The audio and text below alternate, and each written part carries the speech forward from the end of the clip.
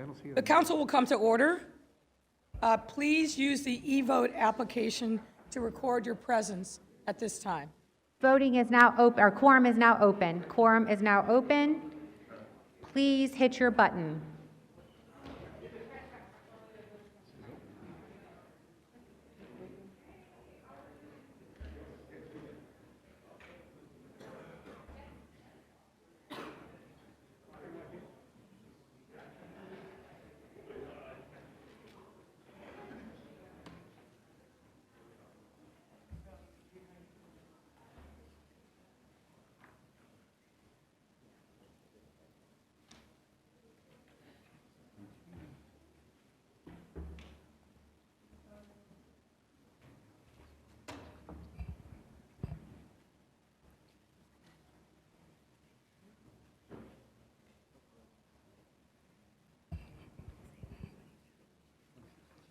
If anyone is having issues, please raise your hand. We'll have tech support come your way. Alderman Austin, Alderman Bisicho Lopez, Alderman La Spada, Alderman Wagaspack, coming your way.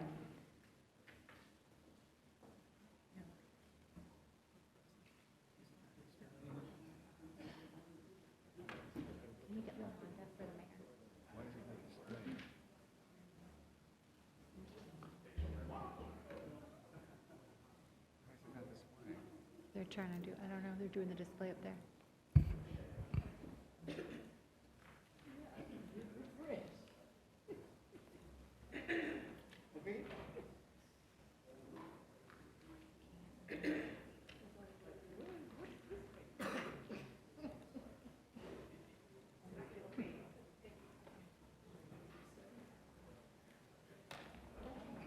We can still see it.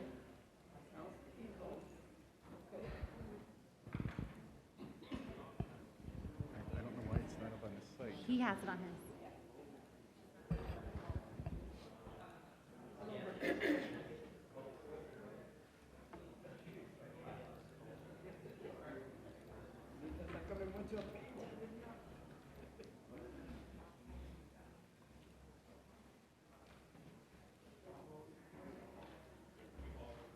Can you scroll down and see who's not here? Who's not voted that is here? Lopez, Sato. David Moore, Alderman La Spada, did you cast your vote? They're working on his. Okay. Alvin Lopez, Oh, they're working on Alderman Lopez's too? Anyone else? Spada, Lopez,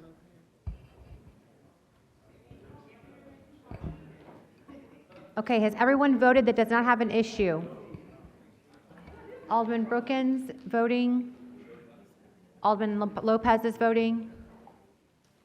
we got 33 so far. You have 33. I don't know why they're not, I don't know why it's not posting up there. We can see it here. Okay. Do you want to do the quorum 34, 16? If you want, I can record that. And then we'll record it, okay. We're going to keep the vote open, record the quorum of 3416, but we will keep it open while the tech is getting it, and you can keep voting in the quorum open call. If somebody hasn't registered, we should probably get an idea of who it is.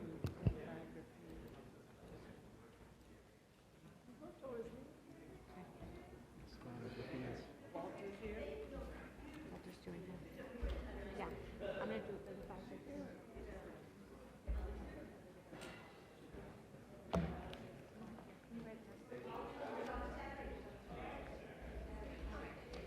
Can you give me the quorum number so I can give it to Ryan? Drive 35, Burnett, Spada, Burnett, Just right here, 3515. Lopez, 515 is what I should give to Ryan. can you please turn on Alderman Lopez's microphone? Thank Go you, ahead, Madam Alderman. President. May be recorded as being present.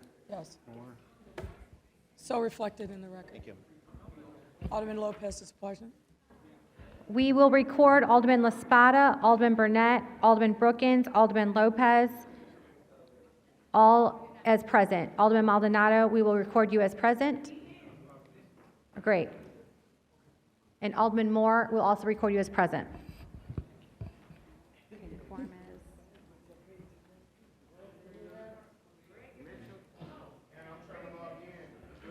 Alderman Mitchell recorded as present.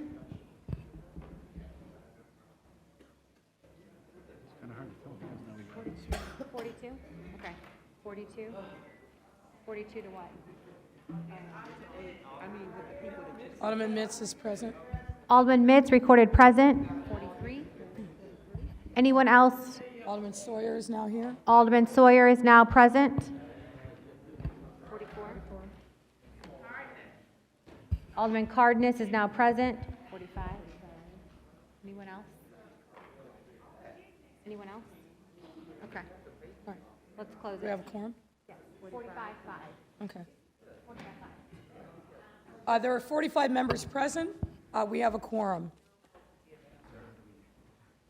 Ladies and gentlemen, we have a quorum. Please now rise for the Pledge of Allegiance. I pledge allegiance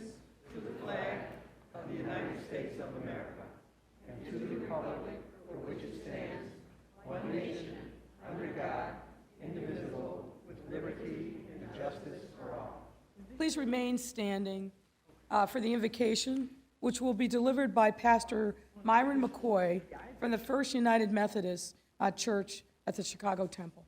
Pastor, the floor is yours. Let us pray. O great Creator who knows and loves us all no matter what part of the city we reside in. We thank you for these public servants who have come to conduct the city's business. Guard their lips. Free them from the clutter of unnecessary words, the clamor of vengeful words, and the cleverness of cynical words. Teach us all when to be silent and when silence means cowardice or unkindness.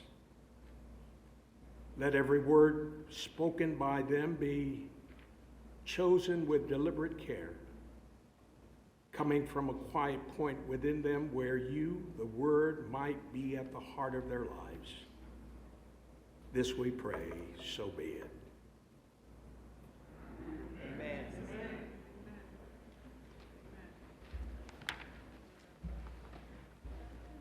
Hola, ¿cómo estás?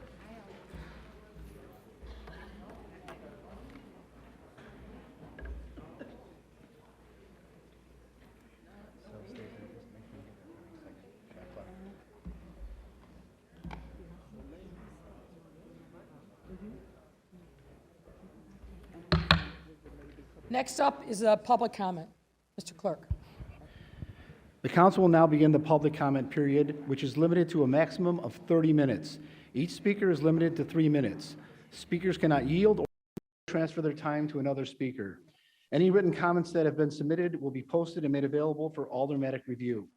The first speaker today is Evangel Yanawim. Hallelujah, greetings. Evangel Yah Nubian. Hallelujah, greetings, everybody. As a crimes against humanity descendant, Jim Crow genocide survivor with untreated heart, mind, and subjugated syndrome, blackface, poverty damage, a twin victims of the American genocidal Holocaust, along with the Native Americans. I'm tired of justice delayed, justice denied policies like the 1980 CPS consent decree that the city entered into and then fought against it for 23 years until Chief Judge Charles Kokoris dismissed it, ruling that there was not enough white students to integrate the schools, although that was not the major concern anyway. Now the same thing is happening with justice delayed, justice denied when it comes to the police consent decree and the 3-year extension that this administration has done. When it comes to the slavery disclosure ordinance, we indigenous, um, we want the disclosure ordinance, I'm sorry, when it comes to the slavery discovery ordinance, we want it enforced, especially when it's dealing with the casino finalists. We want them to have that disclosed and that the reparations committee should come up with a plan to deal with that. In conclusion, as INBAR, Indigenous Native Black American Rights, we support the increase in fines for ethnic violations. I object to the lottery system of public participation, because this is the only group that had to be sued in the first place so that the public could have a say-so. And the lottery is based on the open mic bias of the mayor. And we intend to go to court and ask the judge to take care of ruling on that particular fundamentally unfair system. And in addition, I object to having to be up on the third floor and not be able to see the people that we have elected to serve us. There's no reason why we should not be able to see the people in City Hall. Thank you. Thank you, Mr. Anubian, for your comments. Your time has expired. Our next speaker is Dennis Butler.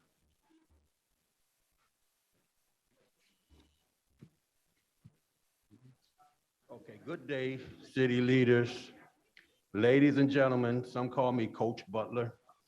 I shall get right to the point.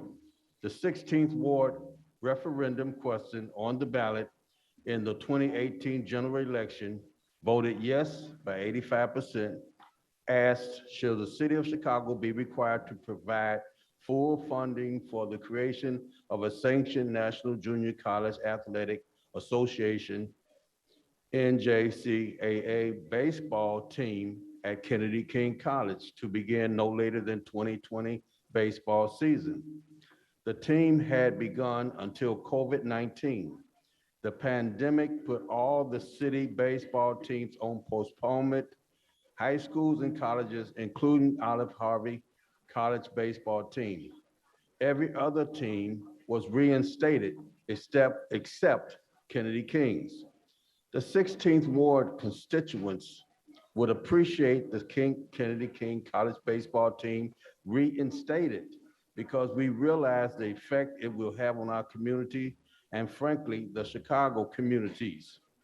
As most of you know, the positive value characteristics an individual might gain, such as cooperation, time and stress management, self-confidence, persistence or perseverance, educational motivation or scholarship, respect for themselves and respect for others, while bringing a vein of hope and aspiration to our city.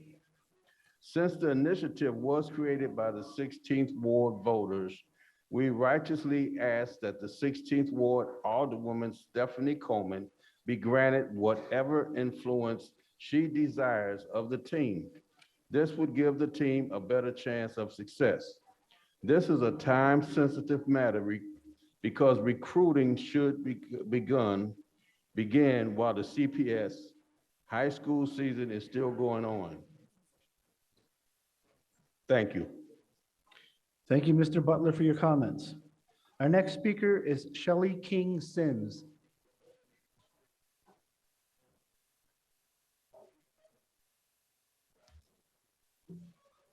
Good morning, Mayor Lori Lightfoot. Are you listening, Mayor? Can she stop talking to you? Can you listen? Can I have your undivided attention? Because this is very important.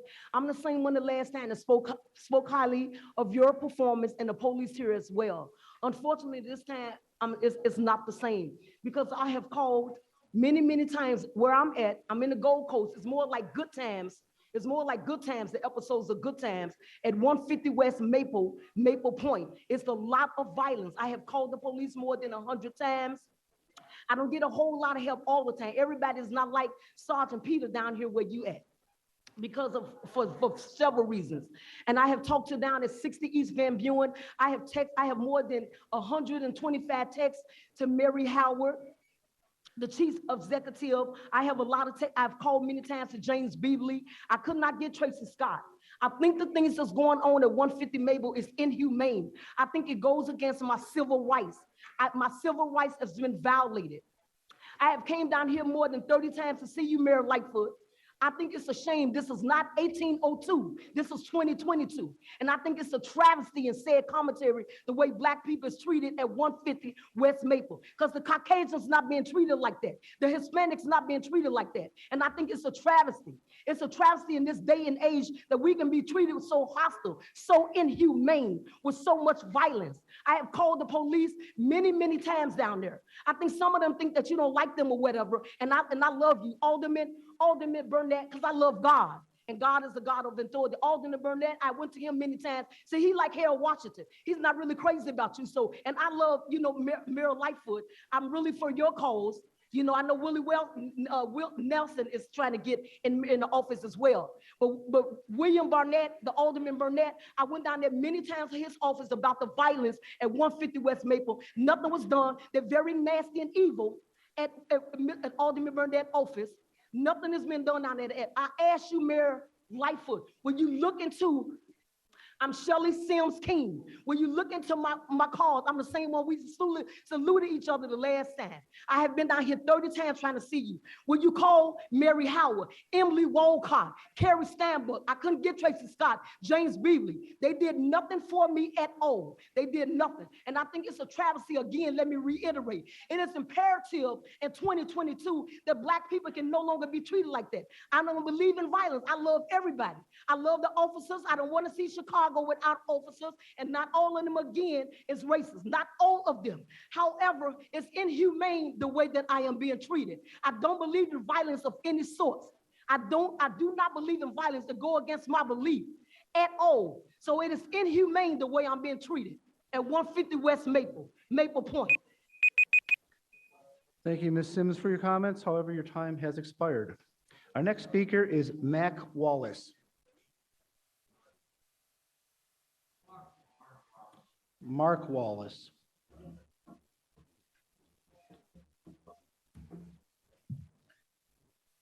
Good morning to the members of the City Council. Good morning to the mayor. I am here to speak about a scourge that has been on the city of Chicago and now has expanded out to the suburban areas of the Chicagoland area. Photo enforcement of red light cameras and speed cameras are a scourge, and it has been rooted in corruption. It started in corruption, and it cannot be reformed. There is no way to reform a policy that is rooted in rot.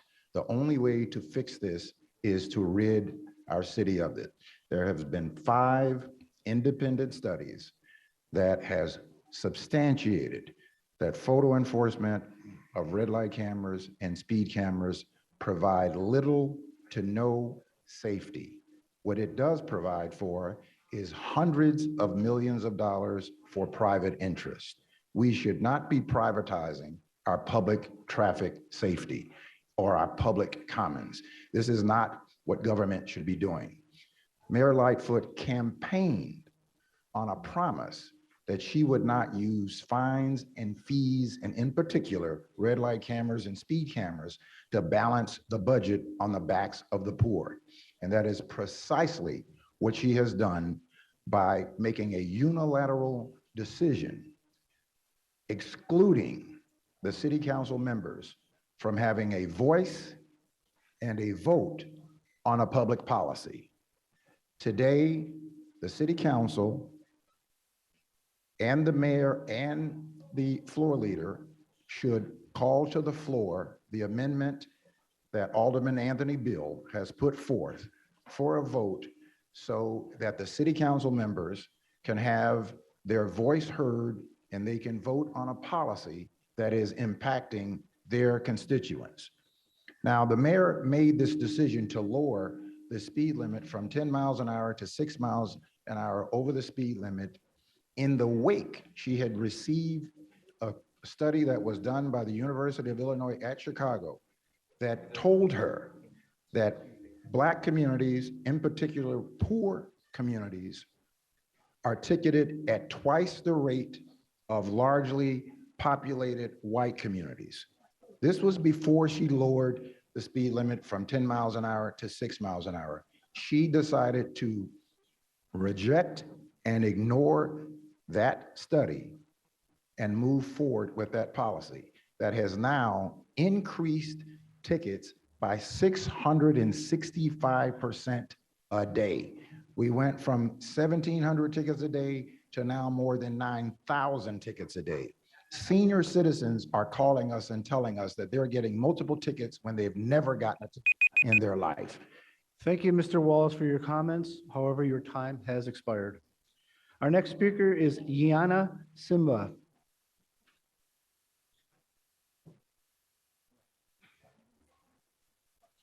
Honorable City Council, thank you for the opportunity to testify today. My name is Ayana Simba, and I'm the City Programs Director for the Illinois Environmental Council, a nonprofit that represents over 100 different environmental organizations across the state, including some that you may hear from today. I'm concerned about the ordinance being put forth by the Mayor's Office to address water affordability. Certainly, this measure is in the right direction, including several provisions that orgs and residents have advocated for, including reinstating the Meter Save program, a permanent ban on water shutoffs, and a ban on water privatization. However, it is missing critical pieces that would ensure long-term water affordability for all Chicago residents.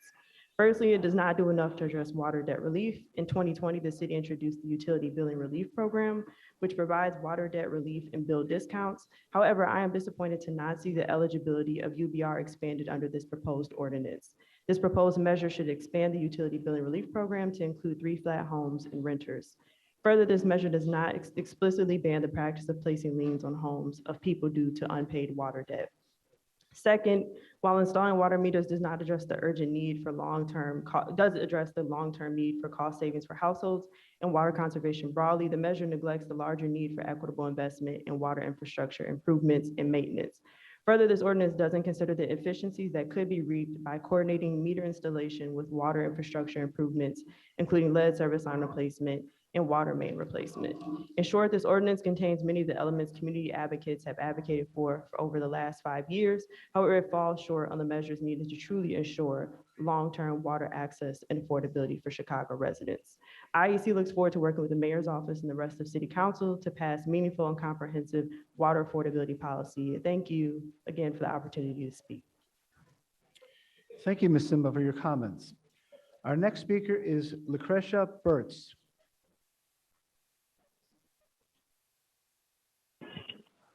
Hello, can you hear me? We can hear you. Okay, I just want to say I'm a little confused about the public comment process. I'm here in the building, but I also had registered online. And I just wish I would have had the heads up that people who registered in person would speak first. So just wanted to note that, please note that. So I'll go ahead with my comments. Greetings, City Council of Chicago and Madam Mayor Lightfoot. I speak today as a private citizen. I am here because I have concerns about the city's new interim commission for public safety and police accountability. To be clear, I am personally dissatisfied by the council's delay to finalize a commission list, and I have serious reservations about the composition of the commission. Given the fact that there were a few worthy candidates who were disqualified early in the application process. Let me start with the disqualified candidates. 3 notable candidates I like to highlight are, number 1, Arewa Karen Winters, who is the aunt of Pierre Lowry, a 16-year-old who was killed by Chicago police in April 2016. Number 2, Michael Harrington, a Black retired educator and a community leader. And lastly, number 3, Aaron Gottlieb, a professor and criminal legal scholar. These candidates seem to have been removed because of their diligent work on the city's use of force work group. Their serious volunteer work disqualifies them, yet somehow former Alderman Patrick O'Connor, who has had decades to change police culture, has made the list. How is this fair? While I'm very bothered by the blocking of the candidates I just mentioned on the use of force work group, as well as the dismissal of other strong candidates like Carlil Pittman, Devonta Boston, Jason Maddox, and Michelle Page Jones, I would still like to see the city move forward with confirming the final list of commissioners immediately.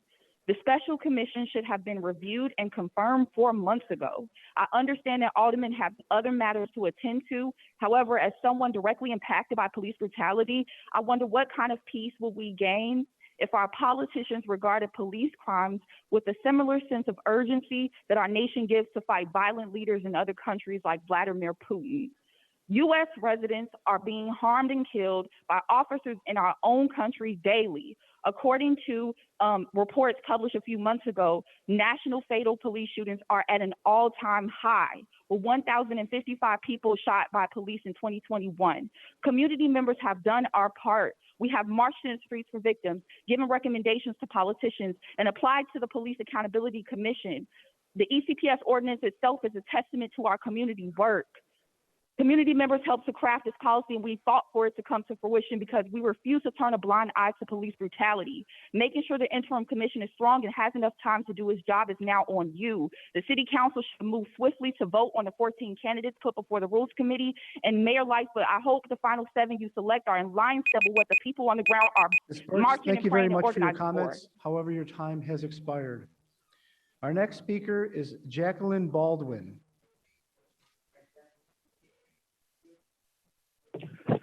Good morning. I too am here to make some comments regarding the recent release of the 14 names for the interim commission of the ECPS ordinance, Empowering Communities for Public Safety. Mayor Lightfoot and the City Council, you have before you a historic moment to create change not only in Chicago, but across the world.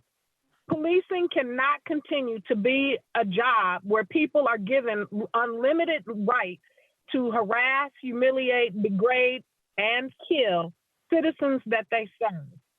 We are pleased to see that this list has been given, but now the mayor must choose to fulfill her duties and keep her word. You must ensure that this commission is not another display of a political balancing act. This ordinance requires that the commission be an independent body that will make interest of the community its primary focus. It must be composed of people who are unafraid to hold CPD accountable. What we see in Chicago now is a broken system. We just saw this week dozens of cases dismissed because of police malfeasance. With this ordinance, you have an opportunity to fix an entirely and utterly broken system. Do not miss this opportunity. For too many lives are at stake. Mayor, oftentimes I hear you speak of groups that you won't talk to, or I hear organizers speak about how you ignore their request for a meeting. Frankly, I think that everyone should take a hard look at this city and what's happening here every weekend. You have a responsibility, and now is not the time to tell people that you won't talk to them or give them meetings when they're hard at work trying to make 77 communities safer so that we are indeed one Chicago and not simply a city that raises the bridges to protect the people downtown and on the north side when things become a little bit contentious due to your continued lack of providing resources that are much needed throughout the city. So please take this seriously and pick the 7 people that best represent this commission. And quite frankly, I agree with Lucretia Burtz. Alderman Patrick O'Connor could definitely not be one of those people. Thank you. Thank you, Ms. Baldwin, for your comments. Our next speaker is Sarah Punjami.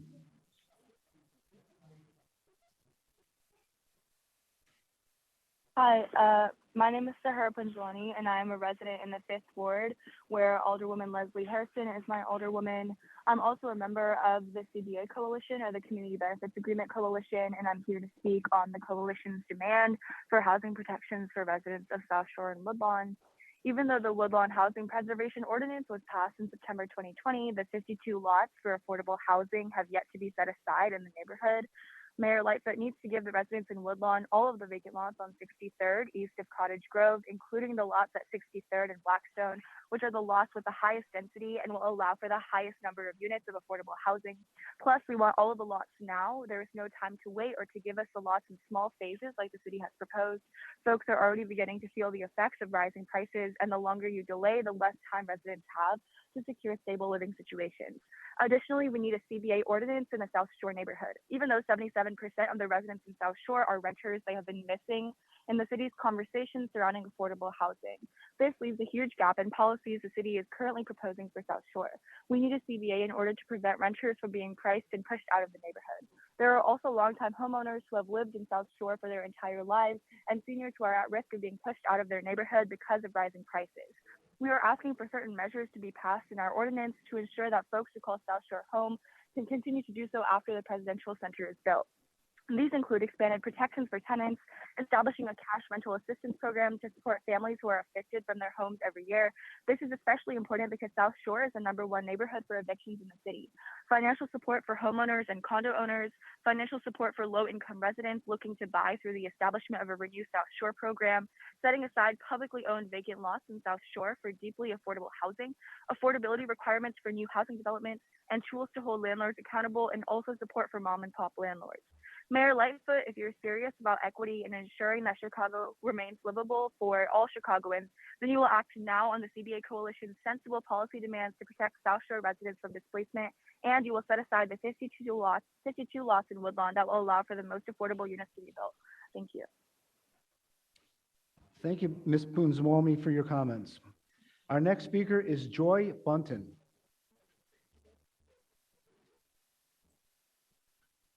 Hi, my name is Joy Bunton. I'm in South Shore, 5th Ward, speaking on behalf of the NAACP Chicago South Side Branch and People's Response Network. I'm begging the mayor and alders, especially Black and Latino caucus members who haven't co-sponsored, to pass the Rebuild Public Health in Communities, formally Take the Vaccine to the People Ordinance, O 2021-1214, introduced by Alderman Byron Cecil Lopez and co-authored by Mayor Harold Washington's deputy and assistant public health commissioners, Drs. Barbara Norman and Howard Ehrman, MPH, respectively. It's languishing in Rules Committee, but it's a jobs program, not a mandate. It would help rebuild our public health infrastructure back to what it was under the late Mayor Harold Washington, whose 100th birthday we celebrated. Thousands of local residents would be hired to work good-paying union jobs for the Chicago Department of Public Health, community-based organizations like South Shore Works, and federally qualified health centers. It would reduce existing racial disparities with respect to vaccines, testing, and masks in communities most impacted, which are primarily Black and Latino, increasing access at work, school, and churches, ending extra time spent commuting, making appointments, and dependency on internet access. The Chicago COVID dashboard misleads us to think Blacks and Latinos have fewer cases and lower positivity rates than whites when we're the most hospitalized and dying. Our ordinance would fix those disparities because what we're currently doing ain't working. I have interstitial lung disease and other comorbidities, which put me at high risk of long COVID, being hospitalized or death. Long COVID can be debilitating and disabling even if one isn't in a hospital. Even though I've had the 4th booster, lifting indoor vaccine and mask mandates while the more contagious BA2 is dominant still puts me and many others like me at risk. After 2 shots, I still didn't have enough antibodies because my immunosuppressants impacted the Pfizer vaccine's efficacy. My rheumatologist at University of Chicago has a patient who had a booster and still has 0 antibodies to protect against COVID. Surely we're not alone, especially among those who lack coverage, let alone a specialist, and don't know if they have enough antibodies despite being vaccine boosted. People like us who are most vulnerable are being subject to a Russian roulette trying to stay safe from COVID. 60649, predominantly Black and has the 2nd worst vaccine rate. At least 217 people have died, which is an undercount, since people who die at home or elsewhere outside the hospital aren't tested for COVID. Since I'm on disability and a renter because I had to sell my condo, I'm also personally requesting the mayor work with the Obama CBA Coalition to pass a community benefits agreement for South Shore to protect residents against identification and displacement. And I support the Just Cause Eviction Ordinance, especially since 60649 has the highest eviction rate in Chicago, and my landlord still hasn't received the rental assistance that I was approved for months ago. So in honor of Harold Washington, please pass the to rebuild public health ordinance. Thank you. Thank you, Ms. Bunton, for your comments. Our next speaker is Anna Castle.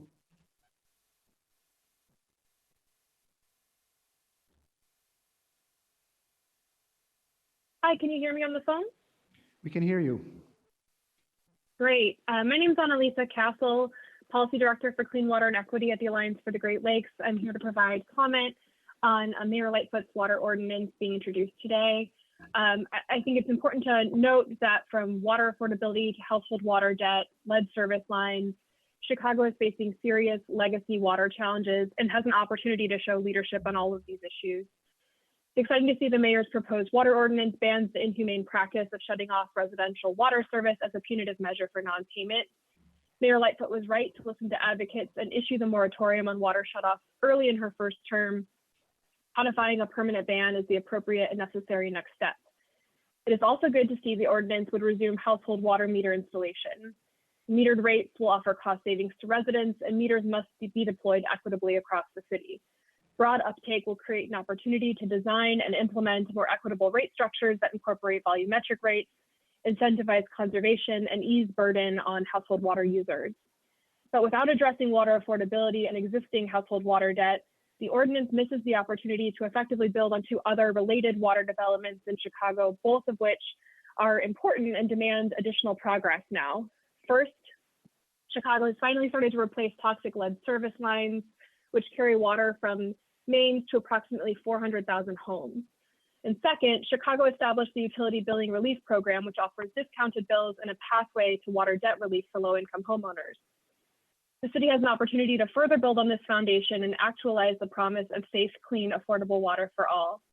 This starts by expanding eligibility for the Utility Billing Relief Program, as advocates have called for through the Environmental Equity Working Group under the mayor's office and as part of the Water for All Coalition.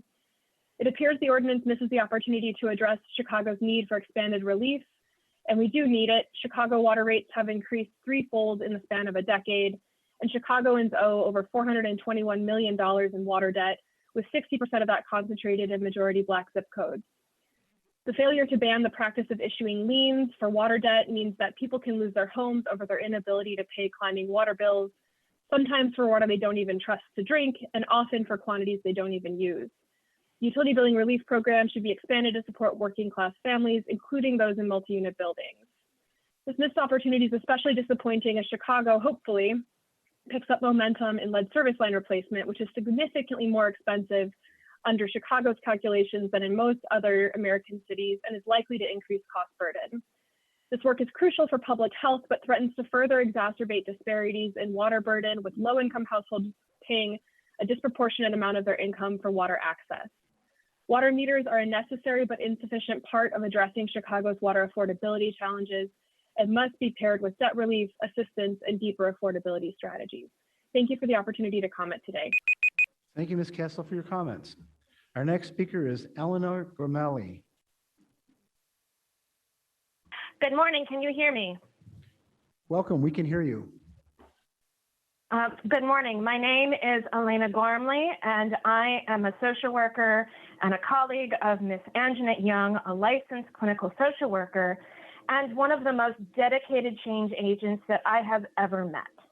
I am commenting today because it is critical that City Council pass the Anjanette Young ordinance and enact basic common sense reforms regarding how CPD conducts search warrants in Chicago. I want to note how many of the people commenting today have been commenting about issues with public safety and law enforcement. Many social workers, myself included, carry significant secondary trauma from our work, which is essential and also extremely demanding, especially now. No social worker should also have to fear for their life or safety due to police raiding the wrong home due to faulty intelligence information that CPD did not verify. What happened to Anjanette Young cannot ever happen to anyone else in Chicago ever again. And one of my most formational experiences as a social work student was spending a year providing nutrition assistance to Russian-speaking refugees from the former Soviet Union in James Kappelman's ward. These families left stable jobs and still experience significant financial hardship because they saw America as a place where there are supposed to be rules on paper to prevent police from raiding homes at all hours of the night. Chicago has many social workers on city council, and I do find it very disappointing that not every social worker on city council has co-sponsored the Anjanette Young Ordinance. Every single social worker across micro, meso, and macro areas of practice is required to uphold every standard of our code of ethics, including the mandate to act to end all forms of oppression and discrimination under standard 6.04D. I am calling on City Council to move with urgency and to pass the Anjanette Young Ordinance without delay and provide provide the basic reforms to search warrants that every Chicagoan deserves. Thank you. Thank you, Ms. Gormally, for your comments. Our final speaker is Barbara Norman.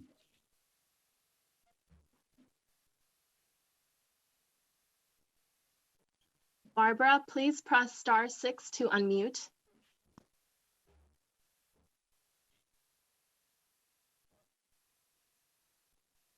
Good morning to the Mayor, Lightfoot, and City Council. I am presenting on the ordinance, the People's Ordinance, and given that the presentation has been presented, I will defer my comments for the next month where we have additional information. I thank you and appreciate you for allowing me this opportunity. Thank you. God bless you all. Bye. Thank you, Ms. Norman, for your comments. Your Honor, there are no other speakers who have timely signed up for the public comment period. Concludes the public comment period. Next up, communications. The clerk will Communications from Her Honor the Mayor to the Honorable the City Council of the City of Chicago. Ladies and gentlemen, at the request of Commissioner of Housing, I transmit herewith an ordinance authorizing the issuance of housing revenue bonds for the development of an affordable housing project. Your favorable consideration of this ordinance will be appreciated. Very truly yours, Lori Lightfoot, Mayor. Referred to the Committee on Finance. Ladies and gentlemen, at the request of Commissioner of Planning and Development, I transmit herewith ordinances authorizing the execution of intergovernmental agreements with the Chicago Board of Education to provide TIF funding for improvements at various schools. Your favorable consideration of these ordinances will be appreciated. Very truly yours, Lori Lightfoot, Mayor. Referred to the Committee on Finance. Ladies and gentlemen, the request of Commissioner of Planning and Development, I transmit herewith an ordinance authorizing the execution of a TIF redevelopment agreement with Build, Inc. for cost reimbursement. Your favorable consideration of this ordinance will be appreciated. Very truly yours, Lori Lightfoot, Mayor. Referred to the Committee on Finance. Ladies and gentlemen, at the request of Commissioner of Aviation, I transmit herewith an ordinance authorizing the execution of concession agreements for services at O'Hare International Airport. Your favorable consideration of this ordinance will be appreciated. Very truly yours, Lori Lightfoot, Mayor. Referred to the Committee on Aviation.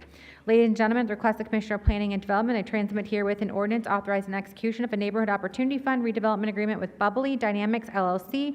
Your favorable consideration of this ordinance will be appreciated. Very truly yours, Lori Lightfoot, Mayor. For the Committee on the Budget and Government Operations. Ladies and gentlemen, at the request of Commissioner of Water Management, I transmit herewith an ordinance amending the municipal code to establish a voluntary water meter installation program to prohibit water shutoff with two committees being called. The matter will go to rules. Ladies and gentlemen, at the request of the Budget Director, I transmit here with a Fund 925 amendment. Your favorable consideration of this ordinance will be appreciated. Very truly yours, Lori Lightfoot, Mayor. Referred to the Committee on Budget and Government Operations. Ladies and gentlemen, at the request of Commissioner of Planning and Development, I transmit here with ordinances authorizing a favorable tax status for specified properties located in the city. Your favorable consideration of this ordinance will be appreciated. Very truly yours, Lori Lightfoot, Mayor. Referred to the Committee on Economic, Capital, and Technology Development. Ladies and gentlemen, at the request of the Commissioner of Planning and Development, I transmit herewith an ordinance authorizing the execution of agreement with Data Made for the development of an online city-owned and land sale platform. Your favorable consideration of this ordinance be appreciated. Very truly yours, Lori Lightfoot, Mayor. Referred to the Committee on Housing and Real Estate. Ladies and gentlemen, at the request of the Commissioner of Assets, Information, and Services, I transmit herewith ordinances authorizing the execution of right of entry and use agreements with various entities for the city's continued use of property. Your favorable consideration of these ordinances will be appreciated. Very truly yours, Lori Lightfoot, Mayor. Referred to the Committee on Housing and Real Estate. Ladies and gentlemen, at the request of the Commissioner of Planning and Development, I transmit herewith an ordinance authorizing the sale of city-owned property located at 6831-39 South Halsted Street. Your favorable consideration of this ordinance will be appreciated. Very truly yours, Lori Lightfoot, Mayor. Referred to the Committee on Housing and Real Estate. Ladies and gentlemen, at the request of the Commissioner of Business Affairs and Consumer Protection, I transmit herewith an ordinance amending the municipal code regarding outdoor entertainment venues. Your favorable consideration of this ordinance will be appreciated. Very truly yours, Lori Lightfoot, Mayor. Referred to the Committee on License and Consumer Protection. Ladies and gentlemen, at the request of Commissioner of Planning and Development, I transmit herewith ordinances authorizing the expenditure of open space impact fee funds for environmental cleanup and floating garden projects. Your favorable consideration of this ordinances will be appreciated. Very truly yours, Lori Lightfoot, Mayor. For the Committee on Special Events, Cultural Affairs, and Recreation. Ladies and gentlemen, I transmit herewith appointments to various special service areas. Your favorable consideration of these appointments will be appreciated. Very truly yours, Lori Lightfoot, Mayor. Referred to the Committee on Economic, Capital, and Technology Development. Ladies and gentlemen, I transmit herewith appointments to the Board of Health. Your favorable consideration of these appointments be appreciated. Very truly yours, Lori Lightfoot, Mayor. Referred to the Committee on Health and Human Relations. Ladies and gentlemen, I transmit herewith appointments of the Advisory Council on Equity. Your favorable consideration of these appointments be appreciated. Very truly yours, Lori Lightfoot, Mayor. Referred to the Committee on Health and Human Relations. Ladies and gentlemen, I transmit herewith appointments to the Advisory Council on LGBTQ+ issues. Your favorable consideration of these appointments be appreciated. Very truly yours, Lori Lightfoot, Mayor. Referred to the Committee on Health and Human Relations. Ladies and gentlemen, I have appointed Danae N. Kovac as a member of the Advisory Council on New Americans for a term effective immediately and expiring February 19, 2025. Your favorable consideration of this appointment will be appreciated. Very truly yours, Lori Lightfoot, Mayor. Referred to the Committee on Health and Human Relations. Ladies and gentlemen, I transmit herewith appointments to the Advisory Council on Veterans. Your favorable consideration of these appointments will be appreciated. Very truly yours, Lori Lightfoot, Mayor. Referred to the Committee on Health and Human Relations. Ladies and gentlemen, I transmit herewith appointments to the Advisory Council on Women. Your favorable consideration of these appointments will be appreciated. Very truly yours, Lori Lightfoot, Mayor. Referred to the Committee on Health and Human Relations. I, City Clerk Anna Valencia, hereby inform the City Council that the following documents were filed in my office relating to the respective subjects designated as follows. Funding loan notification regarding City of Chicago multifamily housing revenue note, Park Boulevard 3B Series 2021. Office of the Inspector General's first quarter report for year 2022. Office of the Inspector General follow-up and audit report on Chicago Fire Department's policies and practices related to discrimination, sexual harassment, and notice of modification of sale of cable service area and filing of application by RCN Telecom Services of Illinois LLC for state-issued authorization to provide cable service. I, City Clerk Valencia, also informed the City Council that all those matters which were considered by the City Council at the regular meeting held on March 23, 2022, and which were required by statute to be published in book or pamphlet form, or one and more newspapers were published in pamphlet form on April 27, 2022, by being printed in full text and printed pamphlet copies of the Journal of Proceedings of the City Council of the City of Chicago. I also informed the City Council that the call for the special meeting and the matters considered by the City Council on March 28, 2022, which were required by statute to be published in book or pamphlet form, or in one or more newspapers were published in pamphlet form, on April 27, 2022, by being printed in full text and printed pamphlet copies of the Journal of the Proceedings of the City Council of the City of Chicago. Whew. I, City Clerk Valencia, also transmit here with the following miscellaneous communications and reports, including City Council action, zoning reclassifications of particular areas, which referred to the Committee on Zoning, Landmarks, and Building Standards, and claims against the City of Chicago, which referred to the Committee on Finance. Your Honor, that concludes the reports and communications from the Mayor and other city officers. Thank you. Thank you, Madam Clerk. Ladies and gentlemen, we will defer resolutions until after miscellaneous business. We're going to go right to committee reports and start with the Committee on Finance. Chairman Wagesman. Thank you, Madam President. Reporting for the City Council's Committee on Finance, which met on April 25th, 2022. I'll be going out of order for the purposes of establishing a reference vote. So item number 3 is a communication recommending a proposed ordinance concerning the authority to enter into and execute an intergovernmental agreement with the Chicago Park District to provide tax increment financing funds in the amount of $550,000 for eligible costs of various restoration and site access improvements at William Bosley Park, located at 3044 South Bonfield Street in the 11th Ward. The item received favorable approval by the committee, and if no one wishes to speak on the matter, I move to concur with the recommendation of the committee by a roll call vote. Madam Clerk, please initiate the roll call through electronic voting. Hold on. Please use the e-vote application to record your vote, members of the body.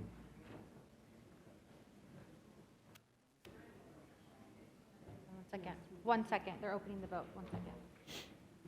1 second. We're opening the vote. And remember to refresh your screen as well.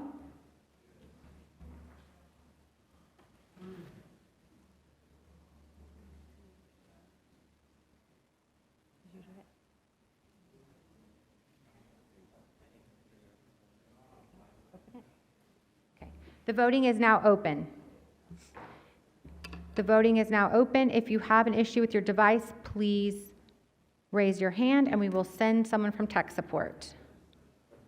Alderman LaSpada, Alderwoman Silverman, Alderwoman Smith. Alderman Silverstein, make sure you press refresh as well. Alderman Burnett.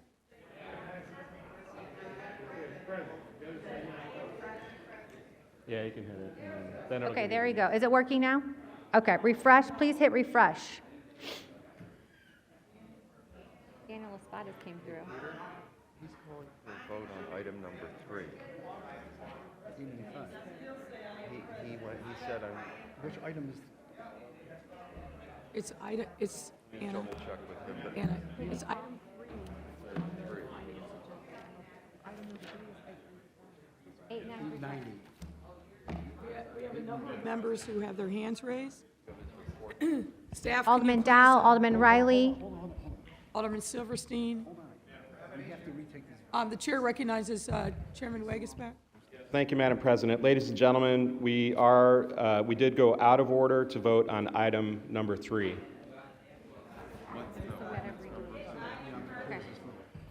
Okay, we are going to end this vote because we're moving to item 3, so we're going to actually repost the vote for item 3. So stop voting. We're going to keep your hands raised if you're having tech support. We are going to repost a new vote for item 3. So, ladies and gentlemen, it's item 3 on the Finance Committee agenda. Item 3.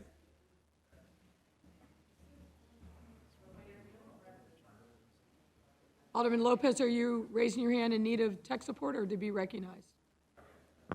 Yes, sir. The chair recognizes Alderman Lopez. Thank you, Madam President. Can we have the roll call as a voice vote while we? I still take a voice vote by the...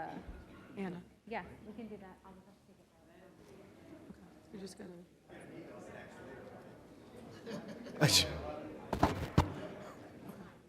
Okay. So, Stacy, I'm gonna do a voice vote. I'm gonna go down the line, and you guys are gonna plug it in for that. Do you have it up there? Okay, it's open.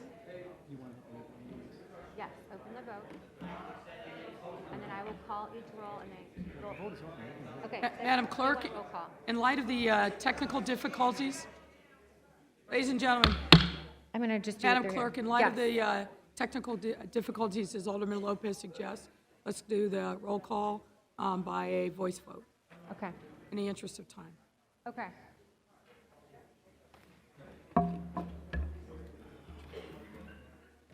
We're going to do a voice vote. Alderman Lopez asked for a voice vote on item 3. This is Item 3 of the item Finance 3. I'm going to take a voice, Alderman Lopez requested a voice vote, so I'm going to do a roll call voice vote. Old school, we're going back old school, since Alderman Lopez requested a voice vote. Let's go. Okay. Alderman LaSpada. Alderman LaSpada is an aye. Alderman Hopkins. Alderman Hopkins, oh, not here. Alderman Dow. Alderman Dow is an aye. Alderman King. Alderman Hairston. Alderman Sawyer. Alderman Mitchell. Alderman Harris. Alderman Beal. Alderman Solowski Garza. Alderman Lee. Alderman Cardenas. Alderman Quinn. Alderman Burke. Alderman Lopez. Alderman Coleman. Alderman Moore. Alderman Curtis. Alderman O'Shea. Alderman Taylor. Alderman Brookins. Alderman Rodriguez. Alderman Tabarez. Alderman Scott. Alderman Cicho Lopez. Alderman Maldonado. Alderman Burnett. Alderman Irvin. Alderman Talaferro. Alderman Raboyes. Alderman Cardona. Alderman Wagaspack. Alderman Rodriguez Sanchez. Alderman Austin. Alderman Ramirez Rosa. Alderman Villegas. Alderman Mitz. Alderman Sposado. Alderman Nugent, Alderman Vasquez, Alderman Napolitano, Alderman Riley. I don't see him here. Alderman Smith, Alderman Tunney, Alderman Gardner. Alderman Tunney, I have you for attendance. Alderman Kappelman, Alderman Martin, Alderman Osterman, Alderman Haddon, Alderman Silverstein. I will also update this in e-voting so we can have transparency for the rest of the guests. The yeas are 47, the nays are 0. The matter passes. Alderman Kappelman for the motion for reconsideration. Madam President, I move to reconsider the vote. All those in favor of the motion for reconsideration signify by saying aye. All opposed say nay. Nay. The motion for reconsideration fails. Chairman Wagasback. Madam President, returning to the regular order, item number 1 is a communication recommending a proposed ordinance concerning intent and authority to record bond inducement language regarding 2018 wastewater revenue bonds.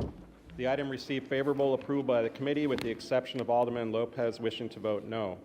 If no one wishes to speak on the matter, I move passage by the first most favorable roll call vote of the Committee on Finance report and the corresponding unsuccessful motion to reconsider. Noting Alderman Lopez's objection and no other objections, so moved. Thank you. Item number 2 is a communication recommending a proposed ordinance concerning intent and authority to record bond inducement language regarding 2018 water revenue bonds. This item received favorable approval by the committee with the exception of Alderman Lopez wishing to vote no. If no one wishes to speak on the matter, I move passage by the first most favorable roll call vote of the Committee on Finance report and corresponding unsuccessful motion to reconsider. Again, with the noting Alderman Lopez's objection, hearing no further objection, it is so ordered.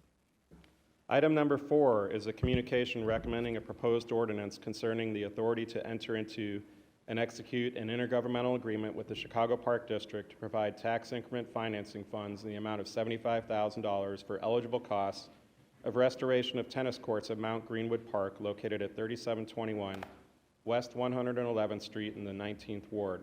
The item received favorable approval by the committee.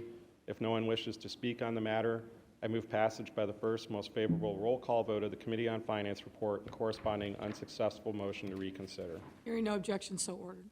Item number 5 is a communication recommending a proposed ordinance concerning the authority to enter into and execute an intergovernmental agreement with the Chicago Park District to provide tax increment financing funds in the amount of $400,000 for eligible costs of various restoration at Beverly Park located at 2460 West 102nd Street in the 19th Ward. The item received favorable approval by the committee, and if no one wishes to speak on the matter, I move passage by the first most favorable roll call vote of the Committee on Finance report and corresponding unsuccessful motion to reconsider. Hearing no objection, so ordered.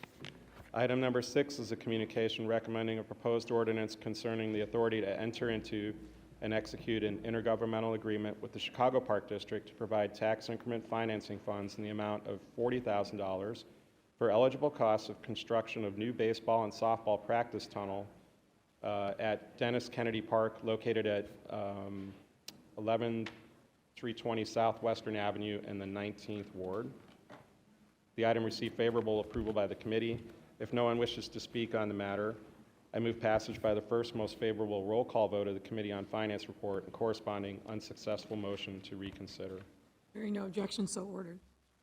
Item number 7 is a communication recommending a proposed ordinance concerning the authority to enter into and execute an intergovernmental agreement with the Chicago Board of Education for the provision of tax increment financing funds for eligible costs of upgrade, repair, and recertification of the building automation system at Albany Park Multicultural Academy and Thomas A. Edison Regional Gifted Center, ES, located at 4929 North Sawyer Avenue in the 33rd Ward. This item received favorable approval by the committee. If no one wishes to speak on the matter, I move passage by the first most favorable roll call vote of the Committee on Finance report and corresponding unsuccessful motion to reconsider. Hearing no objection, so ordered. Item number 9 is a communication recommending a proposed ordinance concerning the authority to enter into and execute an intergovernmental agreement with the Chicago Board of Education for the provision of tax increment financing funds in the amount of $300,000 for eligible costs of an upgrade, repair, and recertification of a building automation system at Mariana Azuela Elementary School located at 4707 West Marquette Road in the 13th Ward. The item received favorable approval by the committee. If no one wishes to speak on the matter, I move passage by the first most favorable roll call vote of the Committee on Finance report and corresponding unsuccessful motion to reconsider. Hearing no objection, so ordered. Item number 9 is a communication recommending a proposed ordinance concerning the authority to enter into and execute an intergovernmental agreement with the Chicago Board of Education for the provision of tax increment financing funds in the amount of $280,000 for eligible costs of repair, recertification, upgrade of the building automation system at Jacob Beidler Elementary School located at 3151 West Walnut in the 27th Ward. This item received favorable approval by the committee. If no one wishes to speak on the matter, I move passage by the first most favorable roll call vote of the Committee on Finance report and corresponding unsuccessful motion to reconsider. Hearing no objection, so ordered. Item 10 is a communication recommending a proposed ordinance concerning the authority to enter into and execute an intergovernmental agreement with the Chicago Board of Education for the provision of tax increment financing funds in the amount of $560,000 for eligible costs of the upgrade, repair, and recertification of the building automation system at Chicago High School for Agricultural Services located at 3857 West 111th Street in the 19th Ward. The item received favorable approval by the committee. If no one wishes to speak on the matter, I move passage by the first most favorable roll call vote of the Committee on Finance report and corresponding unsuccessful motion to reconsider. Hearing no objection, so ordered. Item 11 is a communication recommending a proposed ordinance concerning the authority to enter into and execute an intergovernmental agreement with the Chicago Board of Education for the provision of tax increment financing funds in the amount of $53,000 for eligible costs of the upgrade, repair, and recertification of the building automation system at Robert Nathaniel Dett Elementary School located at 2131 West Monroe Street in the 27th Ward. The item received favorable approval by the committee. If no one wishes to speak on the matter, I move passage by the first most favorable roll call vote of the Committee on Finance report and corresponding unsuccessful motion to reconsider. Hearing no objection, so ordered. Item 12 is a communication recommending a proposed ordinance concerning the authority to enter into and execute an intergovernmental agreement with the Chicago Board of Education for the provision of tax increment financing funds in the amount of $431,000 for eligible costs of the upgrade, repair, and recertification of the building automation system at Benito Juarez Community Academy High School located at 1450 West Cermak in the 25th Ward. This item received favorable approval by the committee. If no one wishes to speak on the matter, I move passage by the first most favorable roll call vote of the Committee on Finance report and the corresponding unsuccessful motion to reconsider. Hearing no objection, so ordered. Item 13 is a communication recommending a proposed ordinance concerning the authority to enter into and execute an intergovernmental agreement with the Chicago Board of Education for the provision of tax increment financing funds in the amount of $600,000 for eligible costs of the upgrade, repair, and recertification of the building automation system at Henry D. Lloyd Elementary School located at 2103 North Lamont Avenue in the 36th Ward. The item received favorable approval by the committee. If no one wishes to speak on the matter, I move passage by the first most favorable roll call vote of the Committee on Finance report and corresponding unsuccessful motion to reconsider. Hearing no objection, so ordered. Item 14 is a communication recommending a proposed ordinance concerning the authority to enter into and execute an intergovernmental agreement with the Chicago Board of Education for the provision of tax increment financing funds in the amount of $405,000 for eligible costs of upgrade, repair, and recertification of the building automation system at George Menier Elementary School located at 1420 North Hudson Avenue in the 27th Ward. The item received favorable approval by the committee. If no one wishes to speak on the matter, I move passage by the first most favorable roll call vote of the Committee on Finance report and corresponding unsuccessful motion to reconsider. Hearing no objection, so ordered. Item 15 is a communication recommending a proposed ordinance concerning the authority to enter into and execute an intergovernmental agreement with the Chicago Board of Education for the provision of tax increment financing funds in the amount of $186,200 for eligible costs of the upgrade, repair, and recertification of the building automation system at Marine Leadership Academy at Ames, located at 1920 North Hamlin Avenue in the 26th Ward. The item received favorable approval by the committee. If no one wishes to speak on the matter, I move passage by the first most favorable roll call vote of the Committee on Finance report and corresponding unsuccessful motion to reconsider. Hearing no objection, so ordered. Item 16 is a communication recommending a proposed ordinance concerning the authority to enter into and execute an intergovernmental agreement with the Chicago Board of Education for the provision of tax increment financing funds in the amount of $250,000 for eligible costs of the upgrade, repair, and recertification of the building automation system at Ronald McNair Elementary School located at 4820 West Walton Street in the 37th Ward. The item received favorable approval by the committee. If no one wishes to speak on the matter, I move passage by the first most favorable roll call vote of the Committee on Finance report and corresponding unsuccessful motion to reconsider. Hearing no objection, so ordered. Item 17 is a communication recommending a proposed ordinance concerning the authority to enter into and execute an intergovernmental agreement with the Chicago Board of Education for the provision of tax increment financing funds in the amount of $400,000 for eligible costs of the upgrade, repair, and recertification of the building automation system at James B. McPherson Elementary School located at 4728 North Walcott in the 47th Ward. The item received favorable approval by the committee. If no one wishes to speak on this matter, I move passage by the first most favorable roll call vote of the Committee on Finance report and corresponding unsuccessful motion to reconsider. Hearing no objection, so ordered. Item 18 is a communication recommending a proposed ordinance concerning the authority to enter into and execute an intergovernmental agreement with the Chicago Board of Education for the provision of tax increment financing funds in the amount of $275,000 for eligible cost of the upgrade, repair, and recertification of the building automation system at L. Robbie Hugh School located at 3545 West Fulton Boulevard in the 28th Ward. The item received favorable approval by the committee. If no one wishes to speak on the matter, I move passage by the first most favorable roll call vote of the Committee on Finance report and corresponding unsuccessful motion to reconsider. Hearing no objection, so ordered. Item 19 is a communication recommending a proposed ordinance concerning the authority to enter into and execute an intergovernmental agreement with the Chicago Board of Education for the provision of tax increment financing funds in the amount of $275,000 for eligible costs of the upgrade, repair, and recertification of the building automation system at Carl Schurz High School, located at 3601 North Milwaukee Avenue in the 45th Ward. The item received favorable approval by the committee. If no one wishes to speak on this matter, I move passage by the first most favorable roll call vote of the Committee on Finance report and corresponding unsuccessful motion to reconsider. Chairman, can you please clarify the dollar amount? I think in the agenda it's 172, and you may have said it differently.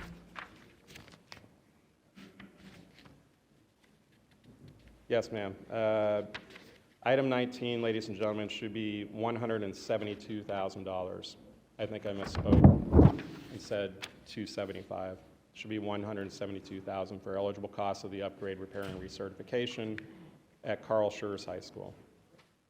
All right, with that clarification, I'm hearing no objection, so ordered. Item 20 is the communication recommending a proposed ordinance concerning the authority to enter into and execute an intergovernmental agreement with the Chicago Board of Education for the provision of tax increment financing funds in the amount of $60,830 for eligible costs of the upgrade, repair, and recertification of the building automation system at Mary T. Skinner West Elementary School located at 1260 West Adams Street in the 27th Ward. This item received favorable approval by the committee. If no one wishes to speak on the matter, I move passage by the first most favorable roll call vote of the Committee on Finance report and corresponding unsuccessful motion to reconsider. Hearing no objection, so ordered. And item 21 is a communication recommending a proposed ordinance concerning the authority to enter into and execute an intergovernmental agreement with the Chicago Board of Education for the provision of tax increment financing funds in the amount of $139,212 for eligible costs of the upgrade, repair, and recertification of the building automation system at Suter Montessori Magnet ES, located at 2022 West Washington Boulevard in the 27th Ward. The item received favorable approval by the committee. If no one wishes to speak on this matter, I move passage by the first most favorable roll call vote of the Committee on Finance report and the corresponding unsuccessful motion to reconsider. Hearing no objection, so ordered. Madam President, item number 22 is regarding monthly settlements through the Law Department and will be placed on file with the clerk. Items 23 and 24 consist of authorizations for the payment of various small claims against the city and denial of payment of various small claims against the city. If there's no objection, I ask these items be placed in the omnibus. Hearing no objection, so ordered. And item 25, pardon me, consists of 3 orders authorizing Corporation Counsel to enter into and execute settlement agreements.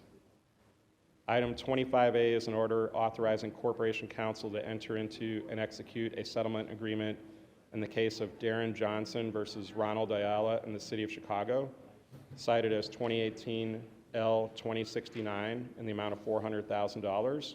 This item received favorable approval by the committee, and unless someone wishes to speak on the matter, I move passage by the first most favorable roll call vote of the Committee on Finance report and corresponding unsuccessful motion to reconsider.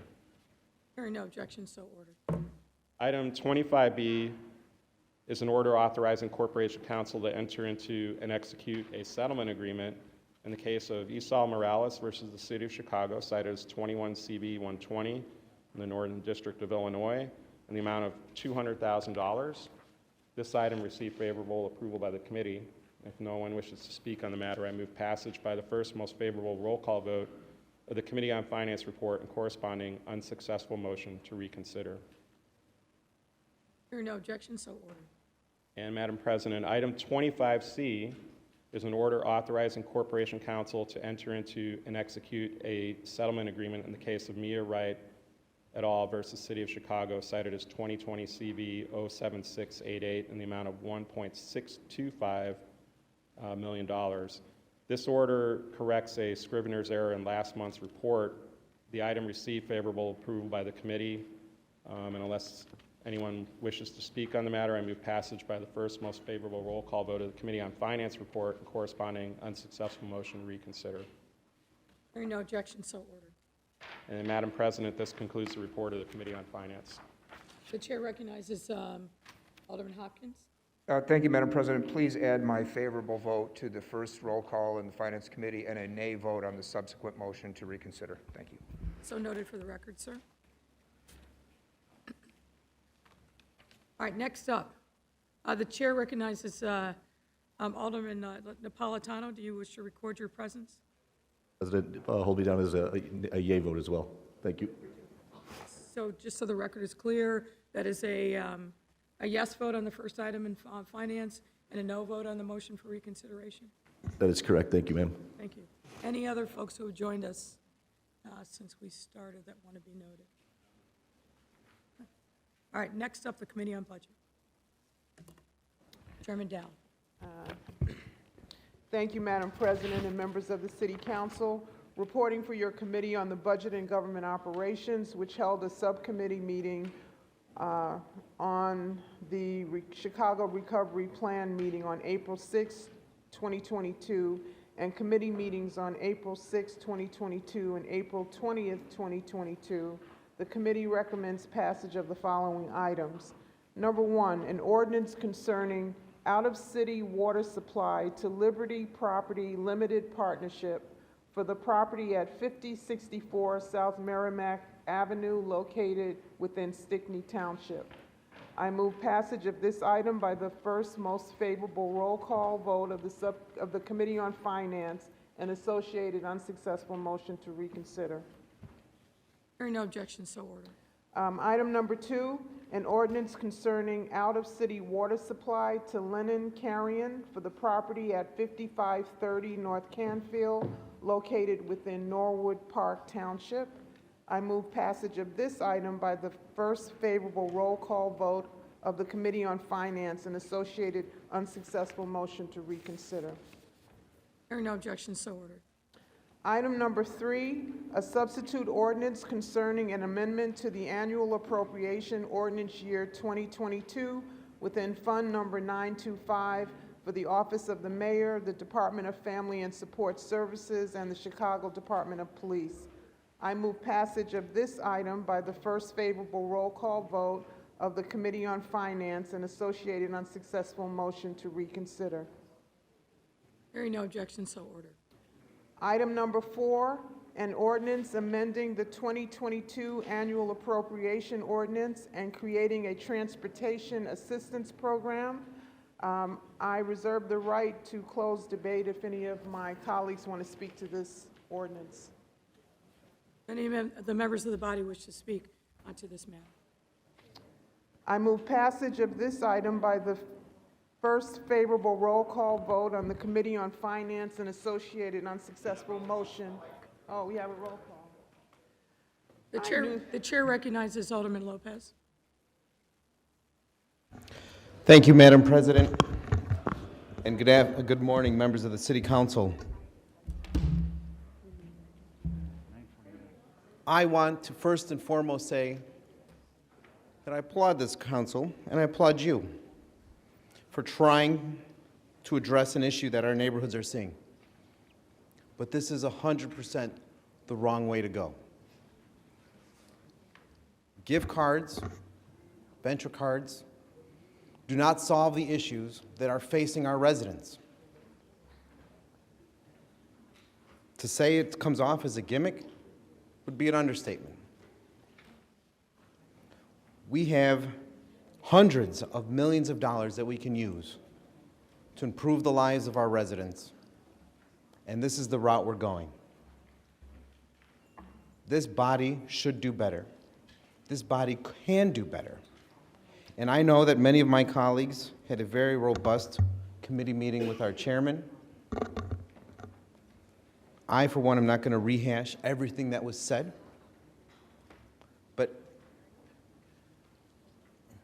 but it is my hope that moving forward, this council considers actions like this that do not help the entire city of Chicago, that do not address the fears people have using our public transportation, using our transportation period, and do not inspire people to do what we need them to do, to return to work, to open up shops, to support local economies. That's where we should be spending our efforts. Last year's budget included tens of millions of dollars in incentives to our residents. Now we're adding 12 million more. That doesn't address the issues, doesn't address the concerns, and absolutely doesn't address the fears our residents have with our city. I'd ask my colleagues to vote no on this item and come back to the drawing board with the committee, with the administration, to tackle the real issues that we're facing so that it doesn't look like we are just playing games, that it doesn't look like we're just pandering, but we're actually doing things that are sustainable and real for the 2.7 million people that call this city home. And I would ask that when we do vote on this matter, if a vote is to be had, that a voice roll call vote be taken on this item. Thank you, Madam President. The chair recognizes Alderman Quinn. Any other members wish to speak before Chairman Dow speaks? The chair recognizes Alderman Moore, and then I'll get to you, Alderman Irwin. Thank you, Madam President.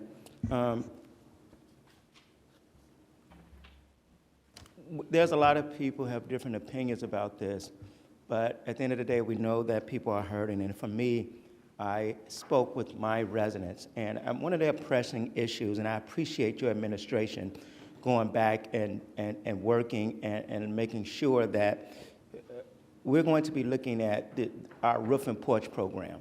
As we look at this program, and we were talking about a lottery and everything, the roof and porch program is one that is very critical. And I want to thank your administration for going back, looking at that so we can find ways to get more funding into the hands of people who needs a roof and who needs a porch.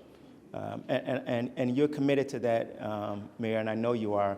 And at this time, I know people need help. And so as my residents was talking about this and I was going back and forth, their communications to me was, you know what, we need help, so don't vote no.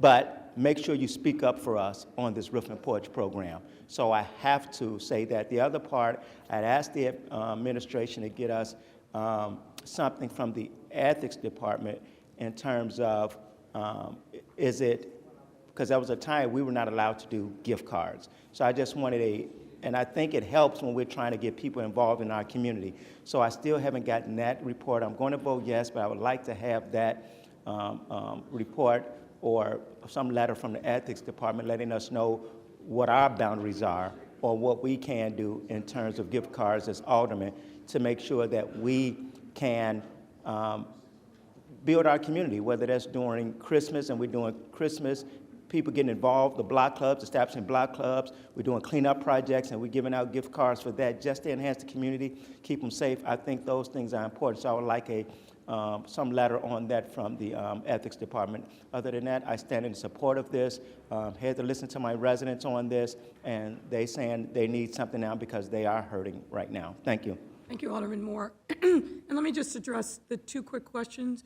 As you know, in the budget from last year, we actually did set up a program specifically to address the longstanding overdue maintenance needs of residents across the city, and particularly those residents for whom maybe their only asset is their home. So that program is in place, and we were working with it, and we'll get you additional information. I think you spoke to folks in my team about that. And regarding the gift cards, I believe we do have clarification from that because we've been using a variety of different incentives throughout the pandemic, specifically related to gift cards to get people to get vaccinated. So we'll get clarification of that for you.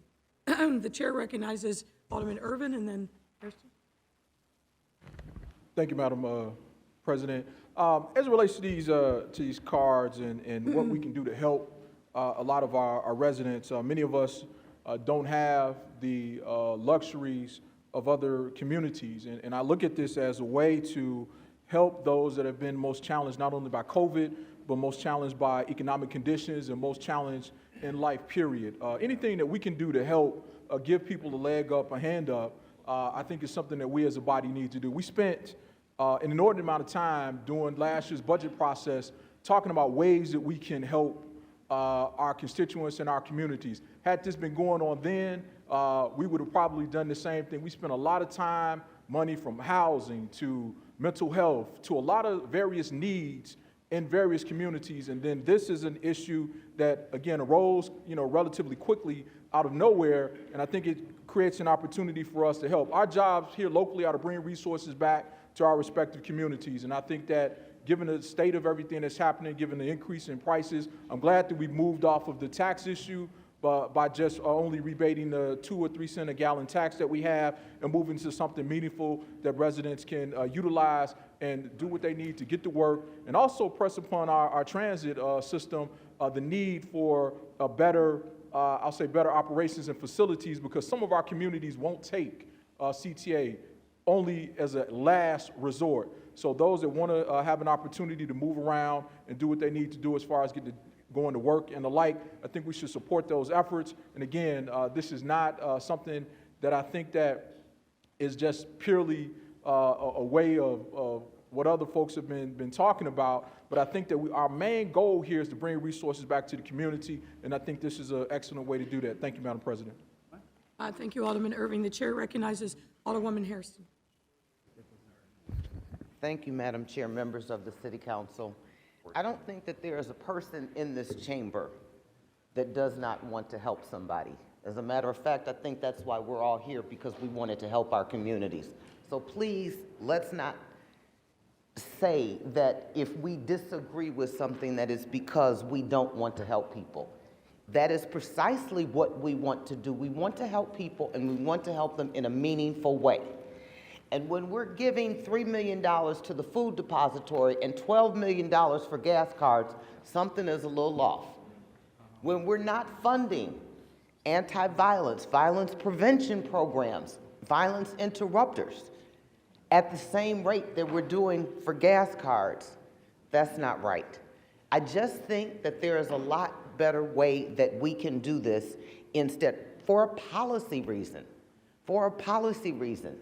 I might get 2 full tanks of gas, and then what?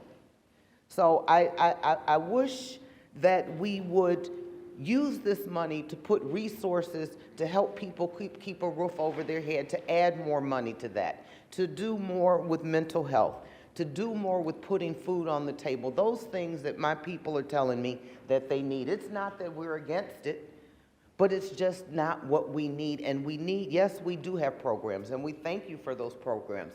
But as we know, there is not enough money in those programs, and we need more money. And I think that this would be a better way to spend our money to really help people, to really get at the matter, and I will not be supporting this. Thank you. Thank you, Alderman Harrison. The chair recognizes Alderman Vasquez. Thank you, Madam President and members of the City Council. I thank you, Alderwoman Hairston, for your clear point. It is not that people here disagree with the fact that we want to help people. When we had our committee hearings about it, there were a lot of different concerns from many different angles. Some people had concerns about a name on a card. I don't think that's an issue, me personally. Some felt it was reactive because Willie Wilson was giving out funds. I understand the concern there. I don't think it's similar to Willie Wilson giving out funds. When Willie Wilson is giving out gas money to folks, it's coming out of his pocket. When the city does it, it comes out of the taxpayer dollar, which means your property taxes will rise because it's more of a deficit, which means rent rises, and so people who have to pay those bills are going to have issues. So as Alderwoman Hairston very eloquently stated, there were so many things we've had to fight for in these 3 years to actually fund that the answer was we don't have the funds. We don't have enough. There's not enough money to do these things up until the point there was an influx of federal money to do so. So the fact that every time we've had to fight and lobby for all these different things, we're told there is no money, and then all of a sudden Willie Wilson gives out gas, so 12.5 is what's found in the couch. I think we need to have a fundamental problem with that because, it's not a giveaway. No one's getting a gift. These are the tax dollars that people are putting into a government that are given right back to literally be put up in smoke. So on that front, I have concerns. When we talk about how much we value the environment, when we still don't have a Department of Environment, when we've had to fight to try to get ash tree inoculation and try to actually have a better environment, we don't have the funds to do that. But we can give out gas cards. Had there been a modest change on this giveaway or on the tax dollars being given as like a prepaid card that wasn't tied to gas, more easily I'd find my way to a yes. We had our communications out to neighbors in the 40th Ward to ask them what they thought of this initiative, just in case I was wrong in my gut. I wanted to hear what the neighbors had to say. The responses we received were unanimous. It wasn't overwhelming, it wasn't majority, it was unanimous. And everyone was like, no, we see what this is, and that's through their view, and they had problems with it. So I can in good faith support that, not because we don't want to help people that need it, but if we did, you can put $12.5 million into more affordable housing, or put it into the cash assistance plan that's already there, because they're going to get those funds as well to support them. So to do the same thing and take 12.5 to make it only for gas cards is a problem, and I don't think it speaks to the values we actually have. If we wanted to defend people and help them, you could put that money somewhere else. And either way, our mayor would get the credit for it because it is the right thing to do and try to help people. I just think it's the wrong way to do it. Thank you, Madam Mayor. Thank you, Alderman Vasquez. The chair recognizes Alderman Beal. Thank you, Madam President. I too rise in opposition of this particular ordinance. I do believe that this is a gimmick at its finest. Everybody stated, and I'm not going to reiterate a lot of the points that everybody has made, but you're right. There's a lot of different things we could use this money towards.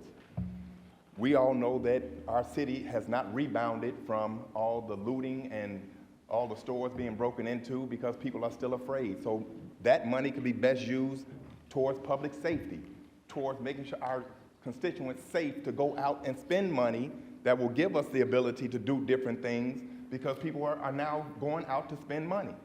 But until people feel safe in this city, they're not going to do that. We talked about the last 3, 4, 5 years about purchasing another helicopter here in the city of Chicago. When you look at LA, who has a whole fleet of helicopters, we have 1.5, and the half is down 95% of the time. So really, we have one helicopter. If we want our people to feel safe, we have to stop the violence, the carjacking, the things that are keeping people from going out and returning to enjoying this city that they did once before. So until we start addressing the 800-pound gorilla in the room, which is the crime, then we're going to continue to go down this road. And you're right. We find money when we want to find money. We find it when we want to find it. When we have programs and bright ideas, we find all kinds of resources to throw at it. But let one of you all come up with an idea and see how fast you can find some money. So until then, I say we need to address the crime and get people back enjoying this city. But until then, I'm a no vote as well. Thank you, Madam President. Thank you, Alderman Beal. The chair recognizes Alderman Riley. Thank you, Madam President. It's not often that Alderman Beal and I agree on an issue, but we do on this one. But my primary concern is a matter of public policy. I credit you, Mayor, for recognizing that this is a problem. And people are struggling with these gas prices. Folks need help with accessing public transit, so I credit you for that. But my issue is the gas giveaway. I don't think as a matter of public policy the City Council should be subsidizing fossil fuel. We just celebrated Earth Week, and Mayor, you have a bold agenda to help us get emissions under control. I think symbolically, it's a bad move for the city to be giving away free gas, knowing it's just going to burn up into the ether and be gone. And everyone here has good ideas on how to better spend this money. If we're bound and determined to spend $12.5 million, while we're just months away from our budget meetings, I would argue plow it all into CTA and target it towards safety. My colleague from the 28th Ward mentioned that this gas tax program sounds good to his constituents because they don't want to use the CTA. That's the problem. We need the CTA to be successful, and in order for it to do so, it has to be safe. And so I would argue, let's forego the gas giveaway and plow that money double down on the CTA, because that's a system we want to succeed. We're hoping to eventually get away from fossil fuels with electrification and electric vehicles. I don't agree with this move. I do credit you, though, Mayor, for wanting to help. We just disagree on the method. So I'll be voting no as well. Thank you, Madam President.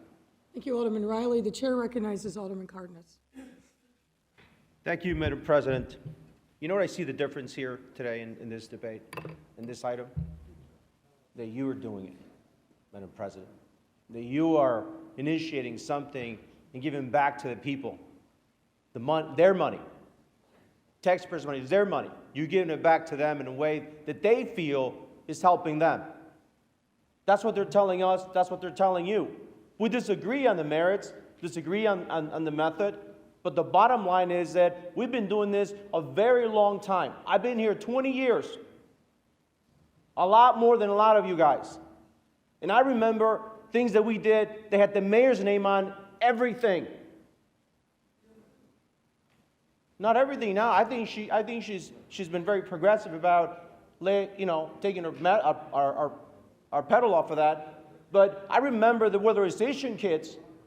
They were big, still are, when they have very tough winters. These weatherization kits had everything in them, so folks could shield themselves from the winter, the harsh winter, the winds, the windows, seal the windows. That kit cost a lot more than this debit card that is being issued. And we did it year after year, millions of dollars back to the people. All of a sudden, this mayor, who happens to be a female African-American mayor, does it, and it's a problem. I don't know. I feel like somehow, what's going on here? Seriously. You're doing it is wrong. You're doing it is that you're doing it for political reasons. There's folks here running for office. Maybe more will announce tomorrow. I don't know. It is political. It sounds to me political. Maybe more of you are going to announce that you want the big office, the big chair. I don't know. But I find it dubious that somehow we have funded hundreds of millions of dollars just last year in housing, job creation, violence prevention, wellness funds, you name it, it's in there. I wrote it down. I'm not running for mayor. I'm just telling the truth. I'm here. I'm just saying. Listen, you want to have a debate about the merits of it, I understand. But, Madam President, You're doing something that people want you to do. They're asking for it. And I see nothing wrong with you responding to the needs of your constituents. Transportation, let's get back to people in the CTA. Yes, you know, would you like to drive and put natural gas? Well, you can buy E95 with the card. That's a better product environmentally. You can use ethanol. No one's saying that you can't use ethanol, right? You can use natural gas if you want to. If your car can use that, no one's saying that it is not. That's also pro-environment. So there's a lot of things you can do pro-environment to move your car. You know, and look, at the end of the day, we're going to disagree on exactly what's happening with that particular agenda. But I agree with you. This is something that the city does in times of need. We've done it in the past. And there's no reason why you can't do it again. I know it's political season, but ought not to be political. Thank you. Thank you, Alderman Cardenas. The chair recognizes Alderwoman Mitz. Thank you, Madam President. I hate to have to come behind George, though.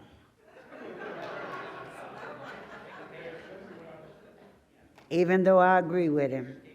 Let me just say I want to put a different spin on it, on this conversation. For me,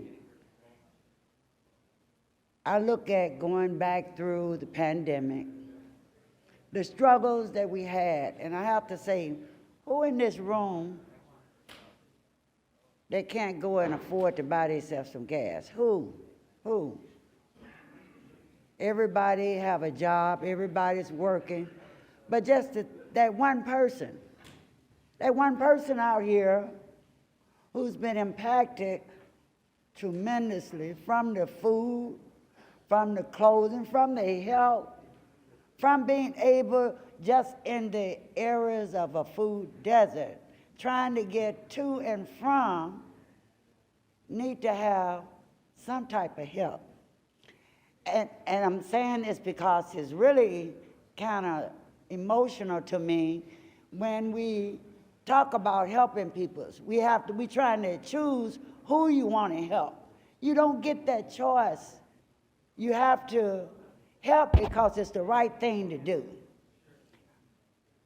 Whether it's coming from me or anyone else. Sometimes we have to get out of our own comfort zone in order to help folks. Do I need to know the people who I'm going to help? No, I don't know. As long as I know that somebody is going to benefit some way, somehow. I don't think it's a choice. If we can help the least of these, then our living won't be in vain. And I hear Chairman Austin quote that all the time, but that's not something we just heard. We done heard that all our life. If we can help the least of these. Now, how do you know who the least of these are? You don't know. So we need to just be open-minded and have a willing heart and a humble heart to see past our own self for a minute and look at some situations out here much, much more dire than what we're talking about. Now, can we do all these other things? I think that if we're willing to work on them, yes, we can.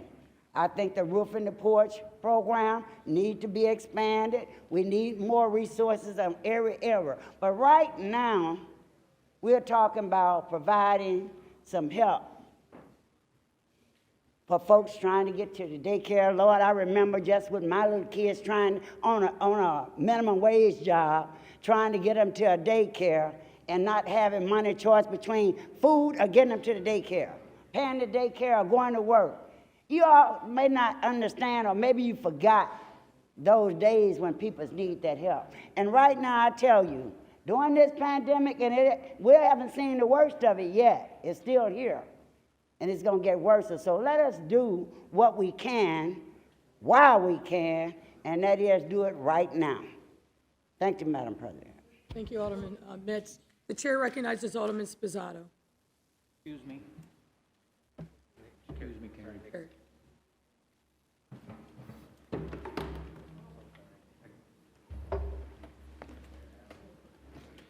Thank you, Madam President. I wasn't going to speak. I had my say in committee, but I just feel after a certain speech from somebody, I have to speak. So I don't feel, you know I'm against this. Everybody knows I'm against this.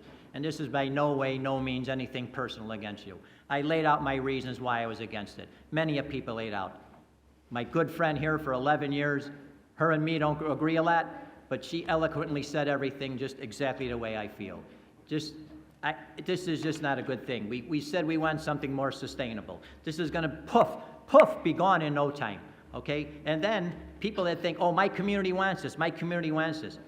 My calculations are, I know we hear equity a lot in this council. Equity would be 2% of these cards, or this help, 2% to every ward. What happens if your ward gets 1/10 of 1% and another ward gets 5%? How are you gonna feel about that? So it's just not a good thing. We recently divested from fossil fuel companies. Now we're want to encourage people to get gas. We need to strengthen our CTA. We need public safety. There's a lot of things, a lot of things we could support. This money could go better towards. You heard it. I don't want to belabor everything and drag this out and drag it on. So I say let's just get the vote on. We've all made our decisions. I don't think anybody's going to change anybody's vote here, but I just want to make it perfectly clear. I know I'm not against you because of this, Mayor. I hope you don't take it personal, my no vote, which I know you don't, or anybody that's voting against this. And that's about it, but thanks for letting me have my say. Thank you, Alderman Thank you, Madam Sposado. President. The chair recognizes Alderwoman Haddon. Madam President, I also rise from the 49th Ward in opposition to this. And like many of my colleagues, Mayor, the administration, absolutely commend the efforts to help people, and definitely want to echo and lift up so much that Chairman Dow, Budget Department, the whole team through this pandemic has gone above and beyond in trying new and innovative ways to bring financial relief to our families that have been hardest hit economically, with health issues. The gas is gonna burn up. We just divested from fossil fuels. I wish our chairman, colleague respectfully of the Energy and Environmental Protection Committee, could understand this component around the gas piece. And I also recognize in hearing Alderwoman Mitz and other colleagues speak about the need, you know, Chairman Irvin, people, we got 8% of the consumer price index is up. Food is more expensive. Housing is more expensive. Everything is more expensive. So why just gas? It feels like a knee-jerk reaction. It feels like we could do a little bit better. I too would be happier if this was all going to transit. If it was all going to transit into programs to help get people back on the CTA. From the 49th Ward, we've got some great transit options, but people are feeling hesitant. They're feeling hesitant about getting back on that hour commute to downtown, about getting back on the express bus. We could do more with this money than just pour it into gas tanks. We've got a philanthropic person out there giving away gas. Let him keep doing that. We can do better. We can be smarter, and we can make better investments in our community. I would prefer to see this going towards more rent relief as a community with 70% of renters who are now facing, I think this morning's news, 18% average cost in rent. So in a time when everything is more expensive, that gas cards only go so far, and in a city that's so densely populated, so many of our people are not going to directly benefit from the gas card, and the folks who need it most may not go through that digital lottery system either. So from the 49th Ward, our residents are against this. The principle is there, the intentions are good. We could do something different, and I know that colleagues who are supporting this want to help your constituents. I would really urge people to withhold your vote. Maybe we can even hold this item, Madam President, so that we can work together to be fully on board with something, instead of having another split council, mincing differences about how we want to help people and making sure that we're not literally just throwing taxpayer dollars into a gas tank and up in smoke. So thank you. Recognizes Alderman Villegas. Madam Chair, initially was introduced, I wasn't supportive of it, given the fact that this pandemic has really stretched and hit every zip code, some worse than others. And so after talking with your administration and putting forward data to show that this pandemic, again, is crossing all zip codes. I was happy to hear that it was expanded and taking into consideration some other data points. I would have rather seen the 12.5 million added to the guaranteed basic income. We could have helped 1,700 families, not just for a couple, 2 or 3 weeks, but for a whole year. But in light of that, and knowing that there's limited resources, and everybody has an idea on how to appropriate these, I think that we need to continue to help people. We've received already over 50 calls on how to apply for this gas card, and once it's passed, we're just going to continue to receive more calls, and we just got to do something as a body to continue to help working families as they're struggling and as we're coming out of this pandemic. So I'll be supporting this initiative. Thank you, Alderman. The chair recognizes Alderman Maldonado. Thank you, Madam Chair. Madam President, I'm sorry. Is that okay? So, I'm not here to try to speak for the constituents of all my 49 other colleagues in the City Council. But I can speak about how my constituents have responded to this proposed ordinance. My office has been flooded with calls and from our constituents with the need for us to help them trying to apply for these cards. So I think that this is a home run for many, many constituents, at least from the 26th ward. So if any of you that are against this idea, and if you get calls, just reject helping your constituents and send them to call the 26th ward office, and we will be more than glad to help and process their applications as well. So I'm in full support of this. Thank you. Thank you, Alderman Maldonado. Any other members of the body aside from Alderwoman Dowell? Alderman Burnett. Thank you very much, Madam President. So I understand everyone's argument. I know that, I made a statement early on. I just didn't want to be following behind Willie Wilson, right? Not in this sense. I would like to have Willie Wilson's money, but I wouldn't, I don't want to react to what he does. But then after that, I saw that in Springfield, the governor voted on for people not to pay taxes on the gas. I was just looking on the internet. People all over the country are doing something different in relationship to gas. A lot of non-for-profits, churches, government, everyone, because the gas, Emma was just showing me, just after she was just speaking just now, one of her constituents just texted her and told her she paid $280 a month going back and forth to work. I just talked to one of my nieces this morning who she's on a fixed income and have 4 kids, and she has to take them to school. She can't walk, she drives them to school. And it costs her money in order to do that. So, family pitch in to help out.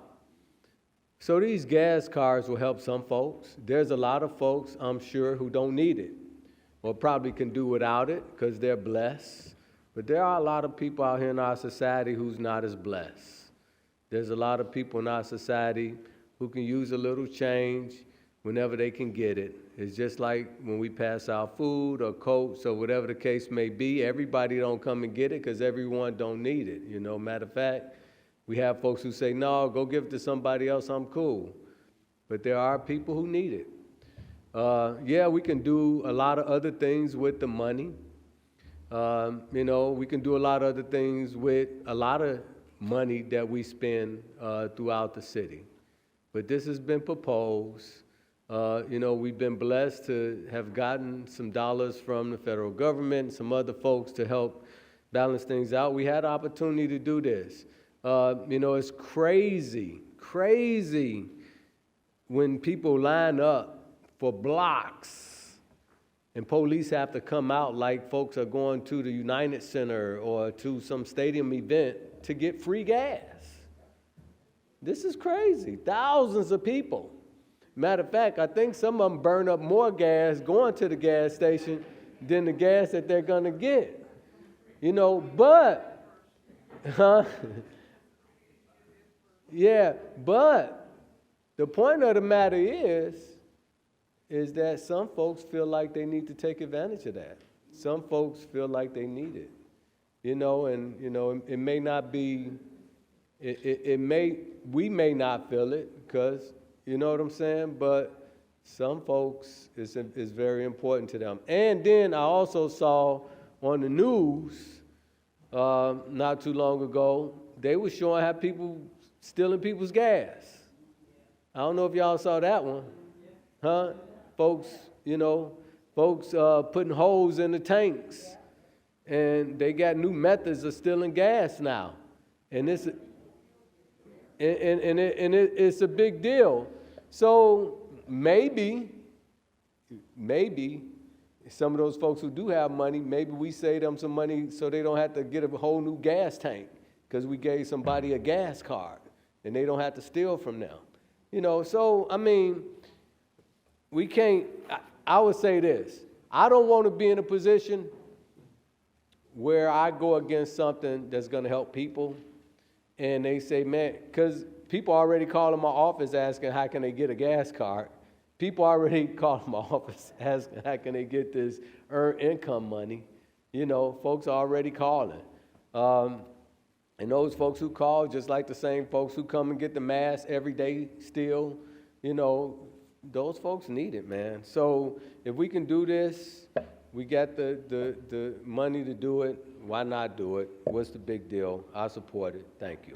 Thank you, Walter. The chair, I think, Matt O'Shea. Chair recognizes Matt O'Shea. I didn't want to say anything, Mayor. I just want to see, could we get Alderman Cardenas to speak some more? I think he'd be happy to. I think he'd be happy to.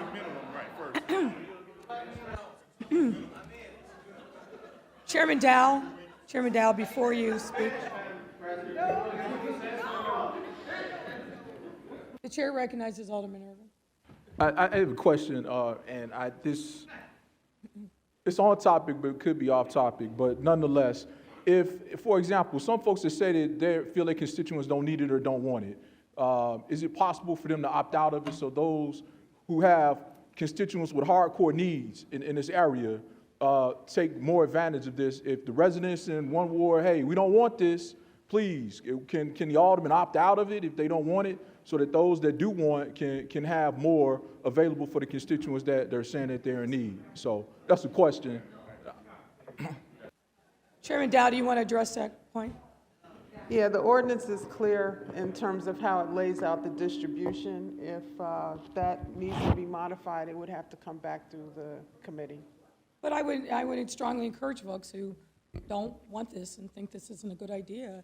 There are definite needs, other parts of the city, and if I may, indulge me, Alderman Haddon. Let me, I try to use my, the privilege of speaking to this body rarely, but I think this is one where I do need to address some of the things that were said today and some of the things that were said in committee. The question is, why this? You'll get the last word. You can have the last word. Why this? As Alderman Burnett just said, because there's a need, folks. Months ago, when I first started thinking about this, I was on the south side, driving on the Dan Ryan, and saw a gas station with a sign that had $6 a gallon for gas. I was stunned at the incredible escalation in the price over such a short period of time. And I've never believed, and the oil companies will tell us something different, but I've never believed that gas prices are that sensitive, that they jump in the way that they did. And then I talked to Chairman Dow, who was also seeing and feeling the same thing. We started thinking about, what do we do to address this need? And I don't know about you, but I've met a lot of people all over the city who have come to me and said, Mayor, I cannot afford to fill up my tank. I can't even get to a half a tank because the prices are so high. And we're here at end of April. We know what happens every summer. The gas prices are going to go up again. And are we solving every problem with this? Of course not. It's a modest program. But the suggestion that it's a gimmick, it's a stunt, it's the mayor's political, let's put all that nonsense aside.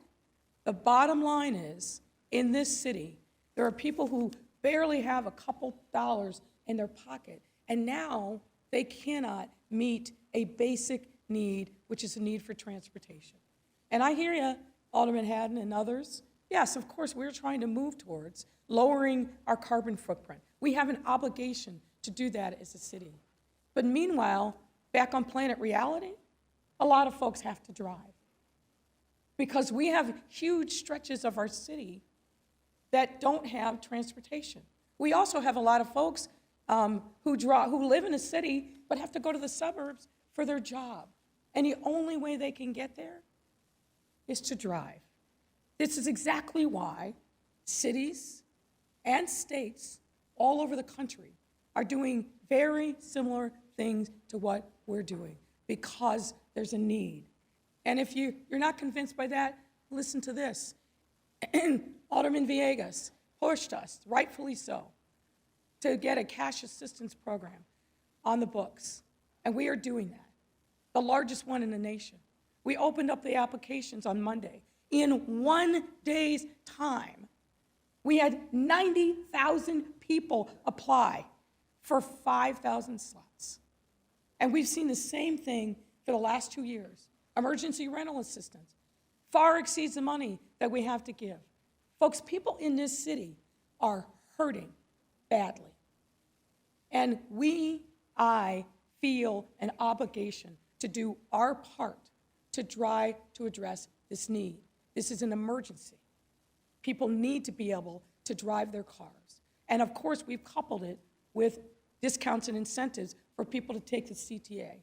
And the CTA is safe, sir. Public transit, we're doing everything we can to make sure that our transit system is safe, throwing every possible resource at it, because the public transit system is the lifeblood of our city. And the notion that somehow people won't ride it because it's not safe, do we have our issues? Absolutely. Are we doing everything we can with the CTA to address it? Of course we are. More police, more visibility, more security, more cameras. And we will get to a place where people have confidence again in the CTA. But there's work to do. I also want to address this larger question of my ward versus my city. There are times when things happen in our city that don't affect everybody equally. That's just the reality of life. We are a very diverse city. We have different needs, we have different neighborhoods, we have different income, we have different histories, impact. So the challenge for you, not for me, I got to do what's best for the city. And that's where that's the lane I'm always going to be riding in. But there are going to be times when we need to do something as a body when only a small, localized group of people are going to benefit. And this is one of these times, because this crisis is impacting people differently. The monies that we spend through the Department of Family Services, the monies that we spend through planning, through CEDA, almost every city department, we are doing this in a way that frankly rights historic wrongs, because you know as well as I do, and particularly the folks that have been in this body for a long time, some of our neighborhoods have intentionally been starved for no other reason than systemic racism. And so what, we shouldn't address that, solve that problem, because it doesn't affect my ward? We are a city of neighbors.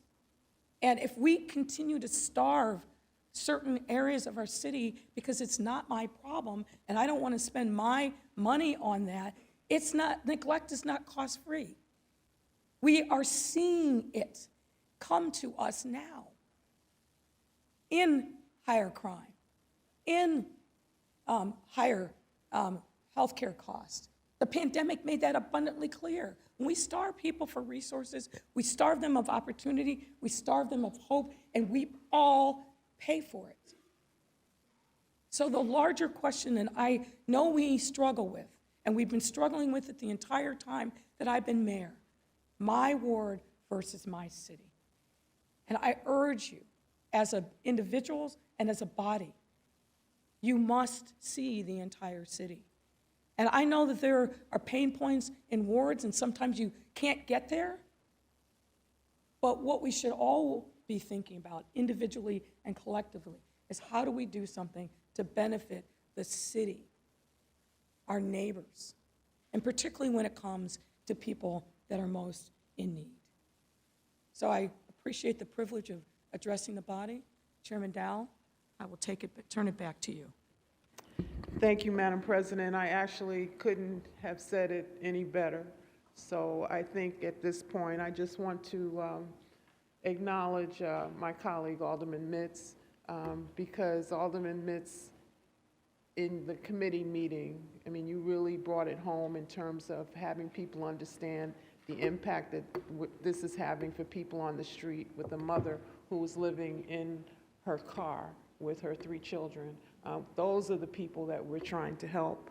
So I guess the only other thing I would say is that, you know, we passed a historic budget under your leadership, Mayor Lightfoot, which put a lot of additional money into the budget for things like affordable housing, $635 million, mental health, $86 million, $13 million for food, $150 million more for youth and jobs. So we are trying to address every aspect of the need for people in this city. And so I urge my colleagues to vote for the Chicago Moves ordinance today, and let's put some money into the hands of people who really need it. With that,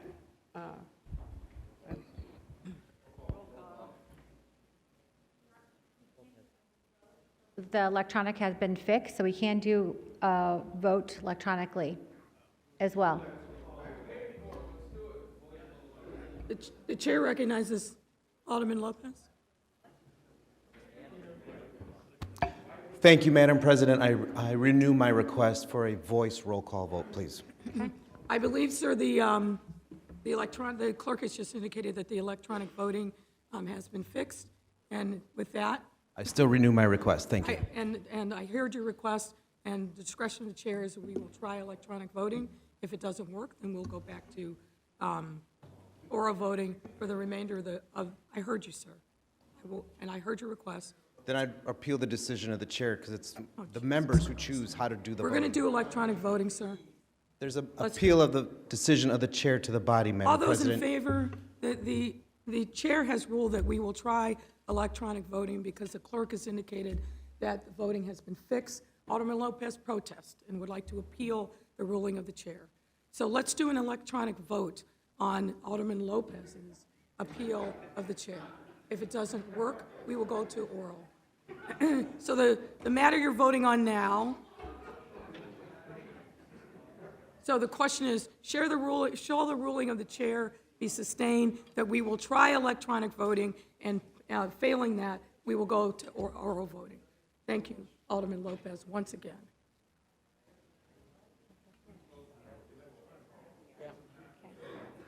That's all right, that's good. Save and close. Save and close. And open. Is it working out? Open, you got it? If it's not working, we will go to oral voting. Okay. Open? The voting is open. The voting is open. The first question that you're voting for is shall the ruling of the chair be sustained to do electronic voting rather than oral voting? That's the first, and then we will get to the actual substance of the meeting.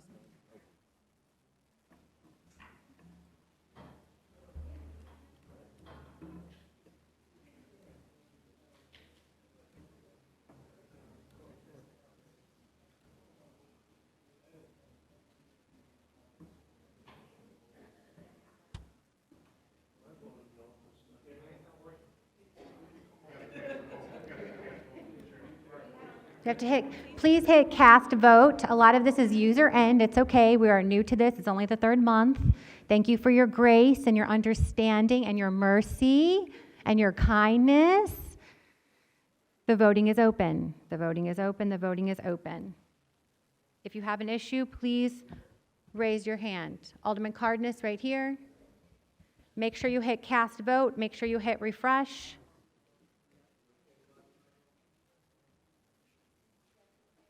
You have to get cast vote, Alderman. Hit cast vote.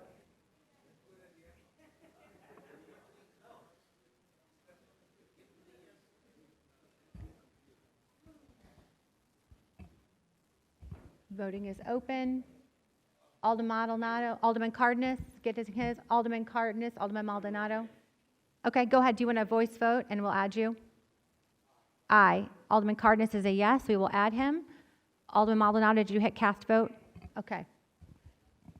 Alderman O'Shea, did you hit cast? Alderman Curtis, you want to do a voice? Alderman Curtis is an aye. We will add that to the record. Alderman O'Shea, did you cast yours, Alderman O'Shea? Okay, perfect. Alderman Curtis, we will put you as an aye. Alderman Villegas, did you hit cast? Okay, it's up. Alderman Carlos Ramirez Rosa, did you hit cast? All right, refresh. All right. All right. Anyone else? Okay, the voting is now closed.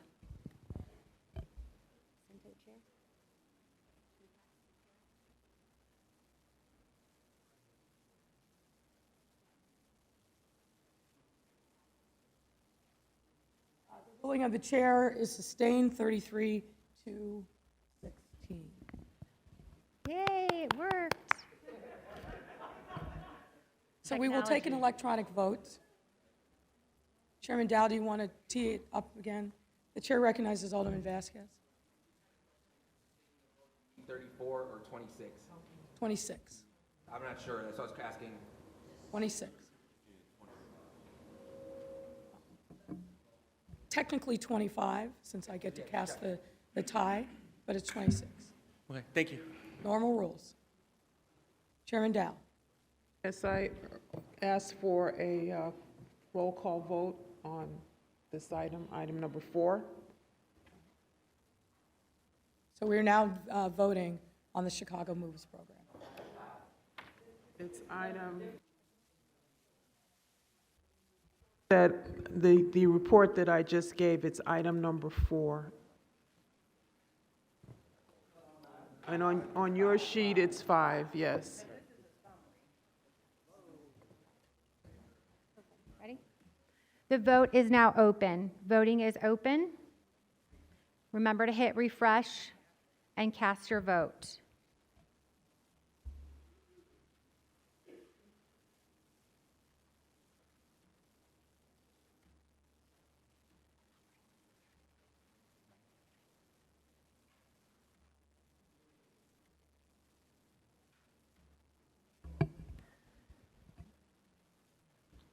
Alderman Scott needs assistance, tech support, paging tech support.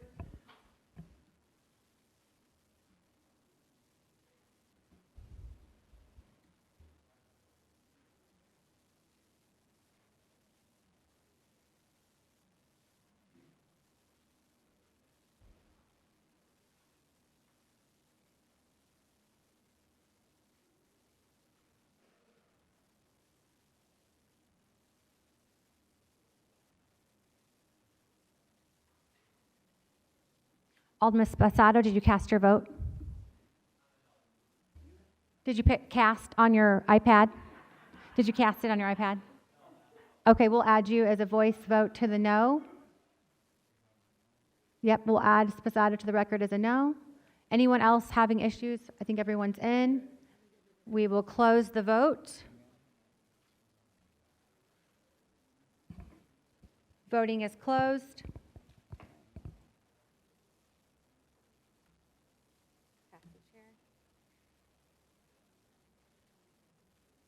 The ayes are 26, the nays are 22. The matter passes. Alderman Kappelman on the motion for reconsideration. Madam President, I move to reconsider the vote. All those in favor of reconsideration signify by saying aye. All those opposed say nay. Nay. The nays have it. The motion. Correction,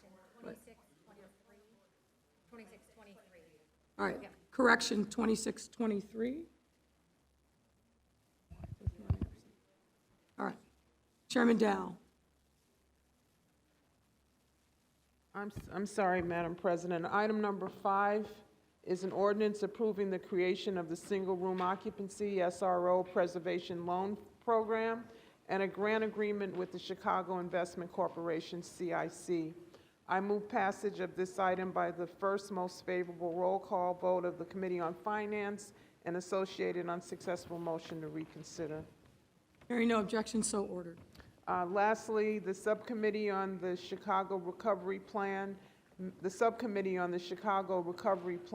this month on April 6th for a subject matter hearing to discuss violence prevention, community development, and youth opportunities. No votes were taken at this subject matter hearing. And the committee also met on April 6th for a subject matter hearing to discuss an ordinance amending the 2022 annual appropriation ordinance and creating a transportation assistance program. No votes were taken at the subject matter hearing. This concludes my report, Madam President. Thank you. Thank you, Chairman Dow. Next up, the Committee on Economic Capital and Technology Development. Chairman Villegas. Members of the City Council reporting for the Committee on Economic Capital Technology Development. On Tuesday, April 19th, 2022, the committee held a virtual meeting and recommends passage of the following items. Items 1 through 10 are a series of appointments to various special service areas, collectively voted on by the committee members and introduced by Mayor Lightfoot during the March 23rd, 2022 City Council meeting. Appointment of Marilyn Del Valle to SSA number 2, Belmont Central Commission, located in the 30th, 31st, and 36th wards. Appointment of David L. Garfield to SSA number 27, West Lakeview Commission, located in the 32nd, 44th, and 47th wards. Appointment of Lee Masser, Nadia Coronado, Alexandra Shever, and Taylor Olds to SSA number 29-2014, West Town Commission, located in the 1st, 2nd, and 27th wards. Appointment of Michael J. Parker to SSA number 31, Greater Ravenswood Commission, located in the 40th, 46th, and 47th wards.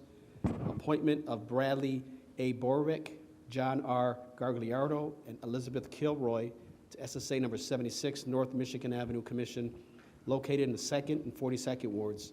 I move passage of these items. I move passage for these appointments by the first favorable roll call vote of the Committee on Finance and the associated unsuccessful motion to reconsider. And so ordered. Lastly, our committee held a very informative hearing in partnership with the Office of the Inspector General, the Department of Assets, Information and Services, and the Office of Budget Management regarding recent data, quality findings, current data sharing, and quality, and plan to improve future data sharing and quality throughout the city. Although there was not a substantive vote taken by the committee members during this hearing, I'd like to take a moment to thank the following individuals who contributed to the hearing's success. From the Office of the Inspector General, Darwin Jones, Kevin Smith, Justin Gutierrez. From the Department of Assets, Information and Services, Sandra Blakemore, Kurt Peterson, Bruce Coffing, and lastly, from the Office of Budget Management, Susie Park, Budget Director. Thank you, Madam President. That concludes my report. Thank you, Chairman Villegas. Next up, the Committee on Ethics and Government Oversight. Madam President, Chairman members Smith. of the City Council, reporting for the Committee on Ethics and Government Oversight, which held a meeting on April 13th, 2022. The committee considered and recommends passage of one item, the appointment of Deborah Witzberg as Inspector General for the City of Chicago. If I will reserve my motion until after any colleagues who wish to speak on this ordinance have done so. I will also reserve the right to close discussion. The chair recognizes Alderman Moore. Thank you, Madam President. First of all, I commend you, Madam President, on this selection. It is always good when we have someone who is chosen that's qualified and not just sometimes for political reasons. And not only is she qualified, she does her job well. And I stand in support of this appointment. I want to continue to support her in her role. And it's important that this body support her as well. I know since before Ferguson left, when she was in leadership roles where he utilized her, she was fair, and she's been consistent and detailed about the information. And so it's just good to have somebody that's qualified, that's going to be fair, and that's going to be looking after the best interests of the city. So I commend you on this election, Mayor, and I fully support it, and I congratulate you on your selection. Thanks. Thank you, Alderman Moore. The chair recognizes Alderman O'Shea. Thank you, Madam President. I too rise in support of this selection. Deborah, you have proven yourself, and I think this is a great selection. I look forward to working with you. Best of luck. Thank you, Alderman O'Shea. The chair recognizes Alderman Osterman. Thank you, Madam President. I, too, want to commend you on this appointment. Ms. Wisberg has shown in her previous role as a Deputy Inspector of Public Safety her professionalism and her candor with all of us and working with us in recent years. So I think we expect that in your new role and look forward to supporting you in your new role. So good luck. Thank you. Thank you, Alderman. The chair recognizes Alderman Rodriguez. Are you ready? Thank you, Madam President. I just rise to be to very warmly suggest that this is a great appointment of Ms. Witzberg, someone who stands for transparency in a time where we need it. As a council, as a city, and as a government on multiple levels of government, and I encourage all my colleagues to support this endeavor. As a state's attorney, and over the last 6 years in our IG's office, she has certainly done her job well, and I know she will do so in this endeavor. Thank you, Madam President. Thank you, Alderman. Chair recognizes Alderman Haddon. Madam President, I too rise in support. Deborah, thank you for applying. In a time where everybody's going through a difficult time, public service is a calling. The type of work that you're going to be leading now in the Inspector General's office is difficult. It's not popular. It takes a lot of hard work and dedication, and you've demonstrated that already. We're very lucky to have you. Thank you. And great selection, Madam President. Thank you, Alderwoman Haddon. The chair recognizes Alderman Spizzato. Thank you, Madam President. I too support this appointment. Deb, look forward to working with you. I hope I have just a fraction of the relationship I had with Joe Ferguson, so I can assure you nobody will be calling you more than me, so hopefully you don't get too tired of me and you answer my calls when I call. But great appointment, Mayor, and also I just want to really commend you, Deb, for stepping aside, which not many people would do, betting on yourself. You didn't think it would be right that you were acting while the search was going on, so not many people would do that. I don't think anybody's ever done that. So just want to commend you for all you've done. I really look forward to working with you. And Mayor, I really want to commend you. This is a great appointment. And I also love when we promote from within. So thank you very much, Madam President. Thank you, Alderman Spizzato. The chair recognizes Alderwoman Rodriguez-Sanchez. Ms. Wisberg, thank you so much for saying yes to taking this huge responsibility to lead an office that is so crucial for the well-functioning of our city, for us to be able to have good government. Thank you so much for the work that you have done, particularly with many of us that are rookies in council, for your guidance. I am really excited to see you in this role. I don't think that there's anybody else that is as qualified as you to lead this office. And I really hope that we are going to develop the kind of relationship with you where we're going to have lots of hearings about reports, and we are going to use your knowledge and your guidance to be able to move this city into a good government direction. Thank you so much. Thank you, Alderwoman Rodriguez-Sanchez. The chair recognizes Alderman Hairston. Very much. And, for Hairston? Hairston. Hairston. I assume I'm calling you last, Chairman Smith. Yes. Thank you, Madam President. I too rise in support of this appointment and want to commend you on your selection.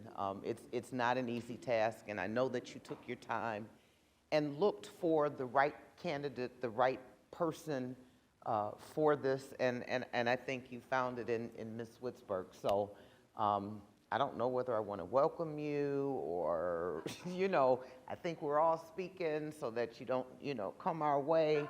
But since you've been here, most of us already know you, and I'm sure you will do an excellent job. Thank you. Thank you, Alderman Hairston. The chair recognizes Alderman Vasquez.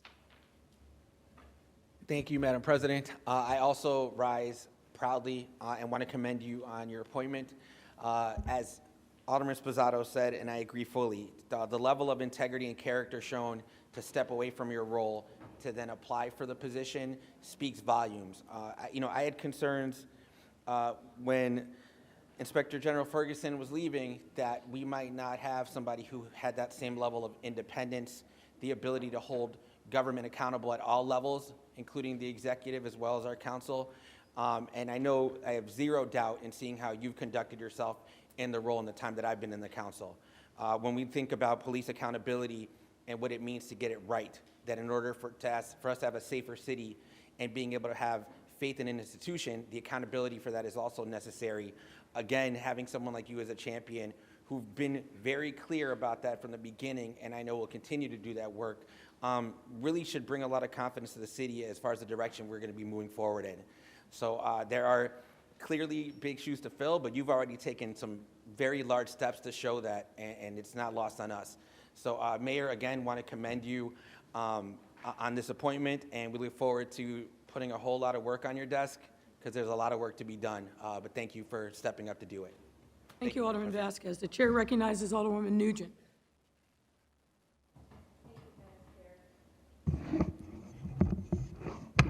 We'll just leave that. I want to applaud you on choosing Ms. Witzberg to be our new Inspector General. Deborah truly understands the depth and breadth of what this position encompasses, and I am certain that you will be wonderful in this role.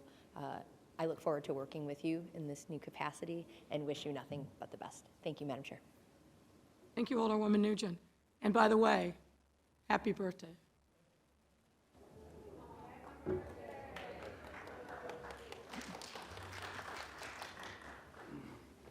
The chair recognizes Alderman Irvin. Thank you, Madam President. Deborah, thank you for stepping up to this challenge and coming back, I would say, and again, as someone else earlier stated, betting on yourself to take on this job. So we really appreciate the work that you've done in the past, and I do believe that the work that you'll do. One thing I will say is that the office has two functions, and that we have not had an opportunity to spend much on the process improvement in the audit side as we have on the investigatory side, and we really need processes and other things to improve in our city in order to save our taxpayers money. So I'm hopeful that you'll have an opportunity to delve deeper into those issues as you did when you headed public safety, and we appreciate you working and rejoining us, and we wish you the best of success. Thank you. Thank you, Alderman Irvin. The chair recognizes Alderman Siccho Lopez.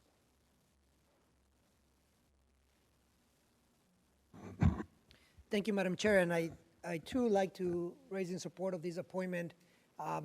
These are critical times in our city. I would like to echo also what Alderman Irving mentioned in terms of the importance of ethics reform. I'm glad to see that there's movement on that. We look forward to collaborating with your office in anything we can.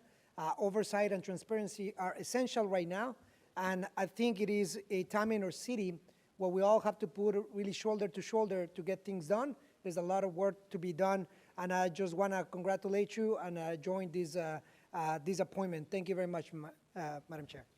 Thank you, Alderman. The chair recognizes Alderman Raboyes. Thank you, Madam President. I too support this appointment. Ms. Witzberg and I met when you first came in to the office. I think at the time you were Public Safety Inspector General, or in the process of. And I knew then that you were ready for this position, and I will wholeheartedly support you in making fair and impartial decision to move this company forward. Thank you. Thank you, Alderman. The chair recognizes Alderman Cardenas. Madam President, to join you on this appointment, just want to say congratulations.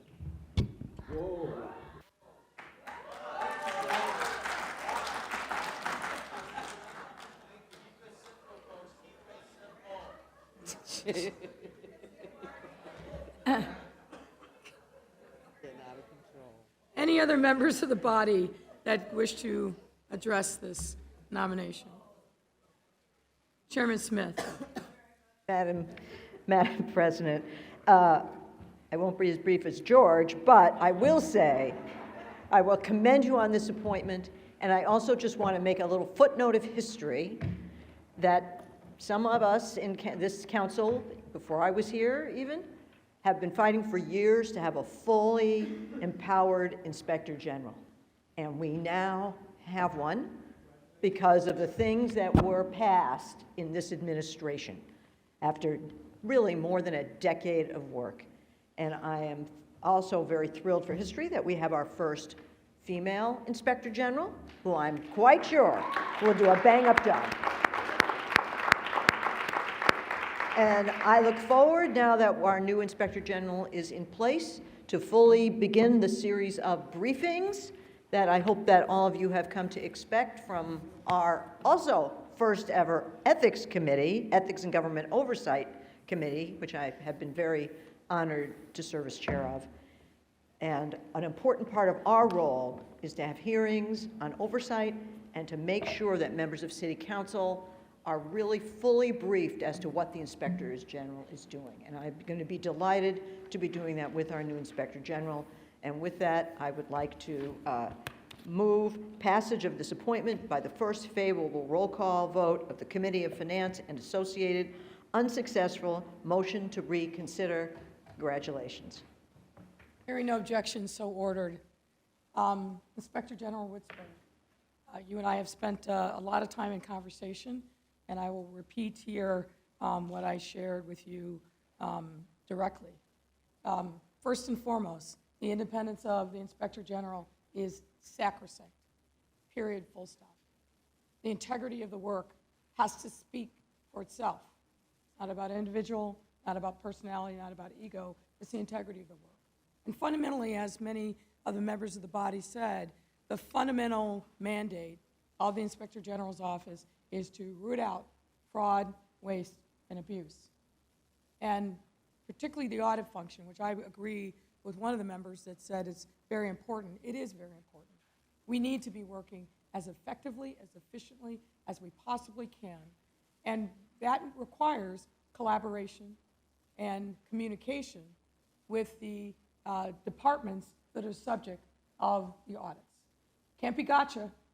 It's got to be calling balls and strikes as you see them. And we look forward to your work, your vision, and your imprint on this very, very important function of city government. And I commend the chairman. We should get back to audit committees so that members of the body and members of the public can understand what is happening with our government, how we are doing it, and where we need to make improvements, where we need to do that, and we will do exactly that. So congratulations. I know your colleagues are excited, and I wish you the best, and go get them. Thank you.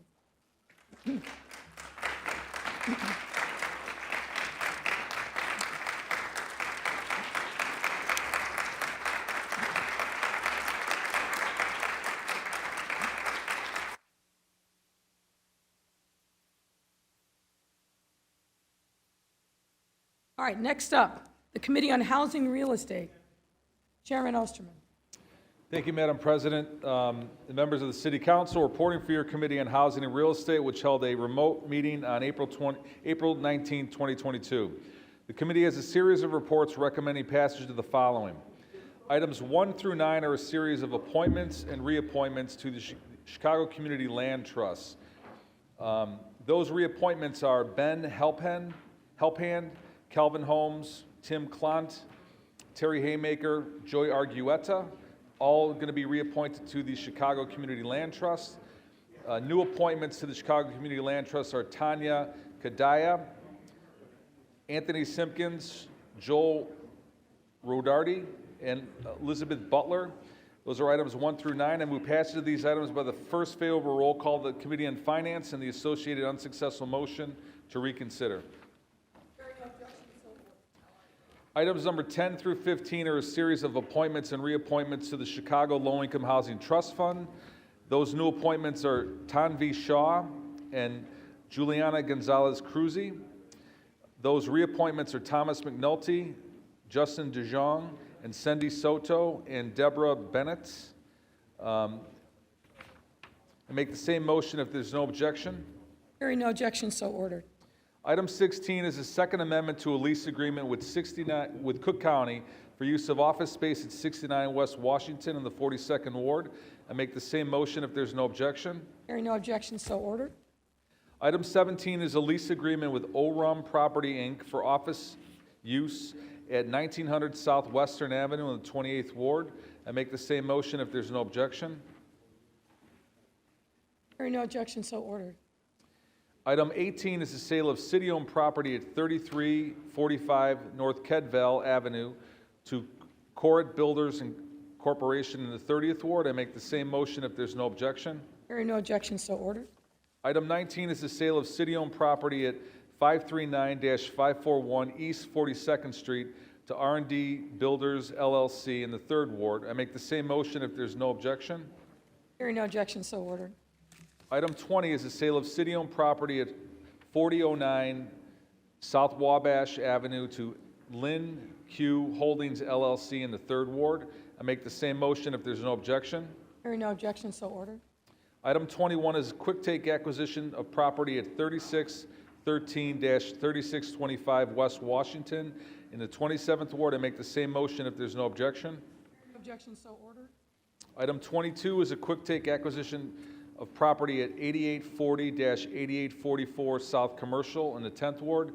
I make the same motion if there's no objection. Hearing no objection, so ordered.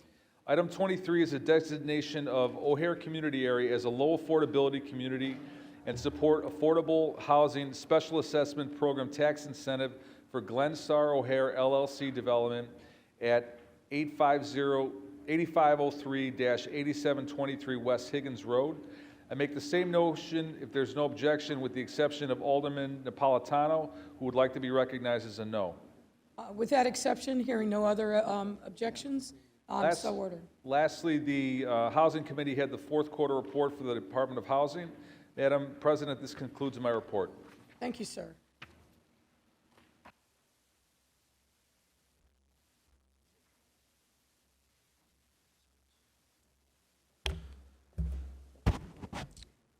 Okay, Chairman Mitz with Committee on License and Consumer Protection.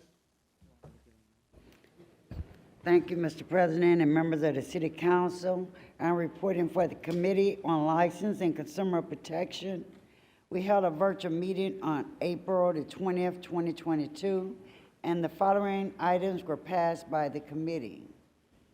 Item number 02022-916 was lifting of subsection 4-60-023, parentheses 24.33, parentheses, in the 24th Ward. Item number 02022-741, amended section 4-60-022 and 4-60-023, parentheses, in the 31st Ward. Item number 02022-847, lifting subsection 4-60-023, parentheses 37.7, parentheses, in the 37th Ward. Item number 02022-739, lifting subsection 4-60-023, parentheses 45.64, parentheses, in the 45th Ward. And finally, item number 02022-772, lifting subsection 4-60-023, parentheses 49.28, parentheses, in the 49th Ward. I move that the City Council concur in the recommendation of the License Committee and pass these items by the same roll call vote as item number 1 on the Committee of Finance report and the same unsuccessful motion to reconsider. Hearing no objection, so ordered. Thank you, and that concludes my report, Mr. President. Thank you, Chairman Mitz. Committee on Pedestrian and Traffic Safety, Chairman Burnett.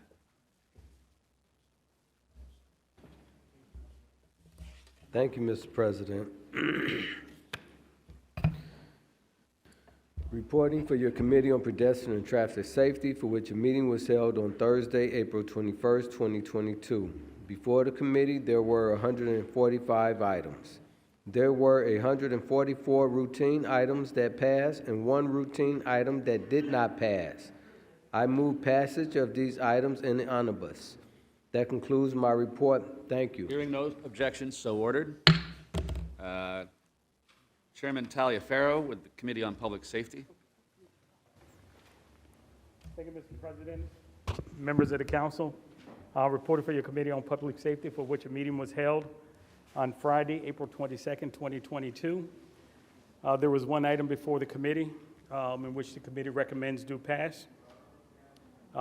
Item number Ordinance 2022-1903, the ordinance amending Section 9-92-080 of the Municipal Code regarding towing and storage fee exemption for impounded and hijacked or stolen vehicles.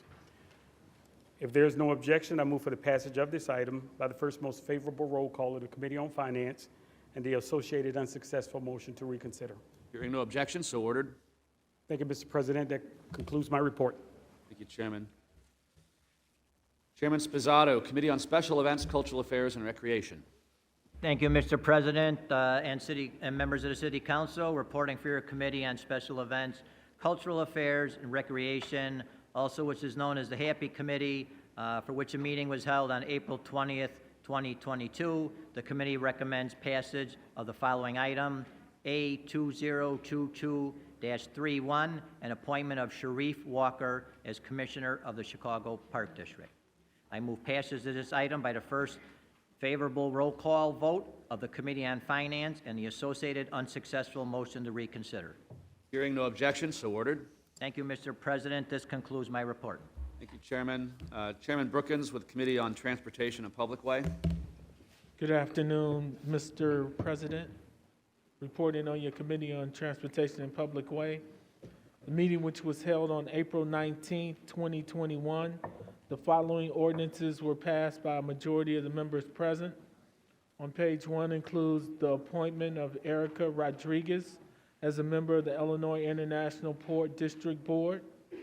On pages 2 through 18 include 189 ordinances for grants of privileges introduced by the local alderman from wards 1 through 3, 5, 6, 8, 11, 12, 15 through 17, 21 through 33, 35 through 38, and 41 through 50. On page 19 and 20 include 21 ordinances for canopies introduced by the local alderman from wards 5, 23, 27, 42, 44, 45, 47, and 48.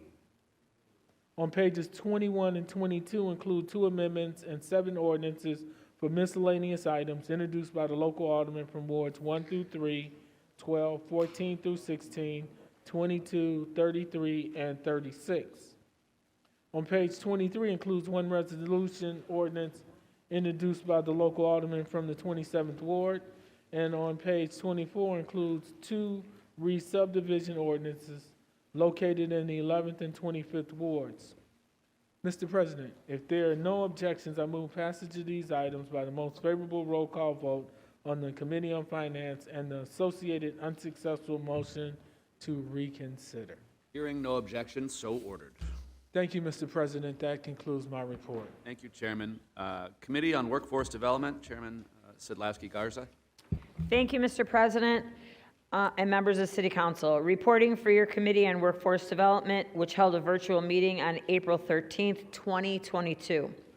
There was one item on the agenda recommended for passage, 02022665, Amendment of Municipal Codes Title 2, 4, 6, and 8 by modifying and expanding sexual harassment prohibitions. A substitute ordinance, SO 2021-2058, was introduced and accepted by the committee. The Committee on Workforce Development recommended that SO 2022-665 do pass by majority roll call vote. Unless there are members wishing to speak to this item and hearing no objection, I move that the City Council concur in the recommendation of the committee and pass this item by the same roll call vote as item 1 on the Committee on Finance report and the corresponding unsuccessful motion to reconsider. Thank you, Mr. President. This concludes the report on the Committee on Workforce Development. Hearing no objections, so ordered. Thank you, Chairman. Chairman Tunney, Committee on Zoning, Landmarks, and Building Standards. Mr. President and members of the City Council, presenting a series of reports for your Committee on Zoning, Landmarks, and Building Standards, which held a meeting on April 26th of 2022. Reports are grouped for convenience. The following items were passed by a majority of the members present.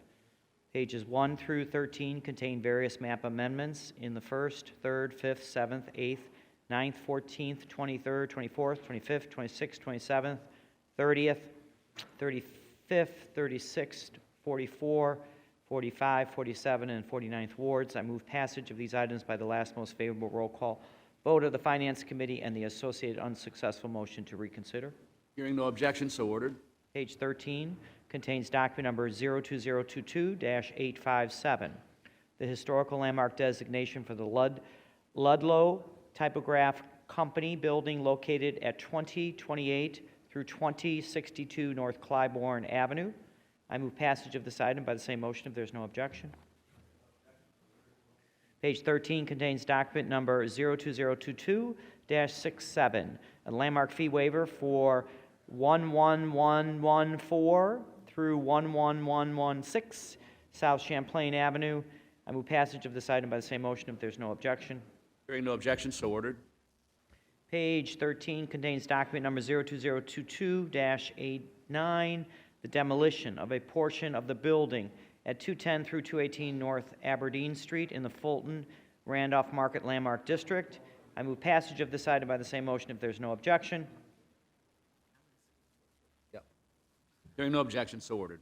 Lastly, page 14 contains various large signs over 100 square feet in area, 24 feet above grade in the 1st, 14th, 23rd, 27th, 34th, 41st, 42nd, and 45th wards.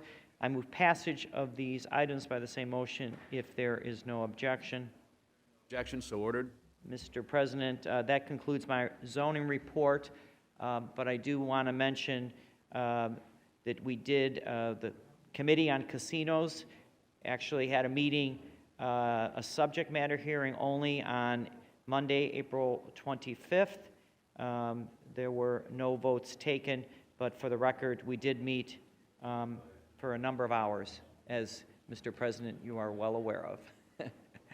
So with that, that concludes both the report of zoning and also the casino meeting. Thank you.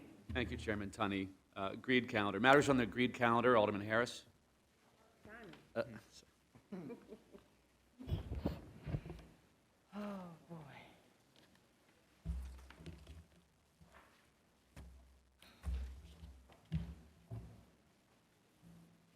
I've received from Clerk Andrea M. Valencia a total of 198 items proposed for the agreed calendar, consisting of congratulatory, commemoratory, and tributary resolutions for the following aldermen: Alderman Hopkins, Alderman Dow, Alderman Hairston, Alderman Sawyer, Alderman Mitchell, Alderman Harris, Alderman Lee, Alderman Quinn, Alderman Burke, Alderman Lopez, Alderman Curtis, Alderman O'Shea, Alderman Rodriguez, Alderman Tabarez, Alderman Raboris, Alderman Cardona, Alderman Sposato, Alderman Nugent, Alderman Vasquez, Alderman Riley, Alderman Tunney, and Alderman Osterman. I move passage of these items in the agreed calendar and the omnibus.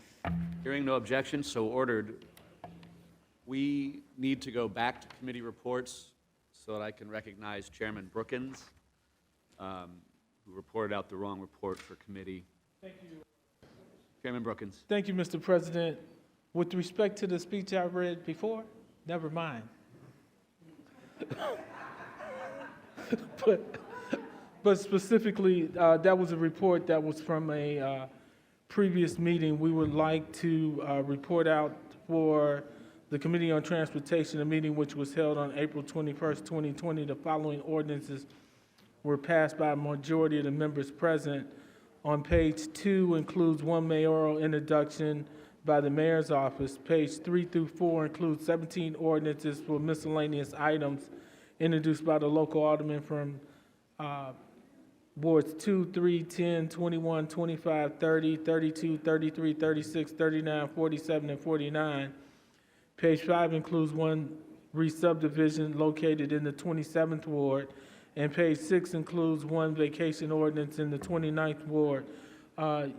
If there are no objections, we'd ask that you disregard the previous read report and pass these items just read by the most favorable roll call vote on the Committee on Finance and an associated unsuccessful motion to reconsider. Hearing no objection, so ordered. Thank you. That concludes the correct report. Thank you, Chairman Brookins. New business. The clerk. Sorry. Sorry, Chairman Harris. Have you concluded the agreed calendar? I moved in the omnibus the passage of the agreed calendar. Hearing no objection, so ordered. Thank you. Miscellaneous business. In accordance with Rule 41, I've handed up a resolution to the clerk that updates our... Okay, we're doing new business first? Yes, new business. The clerk will call the wards beginning with the 50th. Claims, free permits, license fee exemptions, which are referred to the Committee on Finance. Zoning amendments, which are referred to the Committee on Zoning, Landmarks, and Building Standards. Traffic regulations, traffic control signals, and traffic signs, which are referred to the Committee on Pedestrian and Traffic Safety. Grants of privilege on and over the public way, which are referred to the Committee on Transportation and Public Way. An exemption from physical barrier requirement for commercial driveway alley access for parking facilities, which are referred to the Committee on Transportation and Public Way. Alderman Haddon has a proposed ordinance for establishment of residential warrant rules and regulations for Chicago Police Department members, which is referred to the Committee on Public Safety.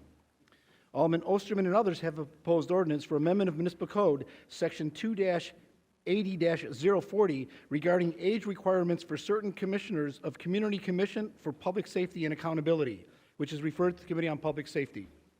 Alderman Kappelman has a proposed order for historical landmark fee waiver for the property at 1039 through 1059 West Lawrence Avenue, which is referred to the Committee on Zoning, Landmarks, and Building Standards. Alderman Tunney has a proposed ordinance for amendment of Municipal Code, Section 9-64-206, by installing parking meters and establishing hours of operation on a portion of North Sheffield Avenue, which is referred to the Committee on Pedestrian and Traffic Safety. Alderman Tunney also has a proposed ordinance for an honorary street designation as Honorary Stephen Strauss Way, which is referred to the Committee on Transportation and Public Way. Alderman Tunney and Alderman Rodriguez have a proposed ordinance for amendment of Municipal Code, Chapter 4-232, by repealing Section 4-232-200, prohibiting operation of garages within 200 feet of hospitals, churches, or schools, which is referred to the Committee on License and Consumer Protection. Alderman Smith has a proposed ordinance for an honorary street designation as Honorary Tom O'Rourke and Peggy Barber Way, which is referred to the Committee on Transportation and Public Way.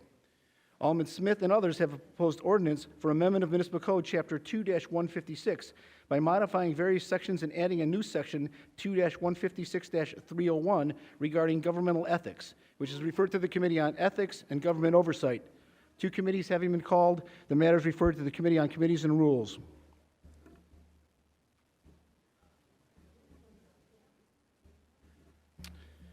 Alderman Smith and others have a proposed resolution for amendment of Municipal Code, for amendment of the City Council Rules of Order and Procedures by modifying Rule 14 regarding recusal requirements for Chicago Council members, which is referred to the Committee on Committees and Rules. Alderman Vasquez has a proposed ordinance for amendment of Municipal Code, Chapter 2-44, by adding a new section to be known as Citywide Demolition Permit Surcharge Ordinance, which is referred to the Committee on Housing and Real Estate.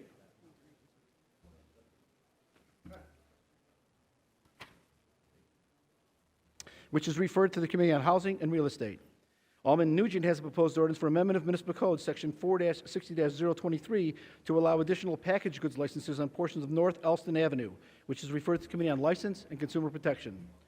Alderman Nugent and others have a proposed resolution to call for the Illinois General Assembly to adopt Senate Bill 4205 or House Bill 5744 to combat carjackings, which is referred to the Committee on Public Safety.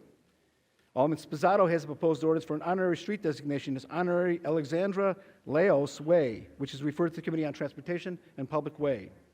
Alderman Spizzato and others have a proposed ordinance for amendment of Municipal Code, Chapter 2-156, regarding authorized use of real of personal city property and offering, receiving, and solicitation of gifts or favors, which is referred to the Committee on Ethics and Government Oversight.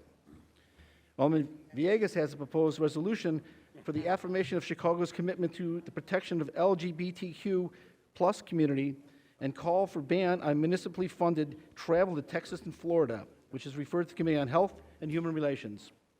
Alderman Villegas also has a proposed resolution for expression of support for the protection and expansion of abortion rights, which is referred to the Committee on Health and Human Relations. Alderman Villegas also has a proposed ordinance for a transfer of funds for the Committee on Economic Capital and Technology Development for the year 2022, which is referred to the Committee on the Budget and Government Operations. Alderman Villegas and others have a proposed resolution to call for the Illinois General Assembly to pass House Bill 5731, making ghost guns illegal, referred to a joint committee of the members of the Committee on Economic Capital and Technology Development and the members of the Committee on Public Safety.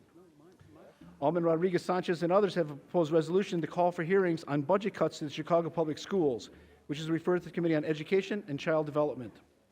Alderman Wagasback has a proposed order for the issuance of permits for signboards at 2785 North Clybourne Avenue, which is referred to the Committee on Zoning, Landmarks, and Building Standards. Alderman Wagasback and Alderman Ramirez Rosa have a proposed ordinance for amendment of Municipal Code, Section 4-60-023, to allow additional packaged goods licenses on portion of West Fullerton Avenue, which is referred to the Committee on License and Consumer Protection. Alderman Raboyes has a proposed ordinance for amendment of Municipal Code, Chapters 4-6, to repeal Section 4-6-230G5 regarding booting of motor vehicles on private property, which is referred to the Committee on License and Consumer Protection. Two committees having been called, the Committee on License and Consumer Protection and the Committee on Finance. The matter is referred to the Committee on Committees and Rules.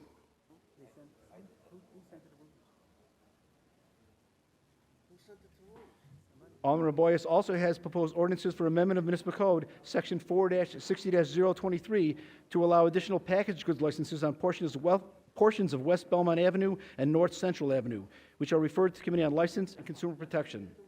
Alderman Telefiero has a proposed resolution to call for hearings on desperate impact of Chicago's hiring and promotional practices on Black and Hispanic Fire Department applicants, which is referred to the Committee on Public Safety.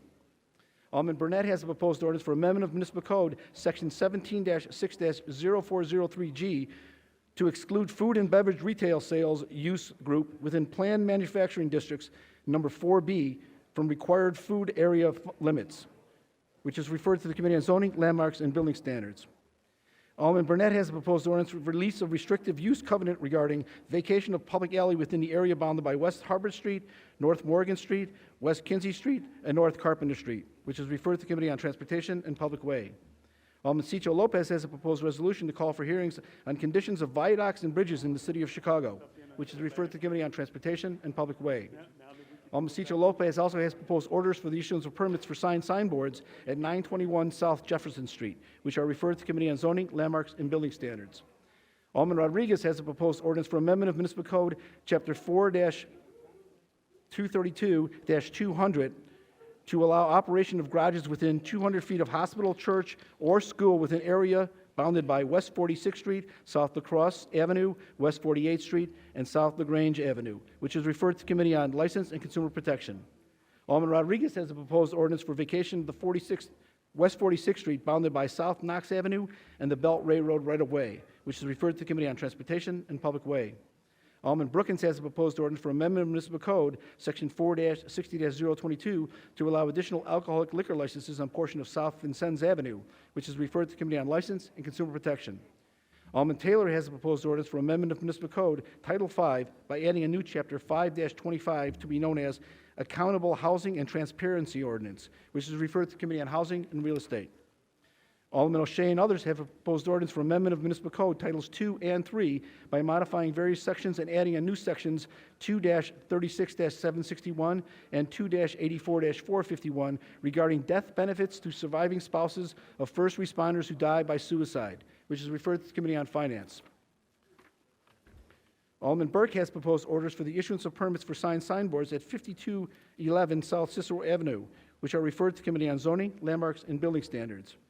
Alderman Quinn has a proposed ordinance for renewal of designation of the 5th, 9th, and 19th precincts of the 13th Ward as restricted residential zones prohibiting additional shared housing units and vacation rentals, which are referred to the Committee on License and Consumer Protection. Alderman Sidlowski Garza has a proposed ordinance for amendment of municipal code, section 4-60-022, to allow additional alcoholic liquor licenses on South Ewing Avenue, which is referred to the Committee on License and Consumer Protection. Alderman King has proposed ordinances for the amendment of municipal code, chapter 9-68, by adding new sections 9-68-032 to establish seasonal parking permit program on portions of East 32nd Place, South Ellis Avenue, South Oakenwall Avenue, and South Rhodes Avenue, which are referred to the Committee on Pedestrian and Traffic Safety. Alderman Hopkins has a proposed resolution calling for renaming of the Chicago Transit Authority Blue Line Division Station to Division/Polish Triangle Station, which is referred to the Committee on Transportation and Public Way. Alderman Laspada has a proposed ordinance for amendment of municipal code, section 2-8-050, to allow use of automatic expense allowance funds for rain barrels, which are referred to the Committee on Budget and Government Operations. Alderman Laspada also has a proposed ordinance for amendment of municipal code, section 4-60-023, to disallow additional package goods licenses on portions of North Milwaukee Avenue, which is referred to the Committee on License and Consumer Protection. Alderman Laspada also has proposed orders for the issuance of permits for signboards at 2501 Northwestern Avenue and 2606 North Elston Avenue, which are referred to the Committee on Zoning, Landmarks, and Building Standards. Alderman Laspada and others also have a proposed resolution to call for recognition of Roberto Clemente's place of death in Lanza, Puerto Rico, on National Registry of Historic Places, which is referred to the Committee on Health and Human Relations. Two committees called the Committee on Health and the Committee on Rules. The matter is referred to the Committee on Committees and Rules. And Alderman Ramirez Rosa has a proposed ordinance for a grant of privilege in the public way for Chicago Keleby Incorporated, which is referred to the Committee on Transportation and Public Way. Your Honor, that concludes the presentation of aldermanic introductions. Alderman Mitchell for approval of the journals. Alderman Mitchell for approval of the journals. Right.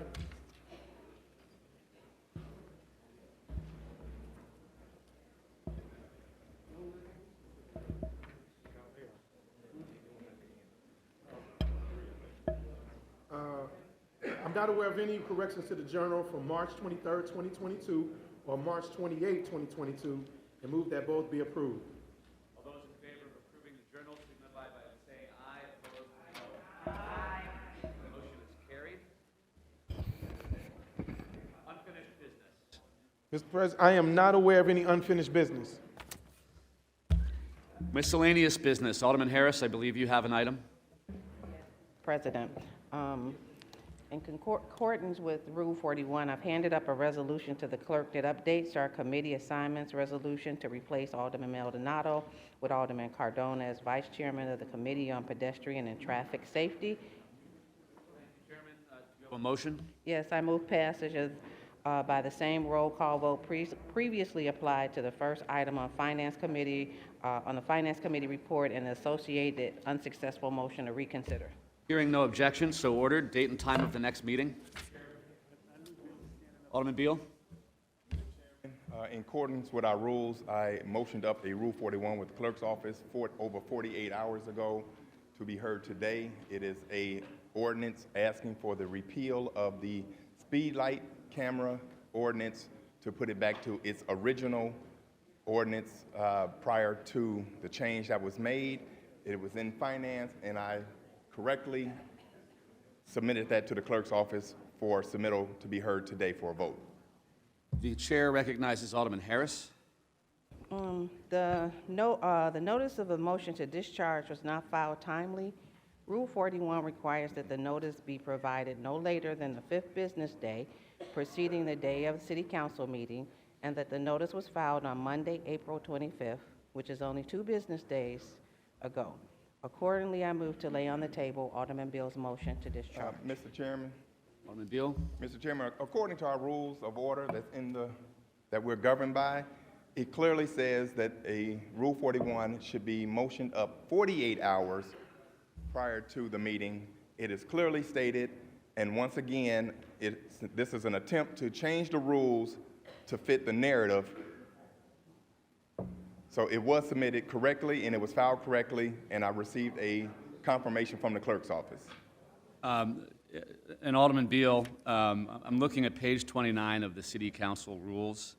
Under Rule 41, it says here that in order to afford a committee chairman an opportunity to convene a hearing on a pending matter and provide the alderman sufficient time to review such matter, no motion to discharge shall be called for a vote unless a written notice identifying the matter is delivered to and time-stamped by the city clerk and copies delivered to all aldermen no later than by the close of business on the 5th business day prior to the city council meeting. I agree with that terminology. However, by this being put in committee, it's been in committee for over 8 months. Therefore, there was ample time for the chairman to convene a meeting, and so therefore that ruling is out of order because there was plenty of time to afford a hearing on that particular matter. Well, Alderman Beal, we have a pending motion that is not debatable. We have a motion to lay on the table by Alderman Harris. I motion to appeal the ruling of the chair for a roll call vote. I'm not making a ruling. We actually have a motion live. You cannot lay a motion on the floor on a Rule 41. You cannot lay it on the table. That is out of order. Yes, it is. Chairman Irvin? Yes, the motion made by Alderman Beal clearly is out of order. I don't think there needs to be a ruling of anything. It is out of order. It's not in compliance with the rules. If it is out of order, if he wants to appeal the ruling of that, that's fine, and we dispose of the matter that way. There's no need to go any further than your ruling, and if he appeals your ruling, that's all we need to do.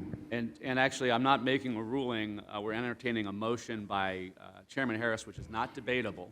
So I'm going to ask the clerk to call the roll. And to be clear, a yes vote is in favor of Alderman Harris's motion to lay on the table. A no vote means that you wish to consider Alderman Beal's motion to discharge the committee. Madam Clerk, please call the roll. Hold on. That is my point. I think that the motion that Chairman Harris made is not necessary because you all have said that it's out of order. If it's out of order, he can appeal that ruling, but beyond that, that's it. There is no motion to speak to. Your motion, he said you're out of order. You want to appeal the chair, you can appeal the chair. And that's all that needs to be done here.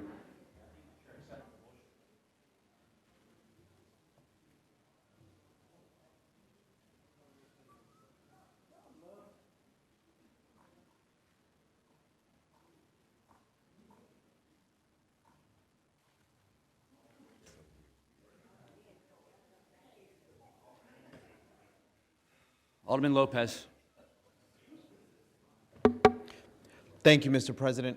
As a point of information, wasn't this matter previously deferred back to the committee? I believe it was. So because it was previously deferred back to the committee, it's a 48-hour notice for the item to be brought back up under the Rule 41, which is on page 30 of our book. This isn't an unannounced committee report. This was a previously deferred committee report. So that gives our timing is 48 hours for notice. So Alderman Lopez and Alderman Irvin, there were 2 ways I could have approached this. I could have made my own ruling, but instead of doing that, I actually recognized Chairman Harris to make her motion. So it's one or the other.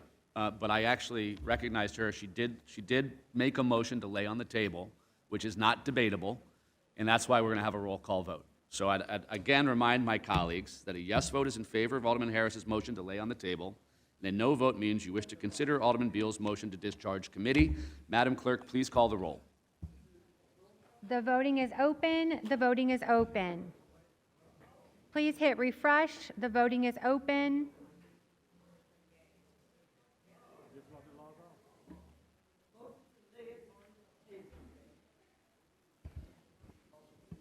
If you need help, please raise your hand. Make sure you cast your vote. Again, a yes vote is in favor of Alderman Harris's motion, and a no vote means you wish to reconsider. Coming to you. Please refresh. Please hit cast your vote.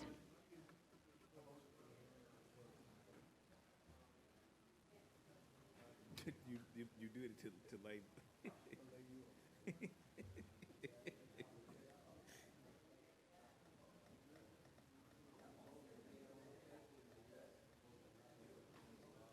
I thought I was going to be. If you need help, please raise your hand.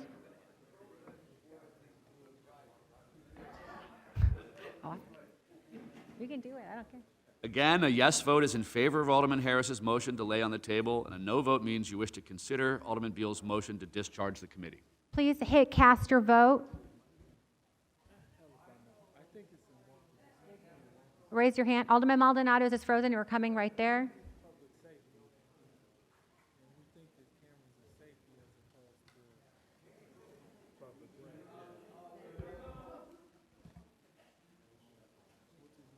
Alderman Dow, I think we're device. Oh, you're good. You're good. Okay.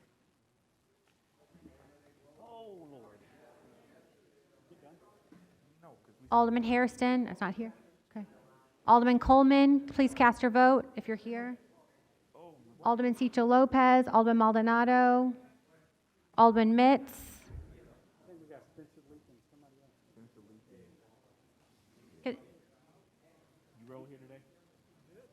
Alderman Mitz. Yep, Alderman Mitz, the yes, if you're in favor of Michelle Alderman Harris.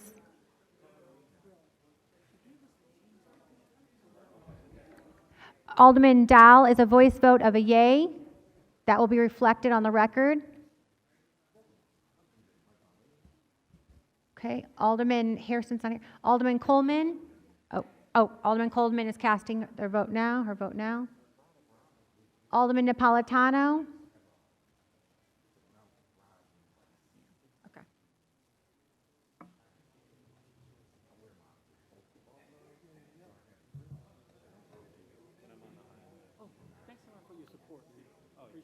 No, I think it's just Coleman. Okay, Alderman Coleman is in. Okay, anyone else need a voice vote? Alderman Dow is casting it right now. And Alderman Riley is an aye. Alderman Riley is a yes. That will be reflected in the record. Alderman Dow is a yes. Hers is up there. Okay. Anyone else walk on the floor? I didn't see. Okay, we are now closing the vote. We are now closing the vote.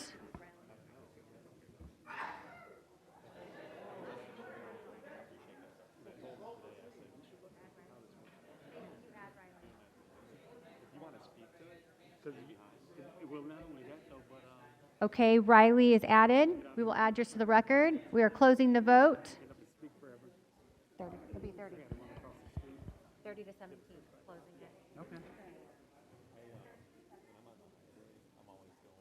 Okay. There are 30 ayes and 17 nays. Alderman Beal's motion is tabled.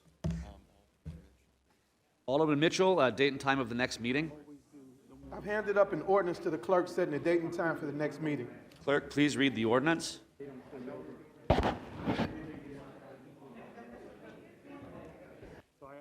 Be it ordained by the City Council of the City of Chicago that the next regular meeting of the City Council shall be held on Monday, May 23rd, 2022, beginning at 10 o'clock a.m. in the City Council Chamber. May 23rd, 2022, beginning at 10 o'clock a.m. in the City Council Chamber on the second floor of City Hall, 121 North LaSalle Street, Chicago, Illinois. If prior to then there is a determination in accordance with Section 7E of the Open Meetings Act that an in-person meeting is not practical or prudent due to COVID-19, the next regular meeting of the City Council may be conducted by video conference in accordance with applicable law. Any such determination will be posted on the City Clerk's website along with an amended meeting agenda indicating that the meeting will be conducted by video conference by 10 o'clock a.m. on Thursday, May 19th, 2022. Section 2, this ordinance shall take effect and be enforced from and after its passage. Alderman Mitchell. I move passage of the omnibus. Hearing no objection, so ordered. Resolutions. We have 3 resolutions today. A congratulatory resolution for Spencer Leak Sr. on the occasion of his 85th birthday. A congratulatory resolution for Tom Balanoff on his occasion of his retirement as president of Local 1. And a resolution to recognize Arab American History Month. The chair recognizes Alderman Mitchell. Mr. President, I move for the temporary suspension of the rules for the immediate consideration of these resolutions. Hearing no objections, so ordered. In the interest of respecting people's time, we will forego reading the resolutions and instead hear remarks from City Council. The first is a congratulatory resolution for Spencer Leak Sr., and we'll go straight to remarks. Yes, Alderman Moore. And they've been waiting since like 9 this morning. I think this, the interest of time, and I don't know who, and they've waited that long, I think this resolution should be read in its entirety. If that's the will of the body, I certainly have no issue with it. Mr. Clerk, please read the resolution for Mr. Leak. Hearing no objection, so ordered. Whereas, in recognition of his public service, civil rights advocacy, and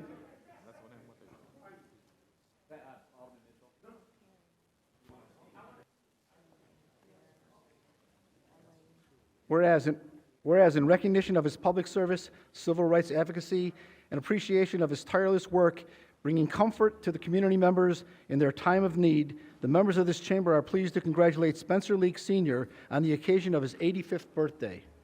And whereas Mr. Leak Sr. was born on April 15, 1937, to pioneering Chicago mortician A.R. Leak, and grew up with his 3 brothers near 37th Street and State Street. And whereas Mr. Leak graduated from Hyde Park High School in 1956, and whereas after joining the U.S. Army in 1960, Mr. Leak was stationed in West Germany. And whereas in 1964, Mr. Leak Sr. joined 10,000 activists led by his father and Reverend Clay Evans to protest the racially segregated Oakwood Cemetery. And whereas Mr. Leak Sr. became president and funeral director of Leak & Sons Funeral Chapel in 1970, assuming a major role in running the family business. And whereas Mr. Leak returned to school, earning his B.S. degree from Daniel Hale Williams College in 1979 and his M.S. degree in criminal justice from Chicago State University in 1981. And whereas upon completing his higher education, Mr. Leak Sr. dedicated his time to public service. And whereas Mr. Leak Sr. served as Consumer Affairs Chief for the Illinois Attorney General, Executive Director for the Cook County Department of Corrections, Deputy Chief Inspector General for the Illinois Secretary of State, Manager for Illinois Vehicle Services, Deputy Director for District 1 of the Illinois Department of Corrections, and Commissioner of the Illinois Human Rights Commission. And whereas since 1993, Mr. Leak Sr.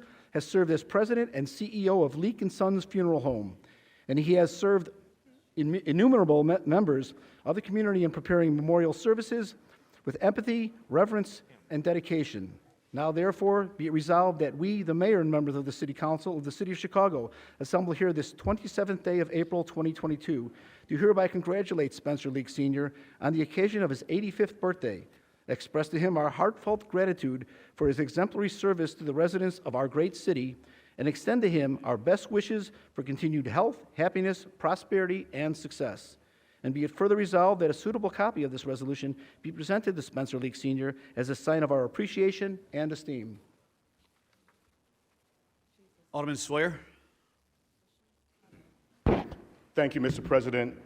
I rise in support of this resolution, and in the interest of brevity, I just want to say to the Spencer Leak and to the Leak family, I love you. I appreciate the work that you've done all these many years in supporting the community. You're a great 6th Ward business, and more importantly than that, you're a community member that really cares about doing what's best for everyone. You know that I'm always supporting you, and you always assist me in any way possible. From your father being my father's godfather, you're kind of like my godfather, and I just appreciate you all so much. Continued success, continued health and happiness, and again, from the Sawyer family and from the 6th Ward family, we love and appreciate you. Thank you, Mr. President. Thank you, Alderman Sawyer. The chair recognizes Alderman Moore. Thank you. First of all, I want to thank the mayor for taking my recommendation to honor this great man, not only because it's his 85th birthday, because of so much what he has done in this city. When we talk about a business in 2023 will be 90 years old, that says a lot, and especially a lot when it's a family business that's going not only started with the first generation, second generation, Mr. Leak Sr., but his son, Spencer Leak, and his brothers, Stacy and Steve, and it'll be going to their children, 4th generation. And so that says a lot about a business that's ran properly in this city, but also one who has served this great city. One of the things I think was mentioned in there, or probably wasn't mentioned in that resolution, when Dr. King did come here, Spencer Leak Sr. served as his chauffeur and took him to the Soldier Field when he spoke there. That's historical, and it helped change a lot of things that's going on in Chicago today. What I want to bring currently, though, is that a lot of people didn't realize that during the COVID crisis, then after these many deaths, and then during the shootings that we still deal with now, this Leak family have to deal with that on a daily basis, but they helped a lot of families get through COVID. And so they need to be commended for that and recognized for that. As we celebrate Spencer Leak Sr. on his 85th birthday, he had a partner in this, and that's his wife, Mrs. Henrietta Leak. And so you all, absolutely.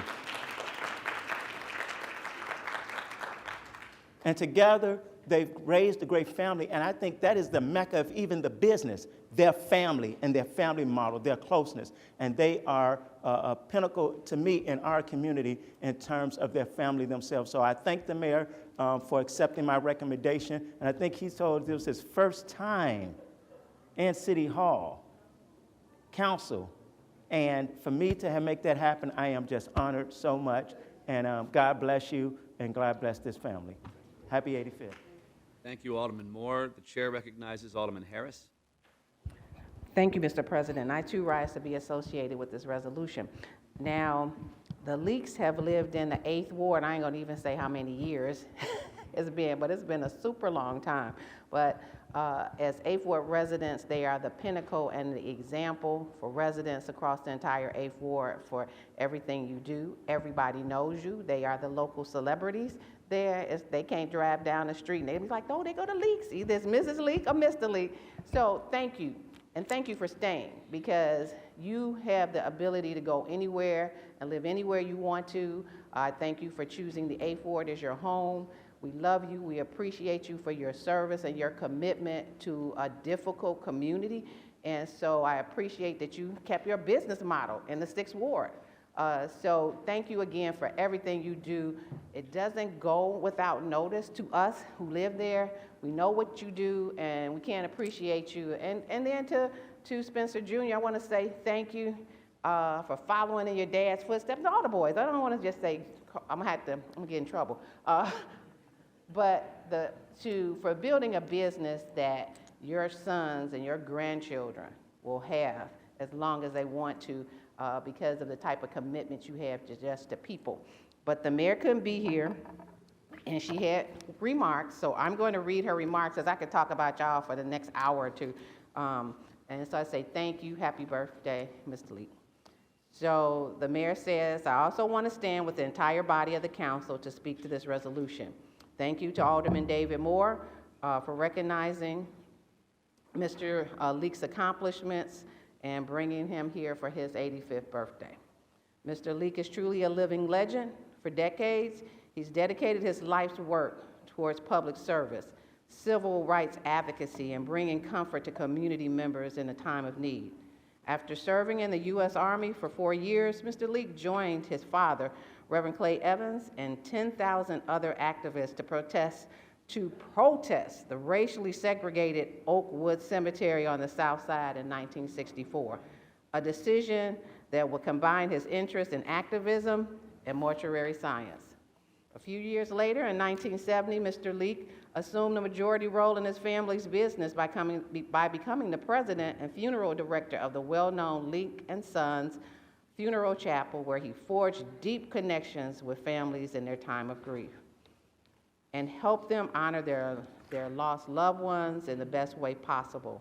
As well, Mr. Leek is a man of many talents. He is one to always seek ways to maximize his service to others. That's why he made time in his busy schedule in the severe public service roles and serving in public service roles, including Consumer Affairs Chief for the Illinois Attorney General, Executive Director for Cook County Department of Corrections, Deputy Chief Inspector General for the Illinois Secretary of State, Manager for the Illinois Vehicle Services, Deputy Director for the 1st District of Illinois Department of Corrections, and Commissioner of the Illinois Human Relations Commission. In each of these roles, Mr. Leek worked tirelessly to advocate for those who often had no voice and connect to people the resources that they needed to go about their lives. At this time, Mr. Leek never stops providing for those who sought out Leek & Sons services.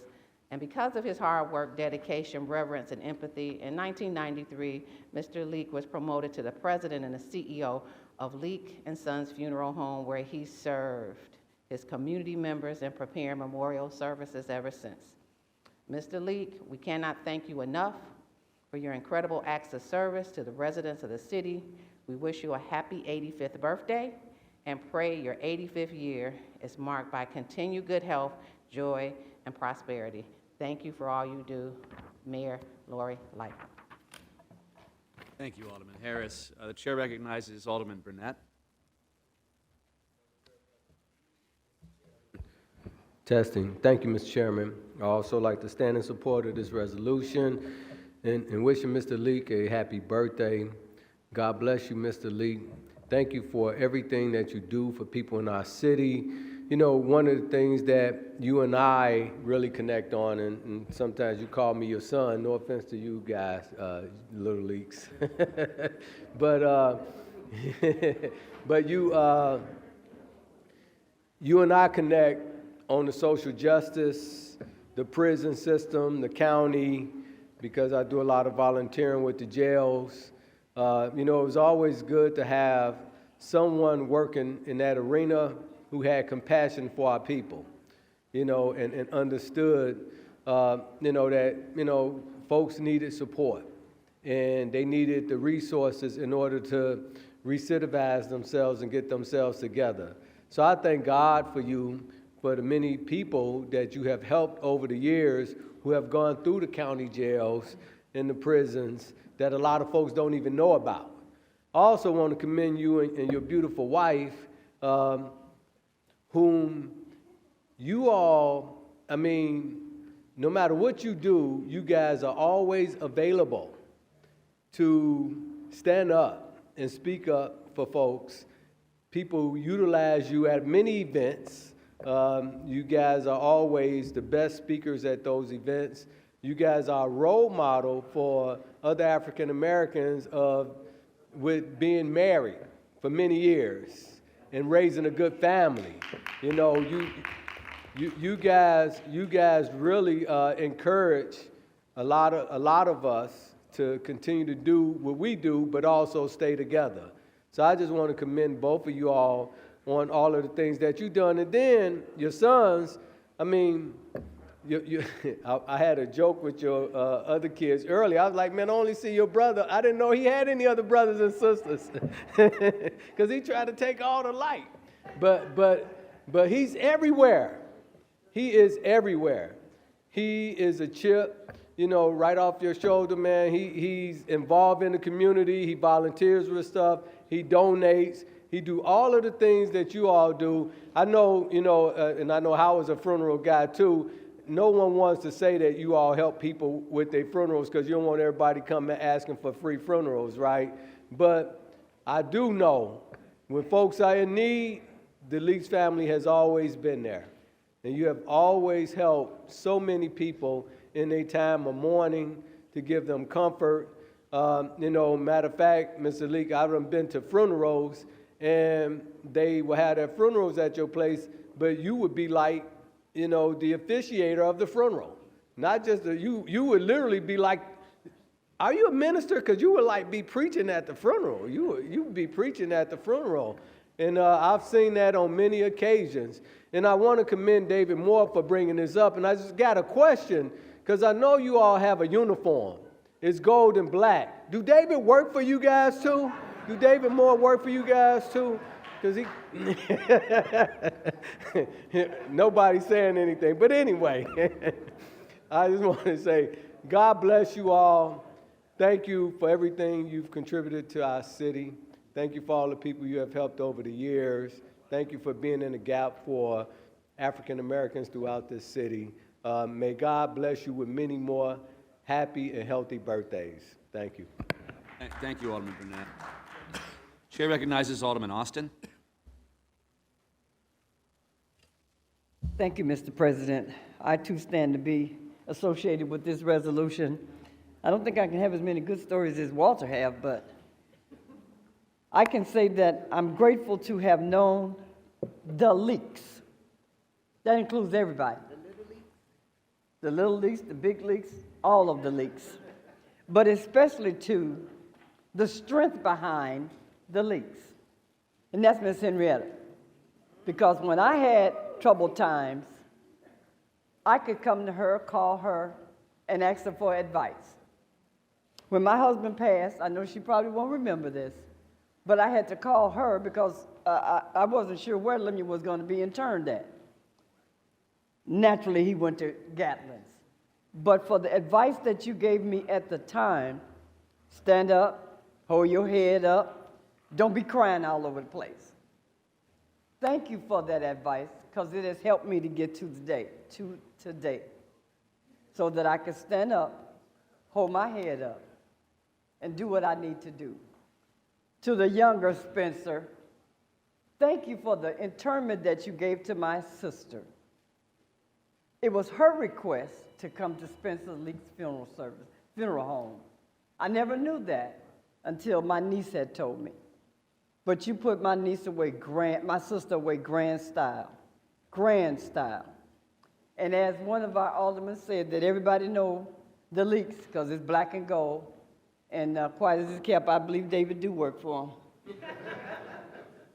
But if he does, it's in a spiritual way, because David's heart that he has given to so many of accolades to Reverend Evans, to yourself, to Bishop Brazier, you know that he's a spiritual man of God. That is to say that we didn't have anybody to do my sister's service, and you did the service, Mr. Leak. And we thank you for that. Those things have been past some 20-some years, but they're still in our heart. So on behalf of the Austin family, happy birthday. Will you be blessed with many more? Even when your time has come, you will still be in our hearts. I can say you will still be in mine. Thank you so much for being a part of our lives. Thank you. Thank you, Mr. President. Thank you, Alderman Austin. The chair recognizes Alderman Irvin. Thank you, Mr. President. Thank you to this family. Two things I want to talk about. Number one is the fact that you're still in the neighborhood. It is very rare when people reach the level of success and the prosperity that you have reached, that you still stay in the neighborhood in one of the most historic black communities in our city. That's number one. Number two, we just want to thank you for your philanthropy, for all that you've done to just help people. When my cousin passed, a firefighter out in California, they pulled the gold hearse up at Midway Airport to receive his body. At first, I thought y'all was from the west side with the gold hearse, but I come to find out that you did have a location on the west side that was actually in the 28th Ward years ago, but nonetheless, we appreciate your service throughout our city and in Black Chicago, because you all are the pinnacle of success in the business. And as I spoke about earlier, to see so many of our Black businesses leave and industries leave, then now we're the beauty shop, the barber shop, and the funeral home of our communities. And you have been the pinnacle of success, and I probably would say across the country, not just in Chicago, with the work that you've done and the time and effort that you've put into helping people, even in the correction system, but also in the work that you do on a day-to-day basis. To the family, Miss Henrietta, we just want to thank you for loaning him to us for the work, because I know I see him out all the time, officiating, doing things that he needs to do as a businessman, and we just appreciate the kindness and the care and concern that you've given to the Black community in the city of Chicago for the last 100+ years. So thank you all, and God bless you. Alderman Irvin, the chair recognizes Alderman Brookins. Thank you, Mr. President. Mr. Leek, for a living, we celebrate lives well lived. And I am glad that we can celebrate the life you have well lived while you can hear what we are talking about.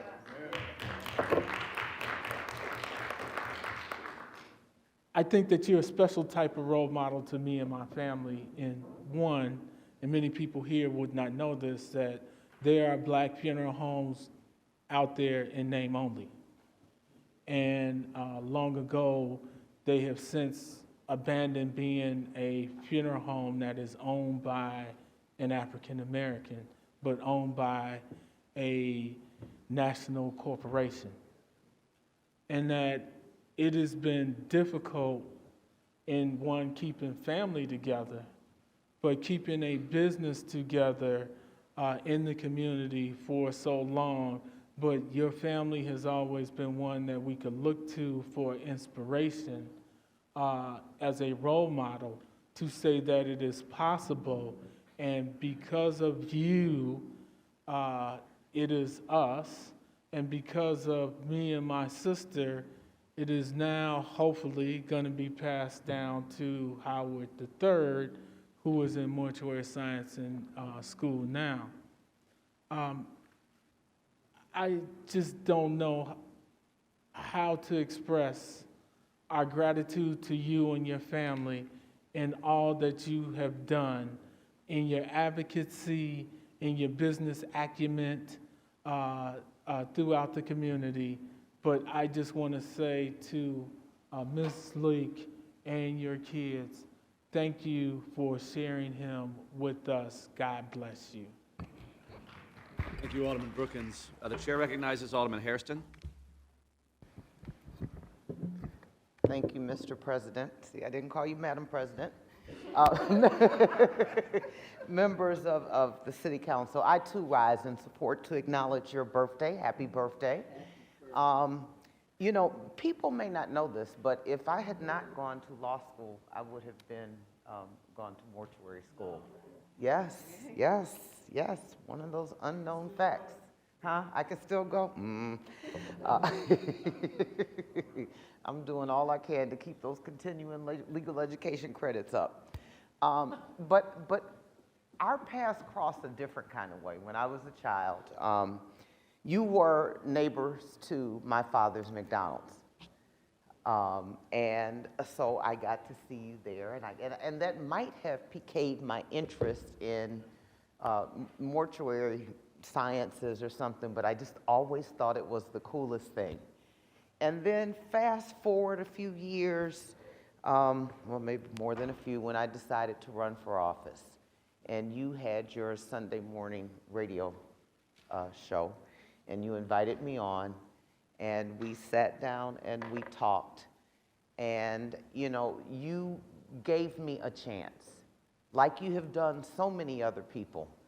But even though we say thank you, you do not know the depth of that gratitude and the spirit and the way that it can carry us wherever we go. So I want to thank you for that. You have been a pillar in the communities. You have been a pillar in your church. You know, I remember a time when the 5th Ward was just across the street and then it became the 6th Ward, and they go back and forth, back and forth. And I did not know about your civil rights with Oakwood Cemetery, which is in the 5th Ward, and is now home to many notable African Americans. So I thank you for your work there. Your whole family is just love, and you're driven by love, and you're driven by passion to help anyone and everyone in whatever way that you can. And that is a wonderful thing to have, a wonderful way to live your life, and I wish you many more. Happy birthday. Thank you. Thank you, Alderman Hairston. The chair recognizes Alderman Beal. President, I too rise to support this resolution, and for the 6th time, I want to thank David Moore for bringing this resolution before us. And I want to let my other colleagues know, you know, my white colleagues and my Latino colleagues, that, you know, the leaks don't just bury black folks. Y'all can say something now. You can say something. You know, we talking about a family that has had a presence in this city of Chicago that has made it the great city that it is. And, you know, so I just wanted to rise and not only wish you a happy birthday and congratulations on 85 wonderful years, but as a kid growing up, I used to always hear, and you know, you don't put 2 and 2 together until you get older, but I used to hear my grandmother talk about the Leak family. And so that just goes to tell you how long this family has had a presence in this city of Chicago. And not only a presence in business, but a presence just in the community, giving back, doing different things in the community, being active in the community. And so I was blessed that once I got elected some years ago, that 2023, I think it is, that I had the pleasure of meeting the family 23 years ago when I first got elected. And at that point is when I personally had an opportunity to understand the magnitude of the Leak family and what you all are doing every single day. Now, I don't call Mr. Leak Spencer like some people do. I call him Mr. Leak because that's what I was born to do, and that's how you respect people that are doing things in the community. So I say Mr. Leak and Miss Leak. Now, Spencer, I'll give you Spencer. All right? But that's the respect that this family deserves. And you all have earned it, and it's much respected. And I just love the fact of what you all are doing. And I'm going to tell you, the word says that a wise man provides for his children's children. And that's what the Leak family has done with this business. They're providing for their children and their grandchildren. That's what a wise man does. So you are a wise man and you are a wise woman to be together, to do the things that you all have done in this city. Thank you all so much. Many more blessings, great years together. God bless you and job well done. Thank you. Thank you, Alderman Beal. The chair recognizes Alderman Coleman. And I undoubtedly support this recognition for our own Mr. Spencer Leak. Now, Mr. Leak isn't an ordained minister, but he's something like a preacher. And to the fragrance of their family, Mrs. Leak, to Spencer Jr., Stevie in his absence, Stacy, and your godson, Leon. Now, Leon, you didn't get the memo to wear your black suit and gold tie. You're acting up over there.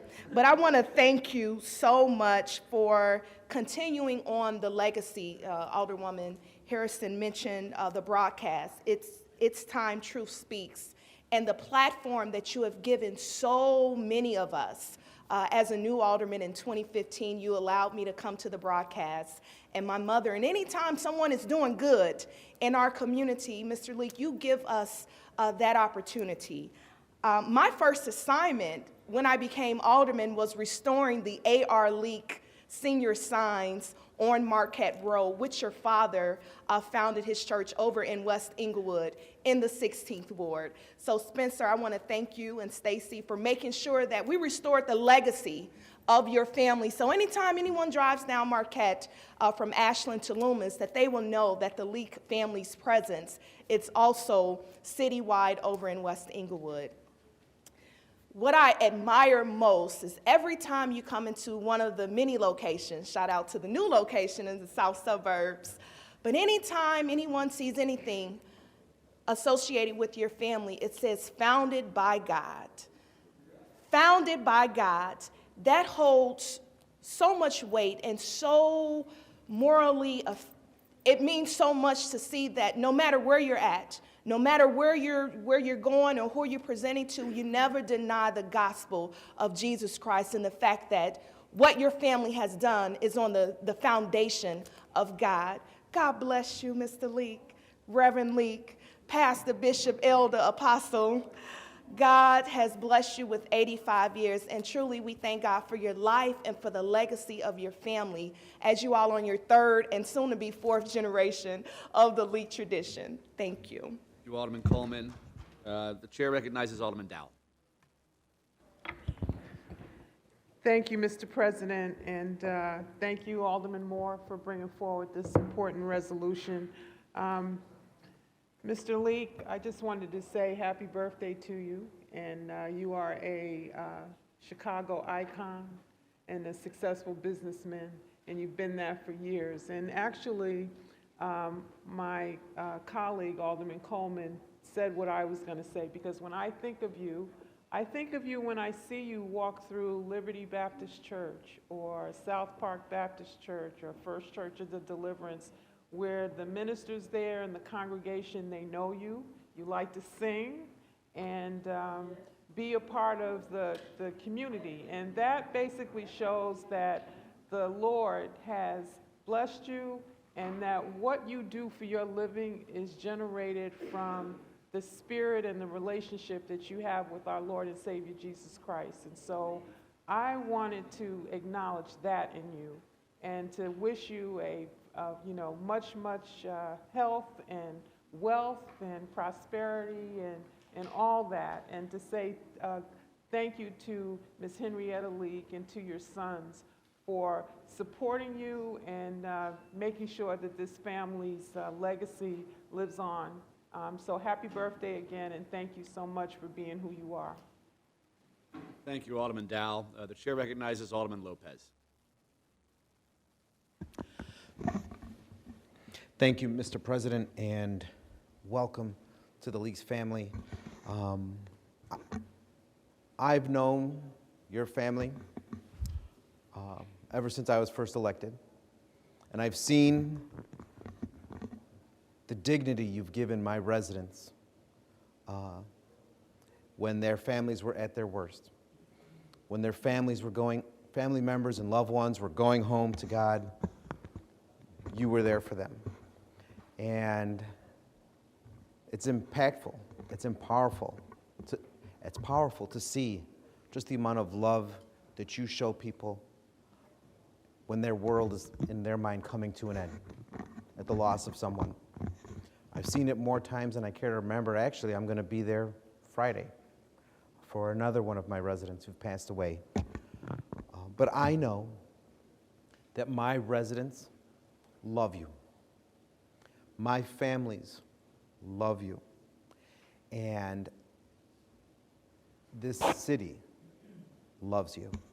And on behalf of all the people of the 15th Ward and many of those who have yet to experience God's goodness through you, I just want to say happy birthday to you, Mr. Leeks. Thank you to your family. Thank you to the inspiration you provide everyone and to the compassion and love for people you don't know, that it could be a model for all of us to celebrate that love in life as you do in death. Thank you, Mr. President. Thank you, Alderman Lopez. The chair recognizes Alderman Hopkins. President, as Alderman Beal suggested, I'm glad we're able to add just a touch of diversity to this tribute to a great man and an outstanding community leader. And I'm glad to do it because I first met Spencer Leek back in 1995. At that time, I had just joined county government, and I quickly found one of my responsibilities in that capacity was to write the memorial resolutions and to arrange for personal attendance at funerals and memorial services. And that was a job that I had for 20 years. That was one task that I continued to do throughout my tenure in county government, and I had more interactions than I can remember with Leak and Sons and the staff there, and every one of them was professional, conducted with grace and dignity that you brought to families in their moment of grief and bereavement when they needed it most. I saw it, I witnessed it, and I was a part of it. And every time I had to call you or Henrietta and ask for assistance in writing the proper tribute to someone of note who passed away to their eternal reward, you were there for me and you supported me through 20 years. And I thank you for that, sir, and to your entire staff. You're a great man, a great leader, and you're part of the entire fabric of the city. Of course, you have a special place in the South Side, but you're a part of what we try to accomplish here when we send someone to their final resting place, someone who meant something to all of us, either on a personal level or on a citywide level because of the accomplishments in their career and the great things that they did. And to send them off to their reward with that fitting tribute is really the essence of your profession. And I was honored to be a part of it every time I attended a service at Leak & Sons. I wish you the happiest of birthdays and God's continued blessing to you and your family. Thank you, Mr. Leak. Thank you, Alderman Hopkins. The chair recognizes Alderman Mitchell. Thank you, Mr. President. I'm doing something today that I very rarely do, and that's rise in support of a resolution.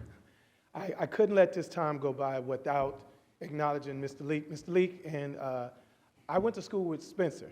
We went to Kenwood together, and I was introduced to your family in one visit to the house. And it was very clear at that time that you and your wife were people of no nonsense.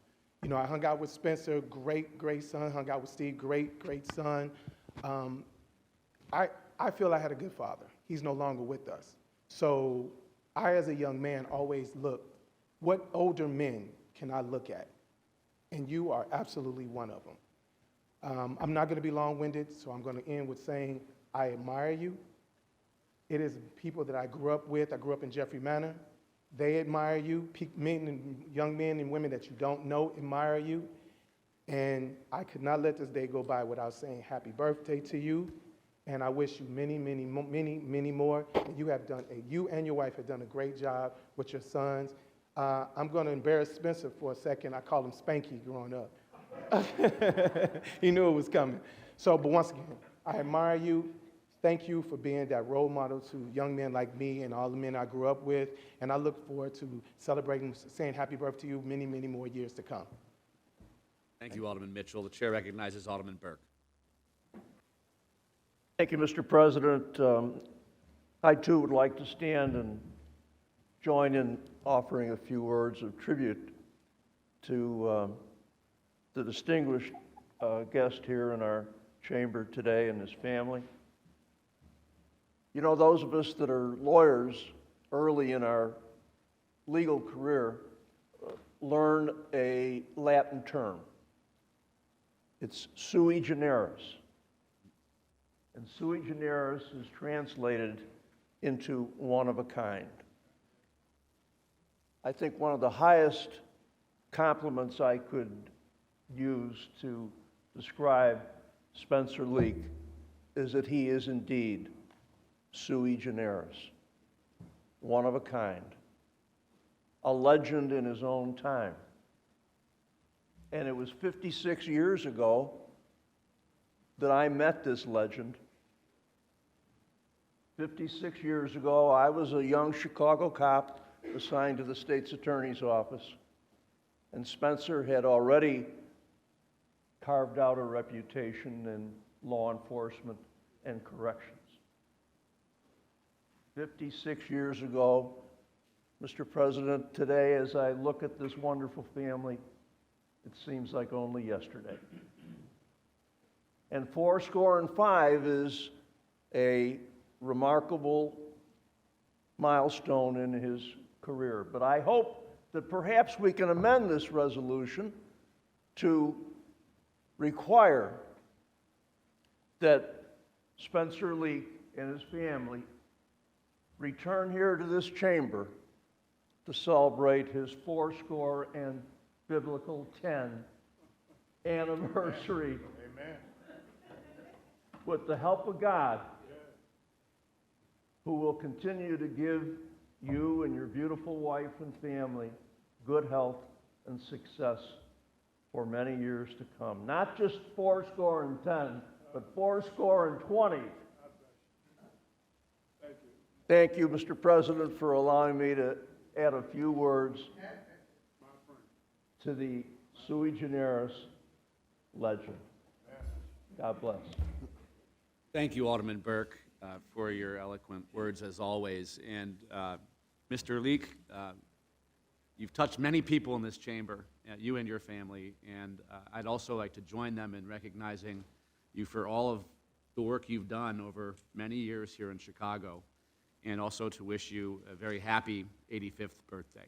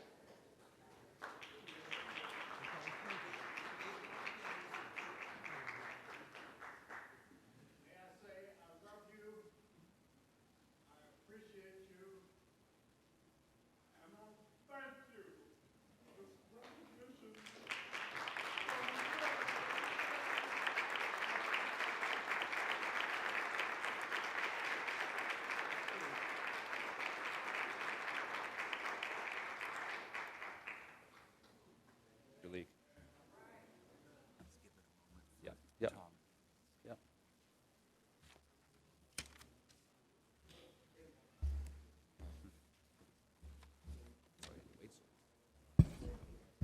Who is? Alderman Lopez. Thank you, Mr. President. If there's no objection, I'd like to incorporate Mr. Leeks' words into the public record. Hearing no objection, so ordered. Thank you.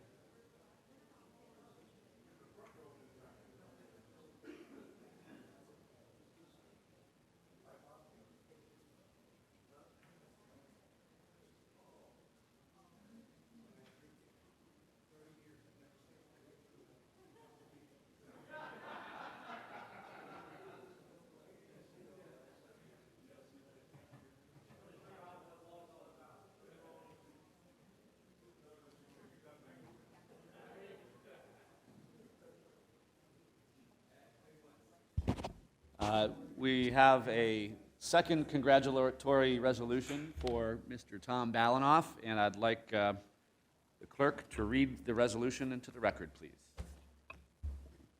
Whereas, in recognition of his leadership and appreciation of his tireless work improving the lives of Chicago workers through zealous advocacy and his commitment to leading a socially conscious labor movement, the members of this chamber are pleased to congratulate Tom Balanoff on the occasion of his retirement as president of the Service Employees International Union, SEIU, Local 1 in Chicago, and the union's state council. And whereas formed in Chicago in 1921, SEIU Local 1 was the first racially integrated union in America, bringing together immigrant janitors from across the globe who were fighting for better working conditions.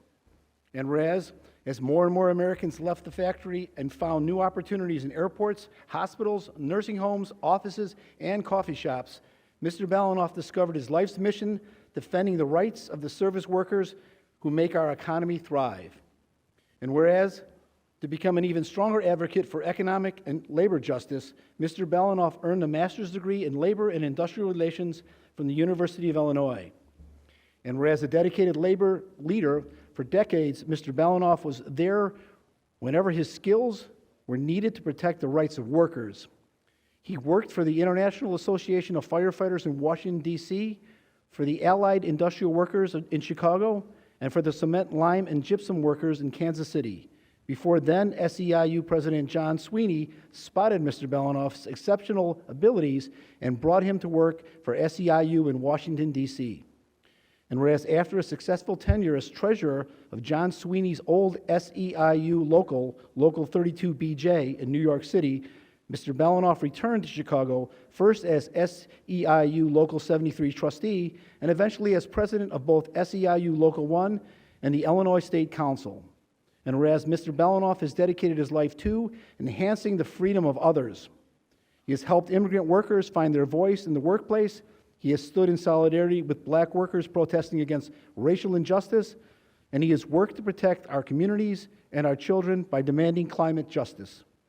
And whereas Mr. Balanoff retired as president of SEIU Local 1 in March 2022, after leading the labor movement for over 50 years, now therefore be it resolved that we, the mayor and members of the City Council of the City of Chicago, assemble this 27th day of April 2022, do hereby congratulate Tom Balanoff on the occasion of his retirement, express to him our heartfelt gratitude for his exemplary service to the residents of our great city and the state of Illinois, and to extend to him our best wishes for continued health, happiness, prosperity, and success. And be it further resolved that a suitable copy of this resolution be presented to Tom Balanoff as a sign of our appreciation and esteem.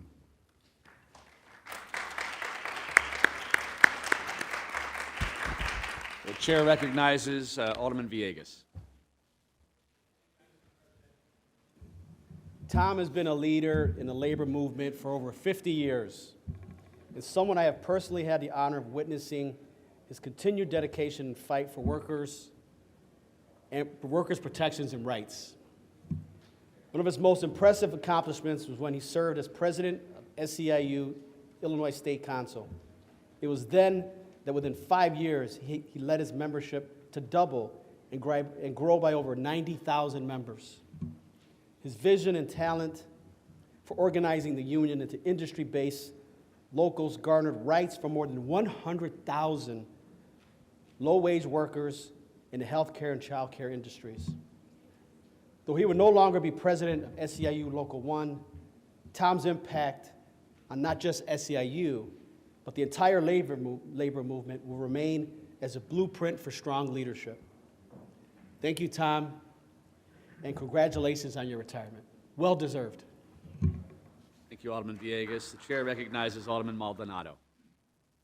Thank you, Mr. President.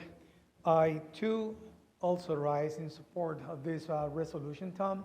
I've known you for at least 23 years since my first days as a county commissioner back then in the 90s. And you always have been not only a great labor leader and political leader, but also a good mentor, somebody that young politicians look up to. I have admired you from the very first time that I've met you, and that admiration still is live with me today. So I wish you the best in your future endeavors. I know that you are not going to disappear from the sphere of labor and politics, and I'm looking forward to have maybe lunch now that you're going to have more time to really do so. Thank you, and enjoy your life. Thank you, Alderman Maldonado. The chair recognizes Alderman Sawyer. Thank you, Mr. President. I too rise in support of this resolution. I just want to say, Tom, thank you for all your advocacy over the years. It's always a pleasure talking to you. There was no disagreement. When you felt an issue, when you felt something about an issue, you let everybody be known and you let it know how it affects your members. I appreciate that. I know you're going to continue to do good work on social policy and other things. This is not a retirement. This is just a shift to something else that I know that's going to be great as well. I know that we continue to reach out to you, and I know that we're going to continue to hear your voice throughout the city of Chicago and through the state of Illinois. And thank you for your service. Thank you for allowing him to work with us. It's always been, it's always a gas when Tom gets involved in something because, you know, he's in it to the end, and he's going to make sure he sees it through. Tom, congratulations. God bless you, and we know we'll talk soon. Thank you, Mr. President. Thank you, Alderman Sawyer. The chair recognizes Alderman Lopez. Thank you, Mr. President, and I too rise in support of my favorite Balanoff.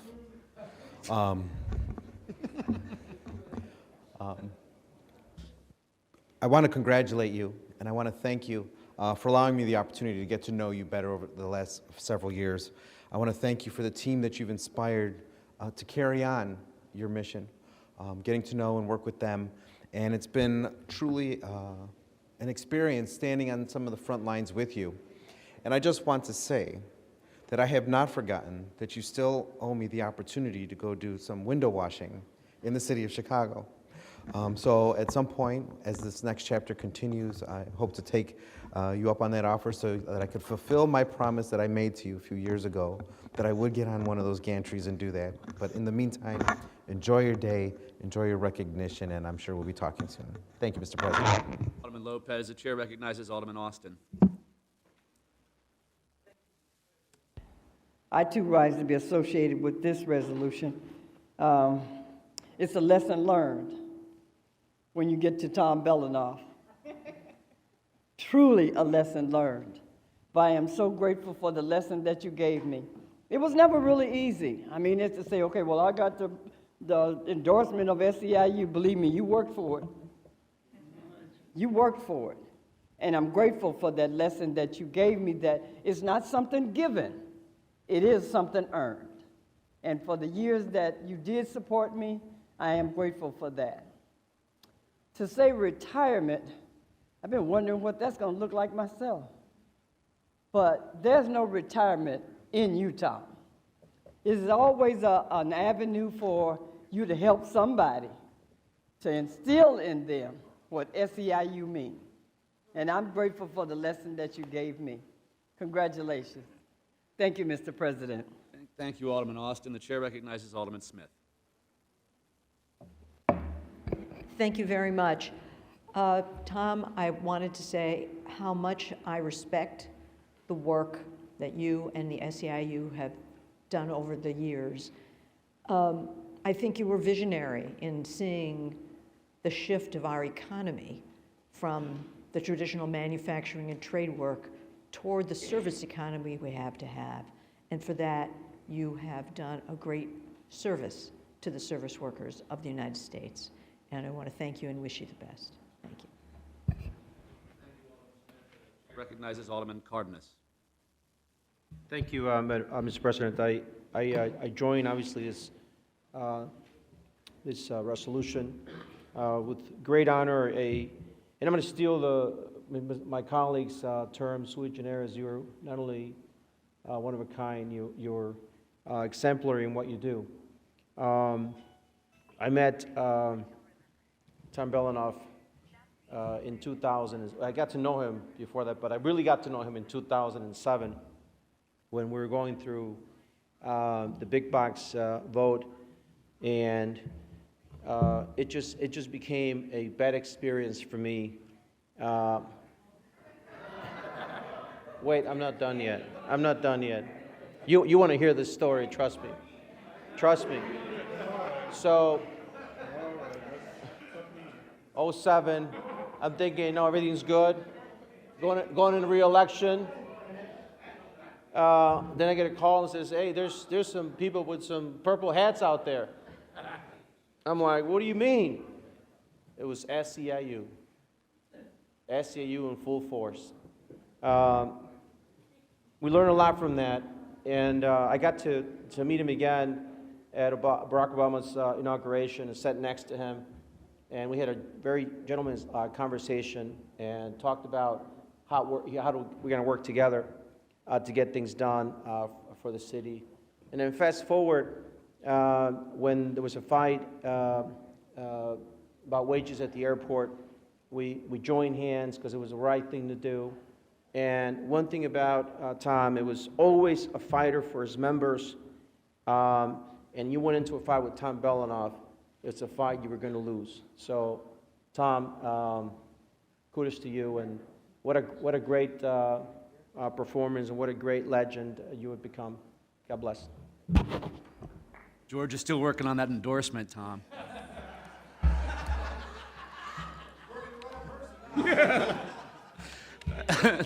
Thank you, Alderman Cardenas. I'm sure you did, George. Alderman Ramirez Rosa. You know, it's very fitting that we're honoring you on this day, Tom, because we're not too many days away from May 1st. And May 1st is such an important day in worker history.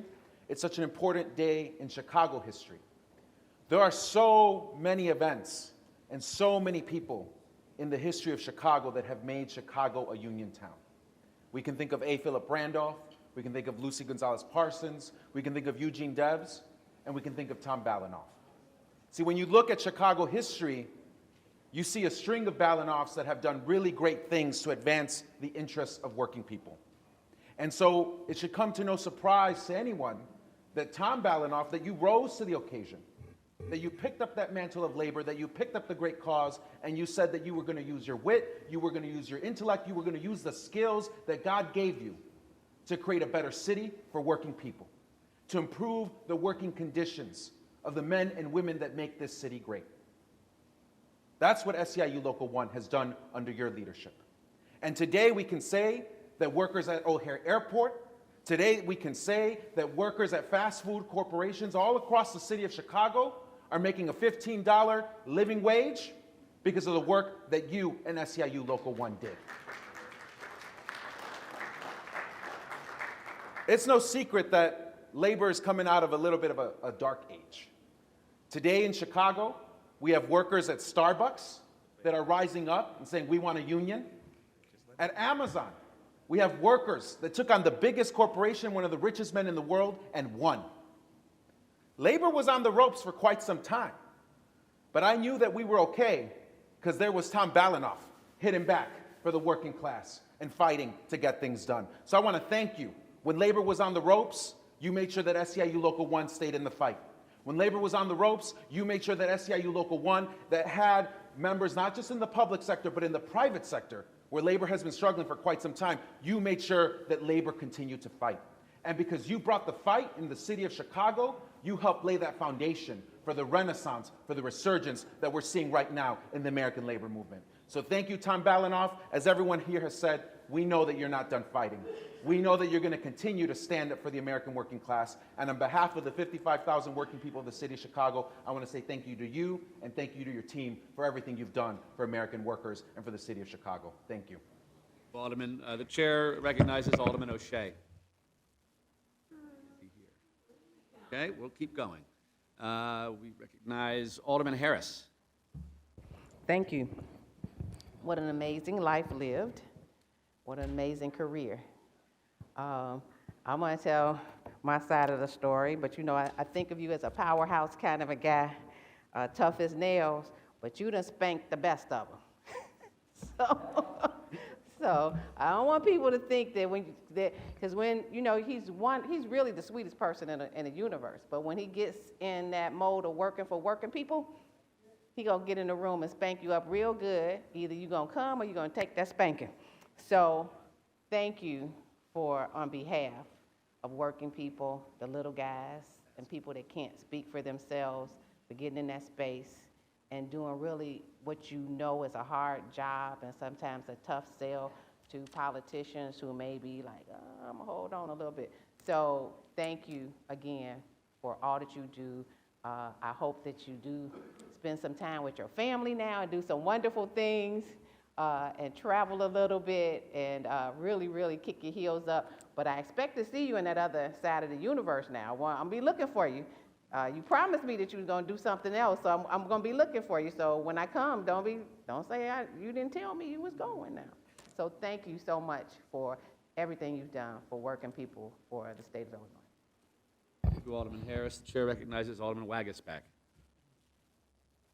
Thank you, Chairman. Tom, it's really been an honor to work with you, learn from the workers and your whole team. And I just want to say keep plugging away, especially at home. but thank you for all the work that you've done over the years. We really appreciate it. Thank you. Thank you, Alderman Wagasback. Chair recognizes Alderman Irvin. Thank you, Mr. President. Also to you, Tom, as well, and thank you for your service and time. As I think was it Alderman Smith talked about the recognition of the shift in the economy, but people don't really know, but a lot of folks in that sector are black and brown people that have for years struggled to maintain some very basic tenements and work. And we want to thank you and what you've done to help lift up a lot of people that were voiceless and bring their issues to the front and actually raise the standard of living of those folks. Being a local one, as Chicago has so many local ones, we know that you all are at the forefront of fighting for not only our people, but for our communities as well. We appreciate your service, and again, wish you the best in your new chapter in life. Thank you, and God bless you. Thank you, Alderman Irvin. Chair recognizes Alderman Spizzato. Michelle?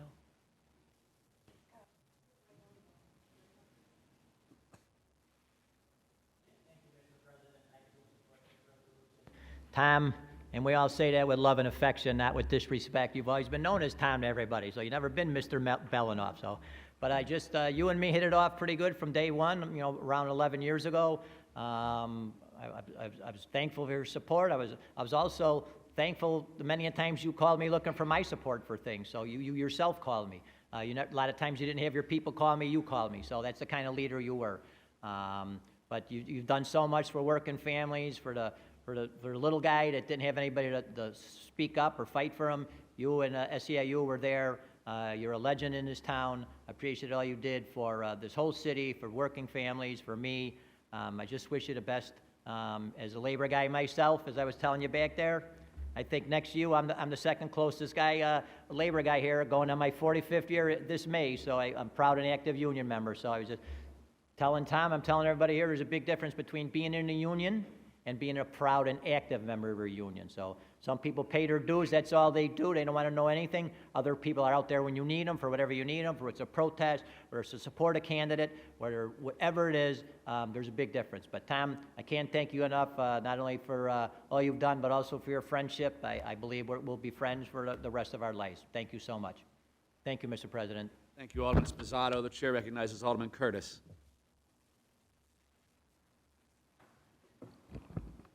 Thank you, Mr. President. Tom, I have to echo the words of Chairman Austin. You know, as I sit here, you know, she said, you know, she don't even know what retirement look like.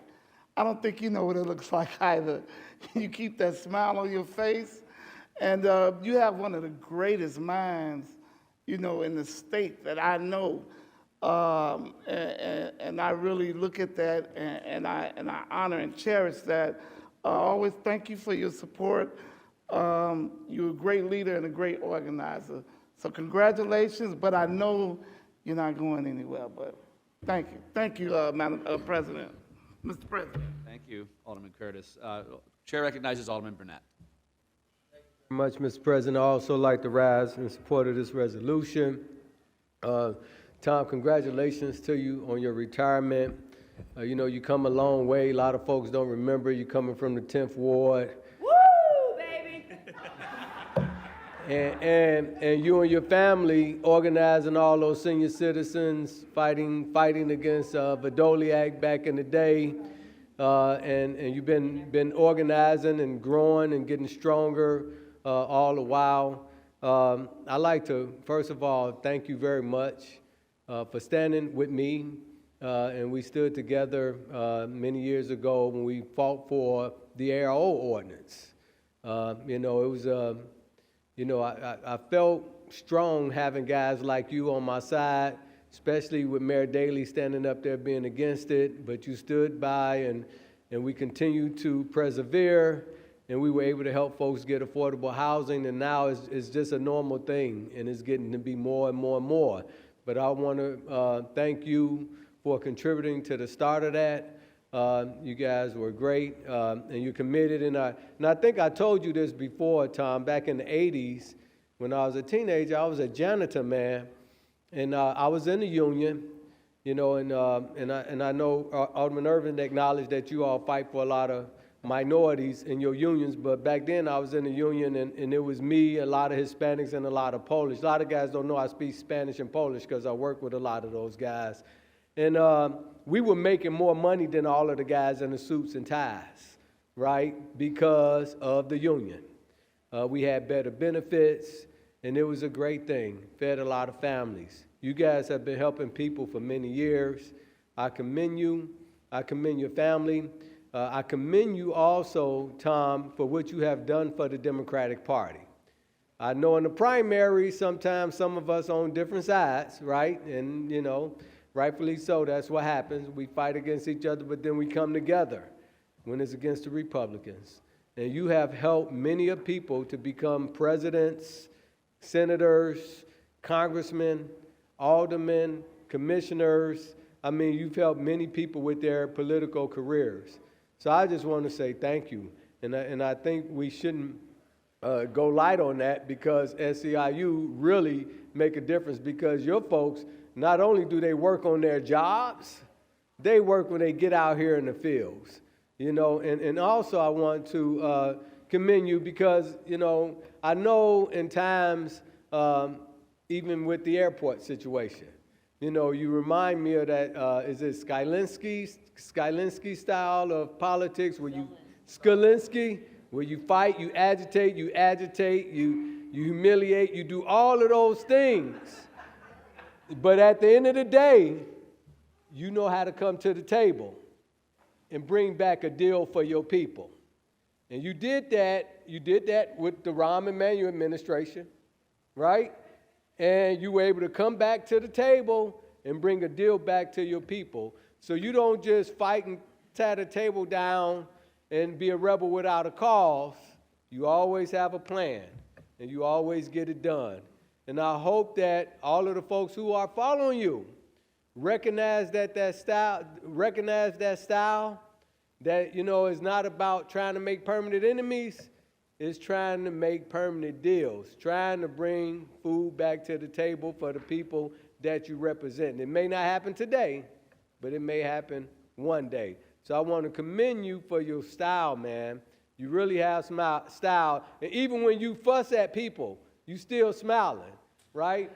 Even when you fussing at people, you still smiling. But at the same time, I also want to commend your beautiful wife, who I really thought that was your daughter, Tom. I'm telling you, I'm not playing.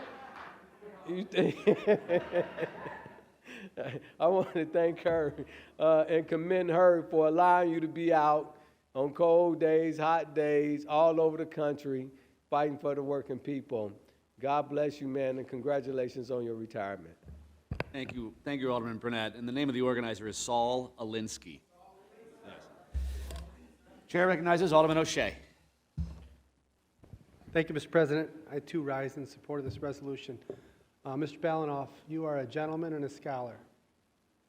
These past several years, working with you, these past several months, particularly on some difficult issues, you always knew where you stood with Tom Balanoff. He looked you in the eye, and he told you what he was going to do. And that was he was going to advocate for working families. He was looking out for people. And most recently, as we were trying to settle some things with our 2 international airports, I got some great stories from a young lady by the name of Susie Sidlowski. Some stories of times in a basement in the 10th Ward many, many years ago. And it really humanized you as what you've been these past 50-plus years. I just want to say thank you for your dedicated service for working families. Thank you for being a man of your word and being a strong leader. We need more Tom Balanoffs in the world these days. I hope that you, I know you're not going far, but I hope you enjoy your retirement with your beautiful family. Thank you. Thank you, Alderman O'Shea. The chair recognizes Alderman Dow. Thank you, Mr. President. Proud to be associated with this resolution, Tom. I want to thank you publicly because I would not be in this chamber but for support that I received from SEIU when I ran for alderman. I had a lot of good backing, but that runoff was going to be tough. And you guys were there for me, and I want to just thank you publicly for that. With that being said, I want to just thank you for your continued contributions and advocacy for working families. It was because of SEIU that I met a lot of workers from the 3rd Ward who keep me in tuned about things going on at the airport or within the nursing homes or other places in my ward. So I want to thank you for that. You know, both of you and I are tall, and people sometimes they miscalculate that a little bit, right? So I wanted to say that looks are deceiving with you. You are mild-mannered looking, but you, and I have one other person in this council that I call a pit bull. You are definitely a pit bull, and you are a pit bull for the right reasons, which is to be an advocate for the people that you represent. I'd also call you a bull in a china cabinet.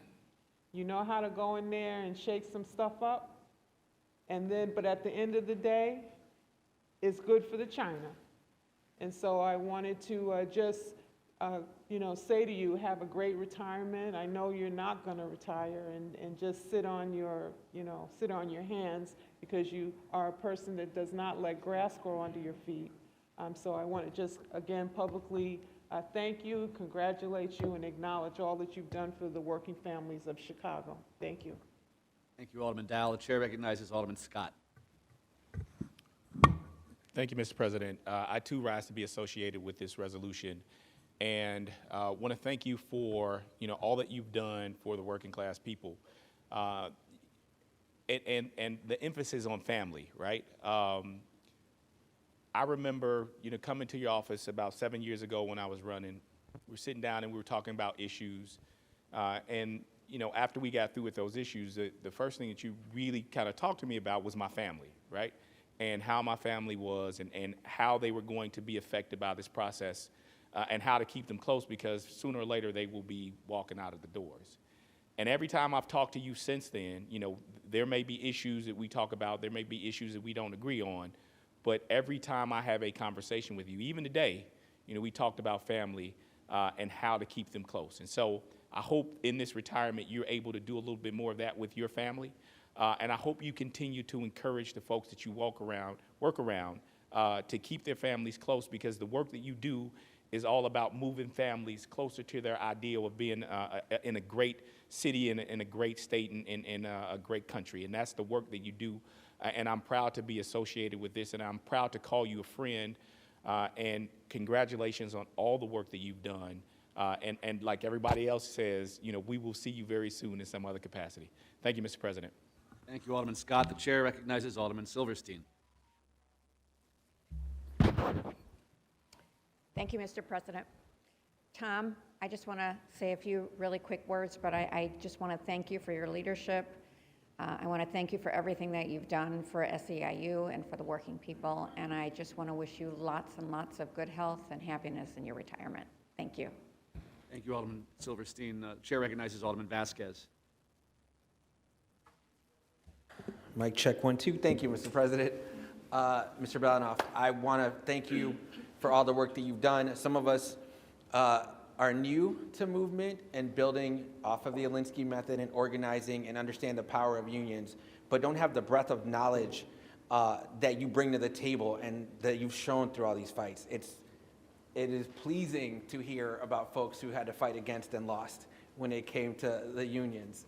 A lot of people may view those fights as tense or as war, but I view those as an expression of love.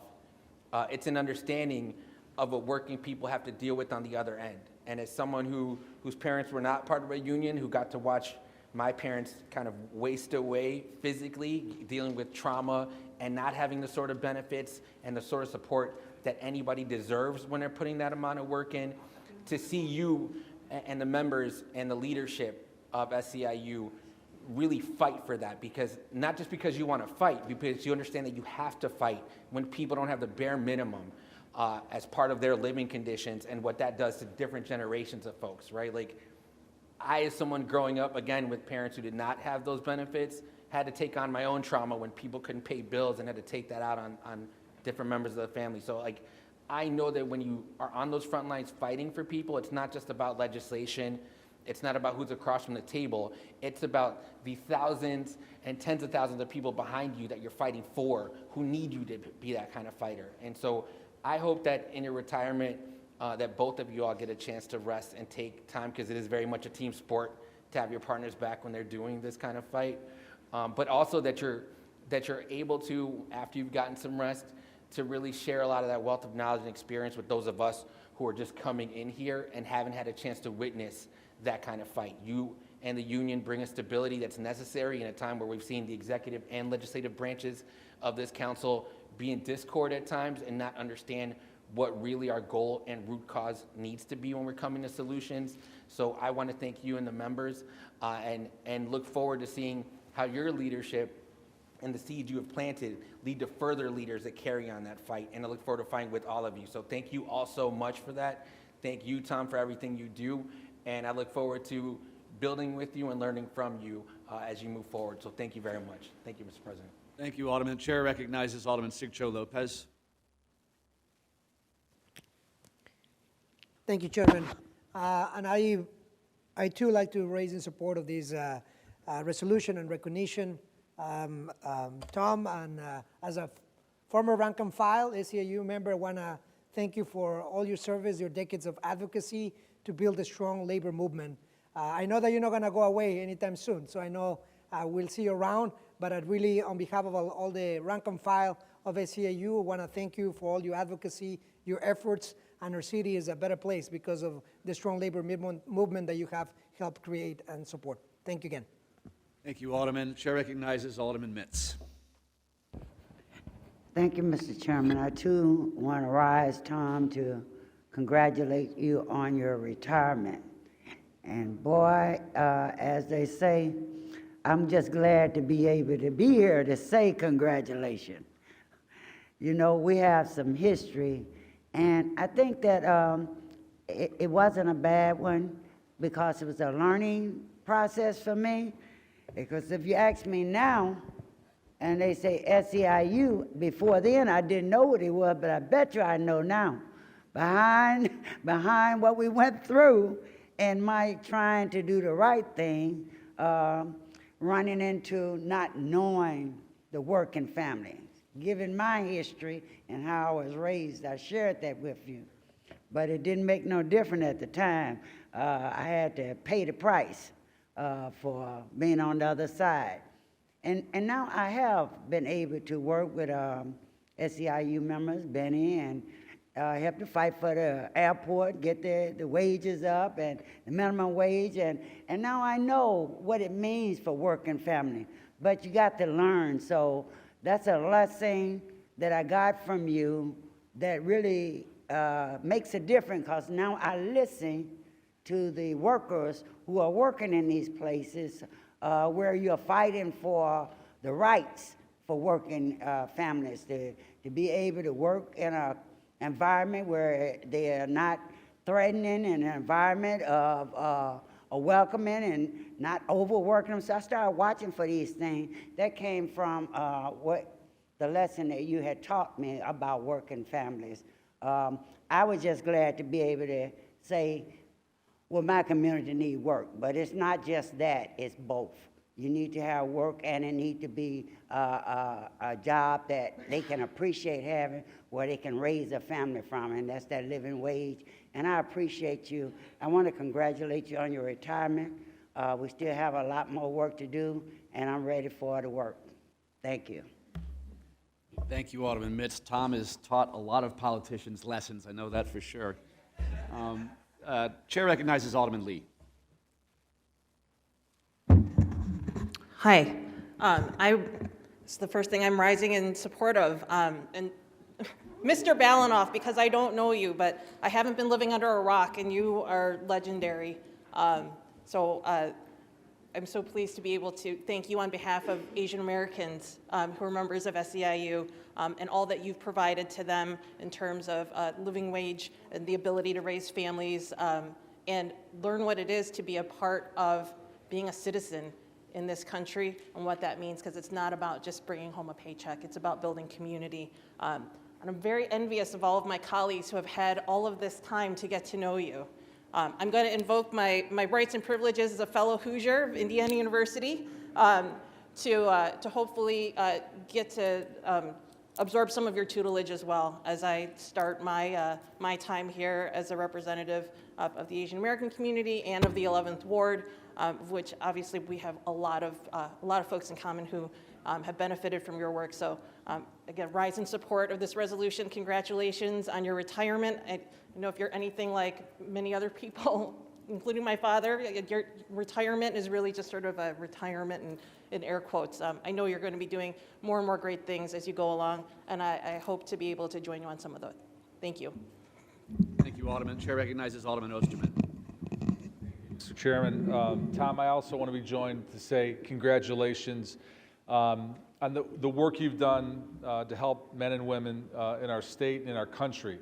I think a lot of the comments here today are very neighborhood specific in your work with men and women, but I've got a chance to work with you on the statewide level, and you're a national leader. And if we think about where we are as our country with a lot of progressive values being under attack, you've always stood up against that. And progress that we've seen in our country, bringing people together to support a range of people that need support and help, to support a guy like Barack Obama, get him in the White House and see the work that he does. But you've done so much on so many levels. I just want to say thank you for the support and partnership and friendship over the years, and God bless you and your family, and look forward to working with you again. Thank you. Thank you. Thank you, Alderman. Chair recognizes Alderman Sadlowski Garza, who has her own comments to share, but will also be sharing Mayor Lightfoot's comments, and she's unfortunately traveling today and wishes she could have been here. Alderman Garza. Thank you, Mr. President. I am privileged to stand here today to rise in support of this resolution. And I just want to say to my colleagues sitting to the left of me, some of the biggest and baddest labor leaders have come out of the 10th Ward. You are right. Tom, the Sadlowskis and the Balanoffs names are synonymous, and our relationships with our families go back longer than you and I have been alive, and that's no lie.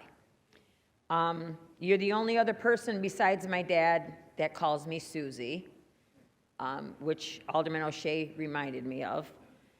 The Balanoff name has always been synonymous with union democracy and progressive politics. There's no one that knows how to educate, agitate, and organize better than you. Nobody. I have had the privilege to stand shoulder to shoulder with you on many a struggle, my brother, long before I ever became an alderman. And I am so proud of that. I am proud to call you my brother. To your family, it's not easy having a dad or a husband that's a labor leader. They're never home. They're always on the phone. Thank you so much for sharing him with all of us. I remember what that's like. I am so proud of the work that you've done for the city of Chicago.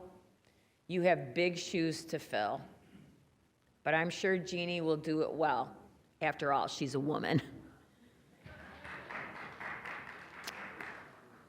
I'm really proud of you, Tom. I hope you enjoy your retirement. To your family, enjoy.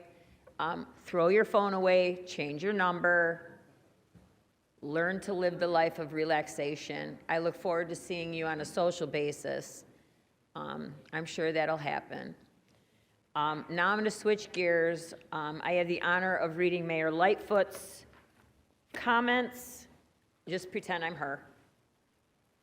Down a little bit. Sorry. I'm a little shorter. Anyway, I have the honor of reading Mayor Lightfoot's remarks.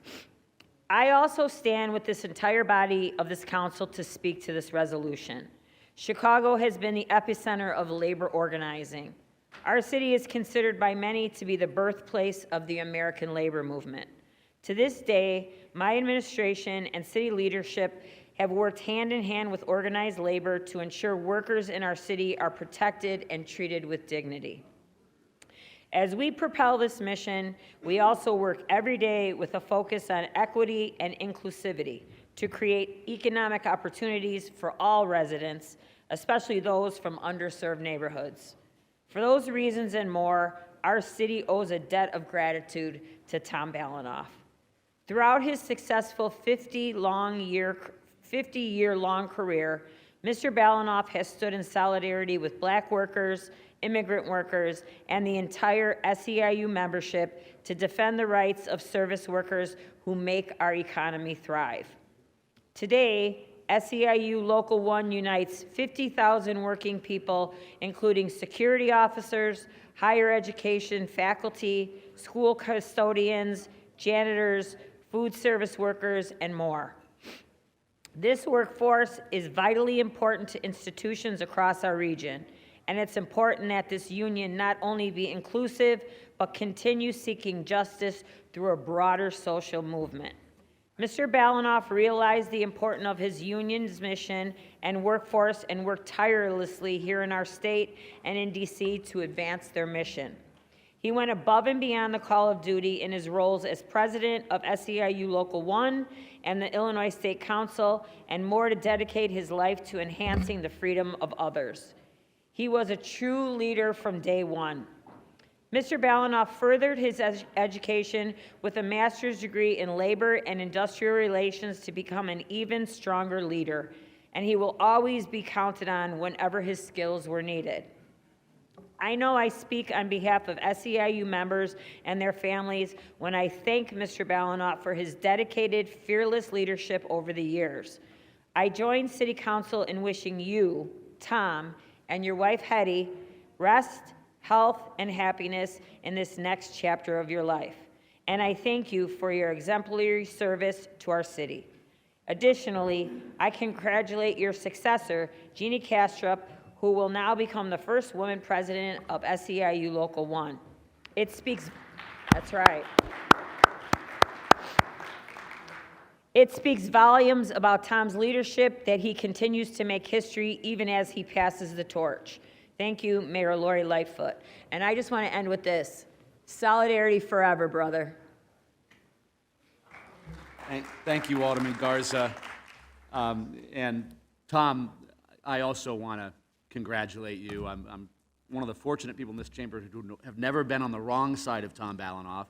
And to some of the freshmen here, you might be surprised to hear that the very first labor organization that endorsed me when I first ran for alderman in 2007 was SEIU. So I thank you, Tom, for taking a chance on me. Thank you. Congratulations.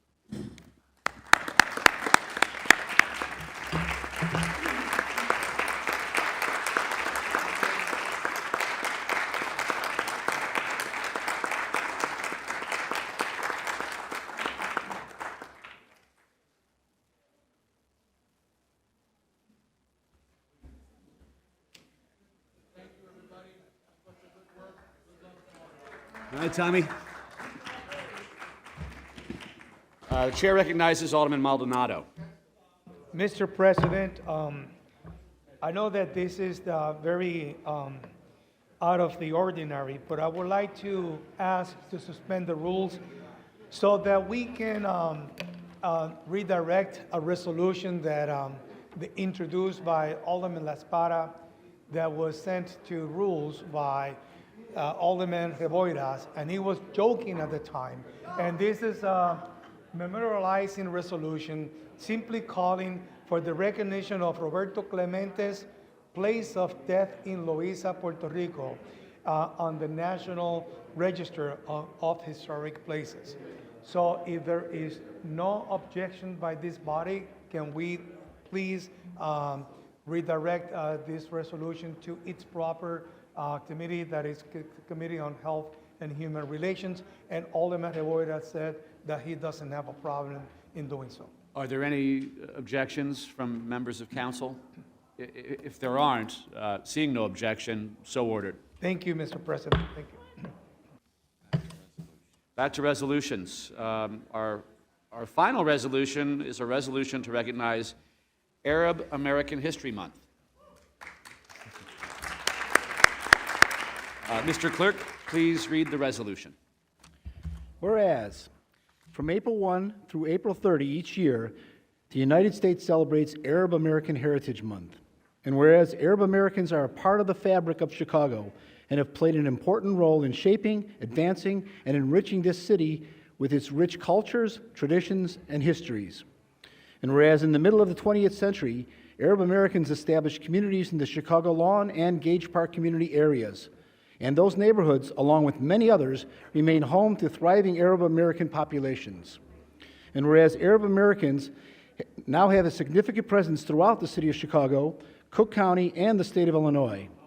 And whereas the United States Census Bureau reports that the statewide Arab American population is close to 143,000, although experts estimate that this number is likely significantly lower than the actual number of Arab Americans residing in Illinois.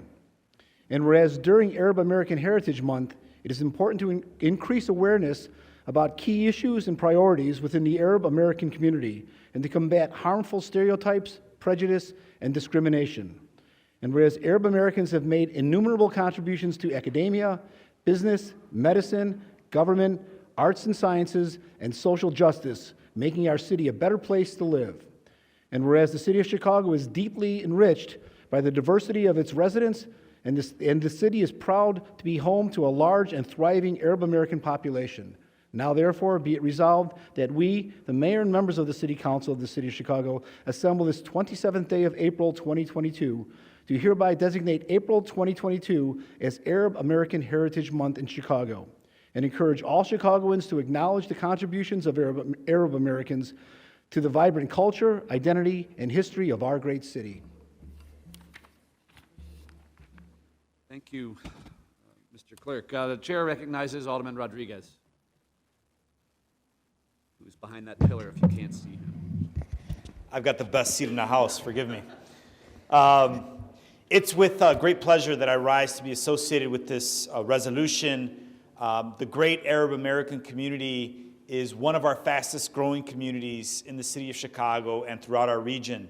It's a community that is very important, particularly as we recognize the impact of immigrants and how immigrants bring so much to our country. Innovation, ingenuity, a spirit of coming together, and I think the Arab American community is certainly a part of a long legacy of creating a better country through immigration and by bringing the best of those from other countries.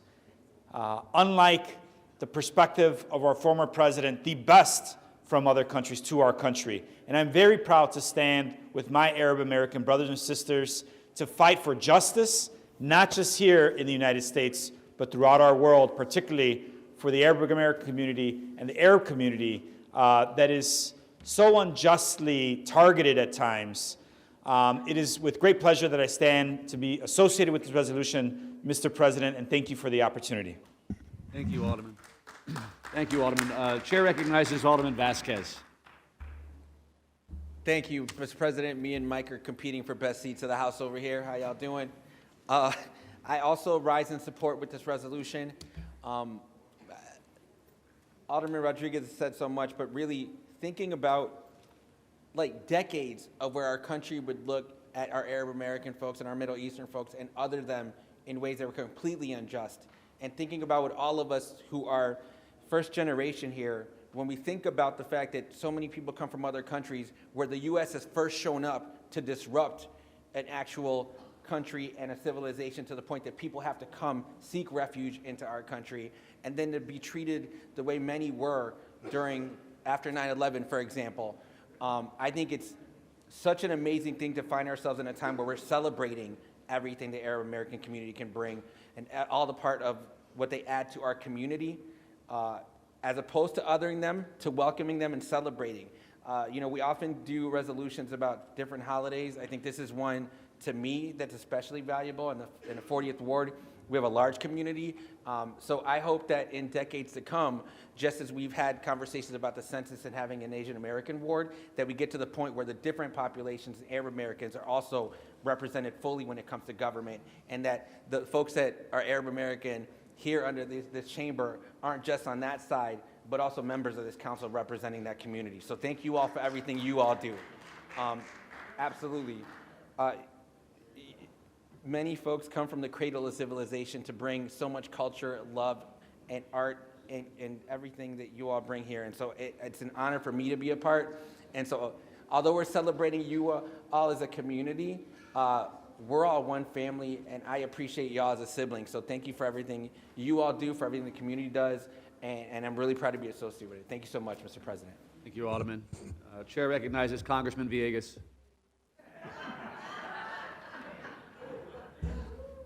Thank you, Mr. President.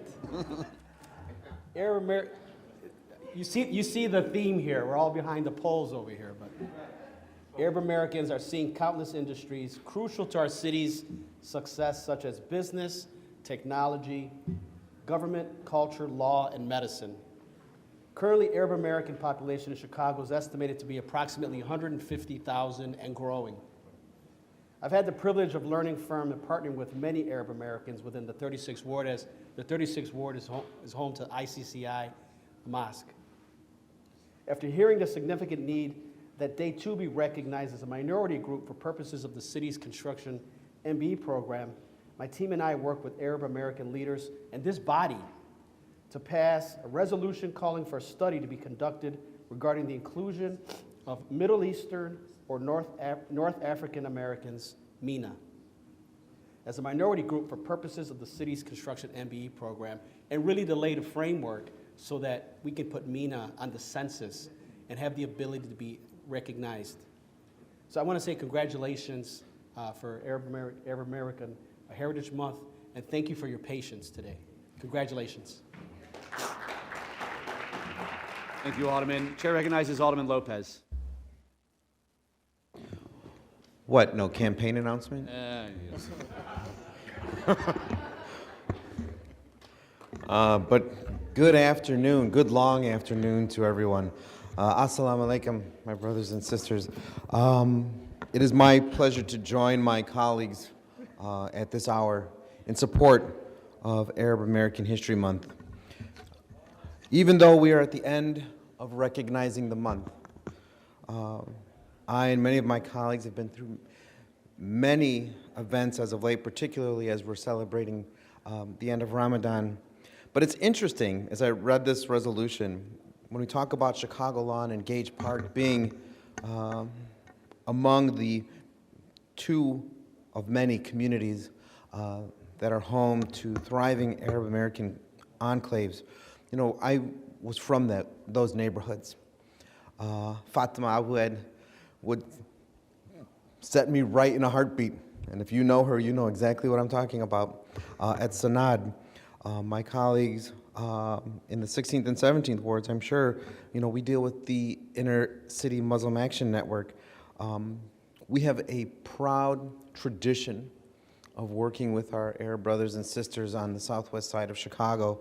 And while it's important for all of us who are here to pay tribute to a community that has been so integral to our city's success, we must remind ourselves too that it's easy to still fall to stereotypes. It's easy to still look for the other, and we must always make sure that our government welcomes all communities, especially the Arab American community, and doesn't look to victimize when we have no other person to blame. We've seen some of that before. My colleagues have risen up to stop that kind of behavior, but as we've seen so many times before, this can't be just remembrance and recognition. This must be action. We must stand with our brothers and sisters when it's the right thing to do, because it's always the right thing to do. So I congratulate you on your month. on behalf of the community, and on behalf of the community that's watching us today, and look forward to continuing the strong traditions that have existed not only on the southwest side, but the northwest side, the suburbs, and all throughout all of the city's neighborhoods. So, congratulations. Thank you, Mr. President. Thank you, Alderman. Chair recognizes Alderman Moore. Thank you so much. I definitely stand in support of this resolution as we recognize American Arab History Month and Arab American History Month. And one of the things I think Alderman Lopez just touched on it, and it's a lesson for all of us, and even in the African American community, sometimes there's perceptions, and then with those perceptions become discriminations, whether they're intentional or whether they're through just lack of knowledge. And one of the things that one of my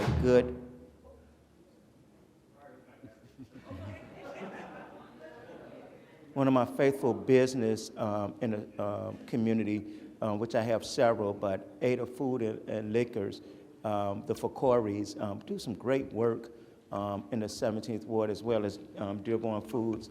And my thing is that I foolishly one day, out of ignorance, and I said, in terms of the Muslim religion, and she said, "No, David, I'm Christian." And I was like, I didn't know. And we make these assumptions. And so just like there's diversity within our own races, black Christians, black Muslims, black Jews even, there's also differences within their religion, and it's important, within their ethnicity, that it's important that you get to know. Everyone is not a bad store owner. We have people like Dearborn Foods that's giving back to the community, not because they have to or they're forced to, but because they want to make a difference in the community. We have people like Saba who is working diligently on issues that affect social needs in our community. And so these are the things that makes the fabric of what Chicago, because everything that's going on, it's going to take all of us. It's going to take all of us. And I just want to say thank you all. And I don't think we did this, at least before since I've been in council. If we did, I missed it somehow. And we have to recognize the accomplishments, the achievements, and the value that Arab Americans are providing not only to this city, but to this state and to this country. And so let's continue to work together. Let's continue to improve our neighborhoods together and make a difference in them. So thank you all so much for coming out. Some of the three of the greatest people you can probably bring out to represent. And I just say thank you all for the work that you all do individually. Chair recognizes Alderman Quinn. Mr. President, I too rise in support of this resolution. I think it's fitting that I stand here today in this chamber as my ward superintendent, Moeen Zidane, is Arab American, and for my money, he is the best ward superintendent in the city of Chicago. So to Mo Zidane, thank you for everything you do for the residents of the 13th Ward. Chair recognizes Alderman Smith. Thank you very much. I wanted to say to recognize this special month, to recognize the contributions of Arab Americans. I will say that it has been my pleasure over the years as part of the United Power for Action and Justice Network to work with the Muslim Area Action Network on many projects in our community. In particular, it was a real honor to help participating in the leadership shown by the Arab community in the MLK Memorial down in Marquette Park, and which featured, of course, everyone who was involved in those marches, including a very prominent rabbi. So it is a testament to an American commitment to diversity and love and working together that monument came about, as well as all the really terrific action that's been done. And I'll speak on behalf of myself and Deb Silverstein, because she represents the ward in which there's a very big Arab population, and also on behalf of the Jewish community, to say that we welcome the love and respect that our communities have for one another, and we honor you this month. Thank you. Chair recognizes Alderman Austin. Thank you, Mr. President. I too rise to be associated with this resolution. Just as Alderman Smith said that she speak also on behalf of Deb Silverstein. My first introduction to the Arab American community was through Alderman Bernie Stone, who was the former alderman of the 50th Ward. But I'm grateful for that introduction because I learned so much. Years ago, we had an advisory council in the Human Relations Committee, and Mr. Peterson taught us that don't get so mad at somebody else's religion or somebody else's ethnicity because you just don't know them. So I've had an opportunity to learn Ramadan. I couldn't make it all the way through, but I did most of it. But I'm grateful for that teaching because all of my friends and associates that I have in the 50th Ward, I appreciate them because now we are accepting in the 34th Ward of all of those that have come to our communities. I had an opportunity to go to one of the most fabulous weddings. Oh my God, it was just absolutely outstanding.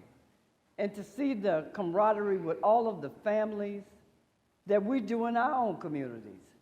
So I'm grateful for that teaching of somebody else's religion, for somebody else's upbringing, that I can now instill up in my grandchildren, great-grandchildren, so that they will understand others as well and not point your fingers.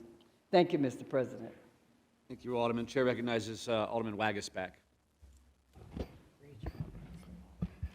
Thank you, Mr. President. I stand in support of this resolution today, and I'm proud to continue to celebrate the culture of Arab Americans, not only here in Chicago, but throughout the United States. And in this month, I think we look back at the roots of Arab Americans going back a couple hundred years in the United States. We often think because of recent events or during just our lifetime, that is when the majority of Arabs came to the United States. But really 200 years ago, perhaps longer, is when the first roots and the first origins of those first people came here to live and to find a place to create that opportunity that everyone wished for. Many Arab Americans of all faiths serve both in our military. I've served with them in the Peace Corps. They have served as doctors, as lawyers, advocates throughout the United States, but especially here in Chicago, we look at the strength of the different organizations of the Arab American community, and I think it says a lot about how we as a city share these cultures. Alderwoman Smith talked about sometimes the tension is there, but I think talked about how we work together to create a better community for all. So we know that they are our neighbors, our friends, and especially our family, and we should continue to honor that and make that commitment that we all collectively want to see for everyone in our city and throughout this country to have the opportunities that we all have of freedom, the opportunities of family, of education, all of the things that we all want collectively together. So I stand in support of this resolution today, and thank you all for being here. Thank you, Mr. President. Chair recognizes Alderman Mitz. Thank you, Mr. President. I too rise in support of the resolution honoring Arab Heritage Month. And I guess I'm excited just to be able to be an alderman to learn other nationalities. So once I start seeing the Arab community, I can share with my children. When you don't know, that's your fault. So you need to figure out, and thank my community for allowing me to be able to understand, because I have some of the best relationships in terms of working with the business who are in my ward. Some who are sitting in the box as we speak now, that we work very close And one thing I share with anyone, that is, if you're gonna be a business, let's be a good business. If you're gonna be a good neighbor, be a good neighbor. Let's take care, and that's exactly what they do. And now there are some that may not always do, but we'll hold them accountable. And like Chairman Austin said, now you taught me something about these weddings, because I had never seen an Arab wedding before. And it is something to behold, but I like the part where you start early in the morning. Our community got to learn something. Weddings don't start late in the evening. Early in the morning, you got all day to get through everything, you know. And the family and the kids, everybody get worn out all at the same time. But it is very exciting to see. I want to commend all of you. Celebrate your history and speak out for it, because if you don't tell your story, who's going to tell it? And that's what makes the world so great, that we're all made up of different race, different creed, different colors, different background. And one scripture in the Bible that I know for sure say that you can't count the same string of hair on your head is all different. So now you go figure that one. The world is a different place. We just all need to work in and come together and make the best of it while we're here. So thank you so much, Mr. Chairman. Congratulations on Arab Heritage Month. Continue to celebrate and enjoy. Thank you. Thank you, Alderman. Chair recognizes Alderman Cardenas. Thank you, Mr. President. I just want to echo many of my colleagues. Settle down. There's only a few of us left. I want to say a beautiful culture that you have, phenomenal food, extremely hard work ethic that you share, as many of us here, I know Latinos share with you, is that. And yes, you guys love to party, to dance, and to celebrate your culture in a diverse way with many other groups as people. And you're just so warm when you get there and you see your family and your kids being part of that. I want to be part of that, so congratulations. Thanks. Thank you, Alderman. The chair recognizes Alderman Sigcho Lopez. Thank you, Chairman. I also like to be recognized in support of this important resolution. Congratulations, and want to make sure that we recognize and celebrate with actions, as other colleagues have said, the heritage of our brothers, sisters, and siblings of Arab descent.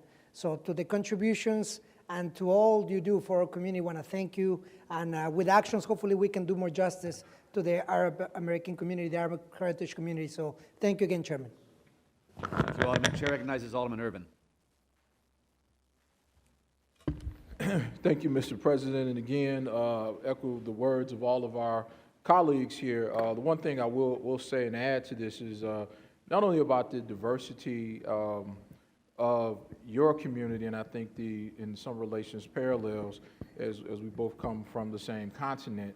So I am grateful for the relationships that I've been able to make in the council, and have learned a great deal. Now I'm with Alderman Austin about the fasting piece, about making it through. And the irony is that as you move into Ramadan, it gets later and later. So I know that is a challenge. And what is it, 7:46 tonight, I believe, is the time here in Chicago. And I will have an opportunity to join in an iftar this evening. So again, I think that this job gives us access to a lot of different people. We meet a lot of different folks, a lot of different backgrounds and nationalities. So this is always a learning experience, and I'm glad to have made relations with a lot of members of the Arabic community, especially those that are in business in our community, and really value the friendships and the times we have a chance to spend and talk about different cultures and the like. But congratulations on this Arab American Heritage Month, and we wish you the best. Thank you much. Thank you, Alderman. Chair recognizes Alderman Kappelman.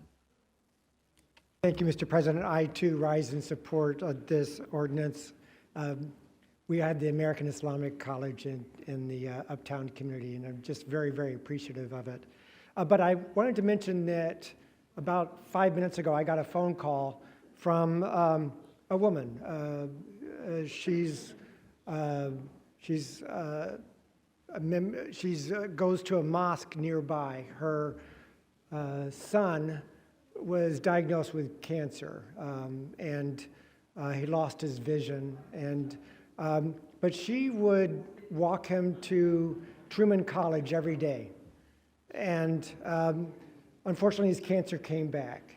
And she's going through all types of grief and trauma and everything else in her life. But her Muslim community have just really come up and supported her. And they're doing amazing things for her and her son. I am jealous of that. We need more religious organizations that do that kind of thing, because had she not been a member of her mosque, I don't know what would have happened. So what you do is something that we should be doing more of. So I want to thank you. Thank you so much. You make Chicago a better city. Thank you. Thank you, Alderman. Chair recognizes Alderman Burnett. Thank you very much, Mr. Chairman. I'm going to be brief. I just want to say mahaba, shukram, for all of the contributions that you all have made to our country, to our world. A lot of sciences have come from Arab people over the years. A lot of people have actually stole a lot of things that you all have created and contributed to this world way back in the Moorish days. So I just want to thank you all. I had the opportunity to go to college with a lot of Arab guys. One of the things that I found out at that time is that you all aren't monolithic, right? That you all are very diverse in your own community. Everyone's different. So I just want to say thank you for all the contributions that you guys have made to the city. And we appreciate you, and congratulations. Thank you very much. Thank you, Alderman. And to close, Alderman Lee will be delivering some remarks that Mayor Lightfoot had hoped to deliver to you personally, and she regrets she had to travel today. Alderman Lee. Thank you, Mr. President. Whoa. That didn't happen earlier. I'm going to give a few brief remarks of my own to recognize and acknowledge the month, and it's Arab American Heritage Month, and words matter. So I'll speak about Arab American Heritage Month much like I talk about Asian American Heritage Month, because it is separate and distinct from just being Arab or just being Asian. Being Arab American, Asian American is a distinct experience in this country, where depending on the generation that you are, there are challenges around honoring your heritage, your cultural heritage, on forging your own path here in the United States, and what that means. So I totally get what that looks like sometimes. The term that they use for us in Chinese as an American-born is juxing, and that literally means hollowed out bamboo. Did not know that until I was well into my 20s. But what I want to acknowledge here is that all of the contributions that your community has made, they're separate and distinct from what your ancestors did in your countries of origin. You're forging a path here and enriching this country and community here in Chicago and everywhere. So it's my honor to join in rising in support of the resolution. I have to get all the terms right, but I'm so glad to be here to do this, and I'm honored to deliver the mayor's remarks as well. On behalf of the mayor, I also stand with the entire body of this council to speak to this resolution. I'm proud to recognize, and beyond proud, to recognize April as Arab American Heritage Month. For decades, Arab Americans have contributed greatly to the fabric of Chicago and have played a vital role in shaping and enriching our neighborhoods through their vibrant cultures, traditions, and histories. It was during the middle of the 20th century that Arab Americans would begin establishing communities in Chicago, in Chicago Lawn and Gage Park neighborhoods. These neighborhoods, among many others, remain home to thriving Arab American populations to this day. Today, we're fortunate to have community representation with us. These are individuals who work tirelessly to make our city better, including leaders from the legal and faith communities, and those who work to advance racial justice, improve local communities, develop Arab American business owners and professionals, and support those in need through social services. Their presence and array of work shows us that Arab Americans are part of the fabric of our neighborhoods, our city, and our history. As we recognize Arab American Heritage Month, it is vital that we also continue to raise awareness about key issues and priorities within the Arab American community, and combat harmful stereotypes, prejudice, and discrimination. Hate has no home here in Chicago, and we remain dedicated to protecting Arab Americans and other marginalized communities from such bigotry. This month, it's also important for us to recognize that many incredible contributions that Arab Americans have made to our city and to our country. Through academia, business, medicine, government, arts and science, and social justice, Arab Americans have truly made our city a better, more equitable, and more inclusive place to live. Our city continues to be deeply enriched by the diversity of our communities and is proud to be home to such a large, thriving Arab American population that helps today to make Chicago the cultural melting pot that it is today. Thank you.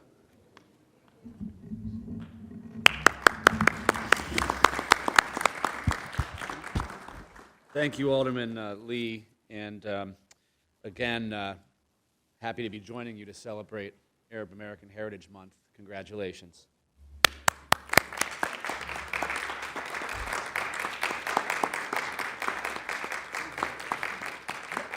Thank you.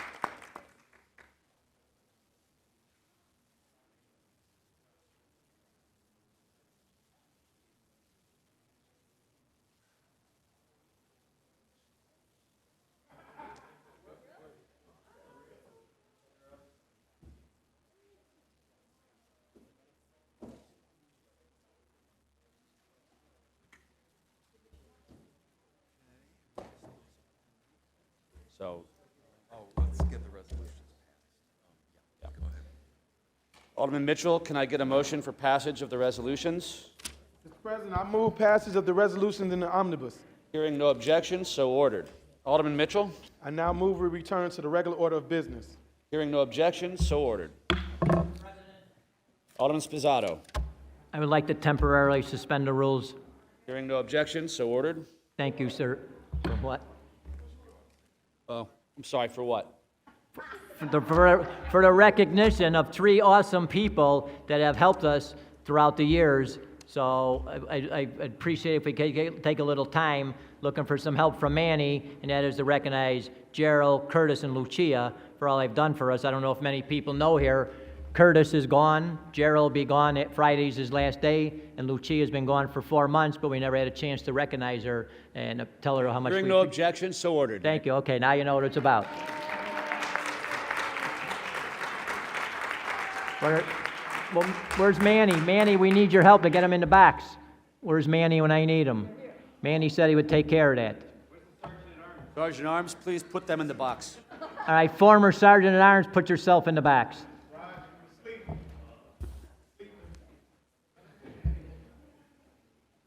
Okay, so now that we know what we're doing, I guess I'll bat lead off. Okay, Chair recognizes Alderman Spizzato. Thank you. Thank you, Mr. President. Gerald, Lucia, Curtis, just want to thank you guys for all you did for us. Gerald, Lucia, I guess you're both just kind of wandering around out there, not sure what you're going to do, but we appreciate the couple of years we had you.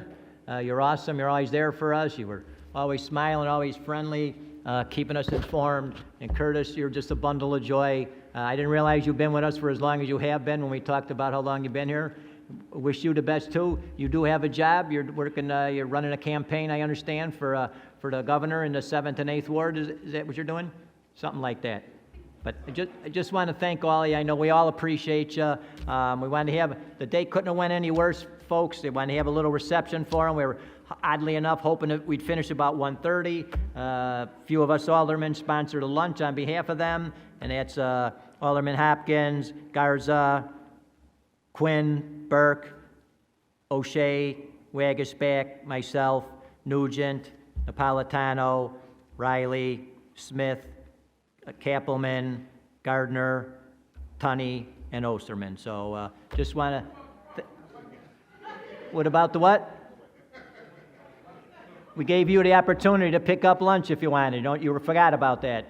But anyways, I just want to thank you all for all you did. Hopefully people could stick around a little afterwards. Whether you wanted to sponsor lunch or not, Jason, you're still welcome to indulge with us. So you already have. Okay, there you go. Well, have a second sandwich. Thank you, Mr. President, and now I turn it over to some of my other colleagues that would like to say nice things about these awesome people. Thanks, Alderman Sposato. Looking at you, Jason. Chair recognizes Alderman Austin. Thank you, Mr. President. You could have brought us a sandwich too, you know. But thank you, Mr. President. I too am just absolutely proud to be associated with this resolution. Thank you, Alderman Sposato. You're always so very thoughtful of those that serve us. To Curtis, I wondered where you were at today. And it was like I had to ask Alderman Harris, where's Curtis? You know, because I have to think in terms of you as my protector.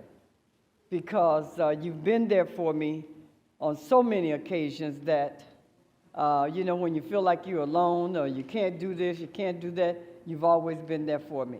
I'm grateful for that protection that you have given me in this city council. Lucia, wow. Okay, so with you, I'm gonna just say forgive me. I haven't always been as nice. I've taken your head off, I've chewed you up, but you were so gracious about it. So I have to say forgive me for all of that because you were truly, truly a lady. And I thank you for that. Gerald, I'm so glad you're gone. You don't call me on Sunday no more. Oh, I tell you, Gerald, ever since that I've had an opportunity to be one of those that the mayor have assigned to, I'm going to really miss you. I'm going to miss you because I feel like our relationship have grown very, very close, even though you do call me on Sunday and I fuss at you. When do you give the Lord any time? But for those times that you have called me on a Sunday, thank you for the enlightenment that you've given me, that we've had an opportunity to talk more than just about business. And for that, I will be forever grateful. I've read several places where you're going to Mexico. Did you buy 2 tickets or just one? But whatever your next endeavor is, stay the kind-hearted person that you are. All of this time that I've known you, you've never raised your voice. You've always just said, whatever, Alderman, whatever, Chairman, and that part of you, I will truly, truly miss, especially delivering a message to that gentleman that's hanging on the wall over there by the name of Manny. But you have been an enlightenment to me. I feel like you're one of my sons, so I'm grateful. Thank you, Mr. President. Thank you, Alderman. Chair recognizes Alderman Mitz. Thank you, Mr. Chairman. I too want to say we wish you well in your next chapter in your life. I have seen you come in the door from not knowing what to do to running all over everybody trying to get things done. And that was just a testimony to the commitment that you had to doing the best job that you possibly could do.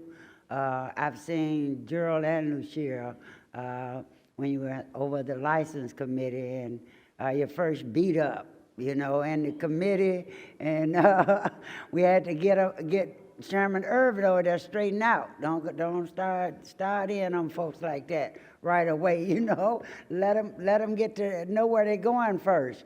So I really appreciate what you all have contributed to where we're at today. What I would like for you to do in your moving around, let people know what government is all about and how hard you have to work, and the work that is put in may not seem like it, but I know that you don't have a life because, like my colleagues, you're too busy calling us all over the night on Sundays. I'm like, well, what is this for? Well, what is this for? But it was all good. You're trying to make sure you cross your T's and dot your I's so you can have everything, all your ducks lined up in a row. So I really appreciate the work that you put in, the late hours that you stayed to get it done, not only for the aldermen, but for the mayor's administration as well. Curtis, I'm gonna miss you running up around in this chambers here, opening these doors and making it happen for us and making sure that our meetings are being conducted like they should. And, you know, you will truly be missed. He was I'll say a healthy young man around here, and no way we could miss you. So keep up the great work, brother. You put your steps in every day. I see you get it done, and you don't let it stop you not one bit. So looking forward to working with you on the other side, wherever that might land you at. Please know that we are here to support and continue to work. Thank you. Thank you, Alderman. The chair recognizes Alderman Garza. Thank you, Mr. President. I'm just going to start left to right. Curtis, when I got your email, I was like, oh my God, not Curtis. You are such a kind soul. You're a big man with a big heart, and you will be missed here, but I know our paths will cross because you are a South Sider, so you are really good at what you do, and you do it with love and kindness, and I admire you very, very much. Lucia, it hasn't been the same since you left. You always kept me well informed. You worked tirelessly with me on a lot of pieces of legislation, and you always returned phone calls, you always returned emails. You are a true professional. I wish you nothing but the best, and I am so proud of you for taking care of yourself, young lady. Good for you. Gerald, you are an amazing young man that conducts yourself with dignity, and you treat all of us with such respect. For that, I am truly grateful. I am very, very humbled that I've got to know all three of you. You guys all have my phone number. Please reach out if you're ever in the 10th Ward, because I would be happy to extend a hand or open my door and let you in. So thank you for all you've done for the city of Chicago. Appreciate all of you. Thank you, Alderman. The chair recognizes Alderman Hopkins. Thank you, Mr. President. It's never too late to say thank you, and it's never too late in the day to pay tribute to a job well done. So thank you to the three of you. I'm going right to left, Alderman Garza. Gerald, I always appreciated the diligence, the thoroughness, your attention to detail, the professionalism that you brought to the job. Lucia, you have a 100% reply rate on follow-up. Every conversation we had where you had to follow up on something, you did it, and you did it in a timely manner, and I appreciate that. Curtis, you and I go back a long way, my friend, a lot of years, so I know this is not goodbye, this is see you later. Good luck to the three of you. Thank you, Alderman. Chair recognizes Alderman Lopez. Thank you, Mr. President. I could think of no better way to end this than to just call the quorum on behalf of this council, because I think that would be the only thing suitable for the IGA folks sitting in a booth who don't have to worry about running up and down trying to get us all in the room, or the sergeant at arms trying to... I didn't say roll call, I said a quorum call. Yes, the electric quorum call, please. But no, I guess I'll hold that for now, so my colleagues can say their congratulations. But I know that I was probably your favorite cat to try to herd, even before a few weeks ago. And I give you awesome amount of kudos for trying to do your job with me. Curtis, I'll see you on the trails. But wish you all the best. Look forward to everything you do, and I'm so glad that young leaders are on the move, pursuing their path forward. Thank you, Chair. Thank you, Alderman. The chair recognizes Alderman Moore. Thank you, President. First of all, Curtis, I just want to thank you for when I came in as an alderman, just being gracious enough to make sure that I had what I needed. And you've always done things in a gracious way. You've always spoke in the morning. Sometimes I'm running, and you teach me to remember how to speak to people. Good morning, good morning. And that matters, because we get into our own worlds, we move in a lot, and you've made me conscious of that sometimes I have to stop and say good morning to people because we're moving. So I want to say thank you for that. That's added value to my life. And so continue to do what you do as you're out there serving wherever you go. Always remember, help the least of these. We're not just in position to be in position. We're in position to make a difference. And so always remember that, and I know you will do that. Lucia, it's weird that, not weird, but it's just accurate that what Alderman Hopkins said. With you, I never had to worry about you getting back, any issue or anything like that. And so I appreciate you for doing that, keeping us informed, following up. Gerald, I didn't think that could be what I call another Samantha. Having dealt with other administrations and their nastiness, and I know you got to push. You work for the mayor. You have to push the mayor's agenda, but there's a way to do that. And so if somebody don't disagree with you, it don't have to be nasty. And you have exemplified that. Both of you have. But Gerald, we talked a lot, and you've always done that. You pushed in terms of making sure, hey, it was information. Do you have this information, David? You're saying no, but do you know this? Do you know that this is going to benefit? This is going to help. Not so much in a nasty way that, oh, you should be doing this. And I've seen that in other administrations. So I want to say thank you. Keep that heart, keep that spirit, and doing the right thing to help and benefit people. And I wish you all much success. And I know you would do well in anything that the three of you do. God bless you. Chair recognizes Alderman Smith. Thank you very much. I'll be brief also. Curtis, you are we're just left being a part of a squad of sergeant-at-arms personnel who has raised the bar of professionalism from when I first became an alderman, has always acted with grace and politeness, and also made me feel very secure all the time. So I'm really proud of the work you did and really wish you the best. Lucia, oh my goodness, it seems like from the beginning, you've been here from the beginning of this administration, right? Or close? No, close. And this has been an incredible learning experience, I would say, for everyone. It's like getting on a rocket ship, after you've just flown a paper airplane, is kind of beforehand. And so the work has been intense, and we've had a lot of really great times working on, ethics legislation and a lot of other tough issues. And I so respect what you've done, and really also wish you the best when you're done resting. And Gerald,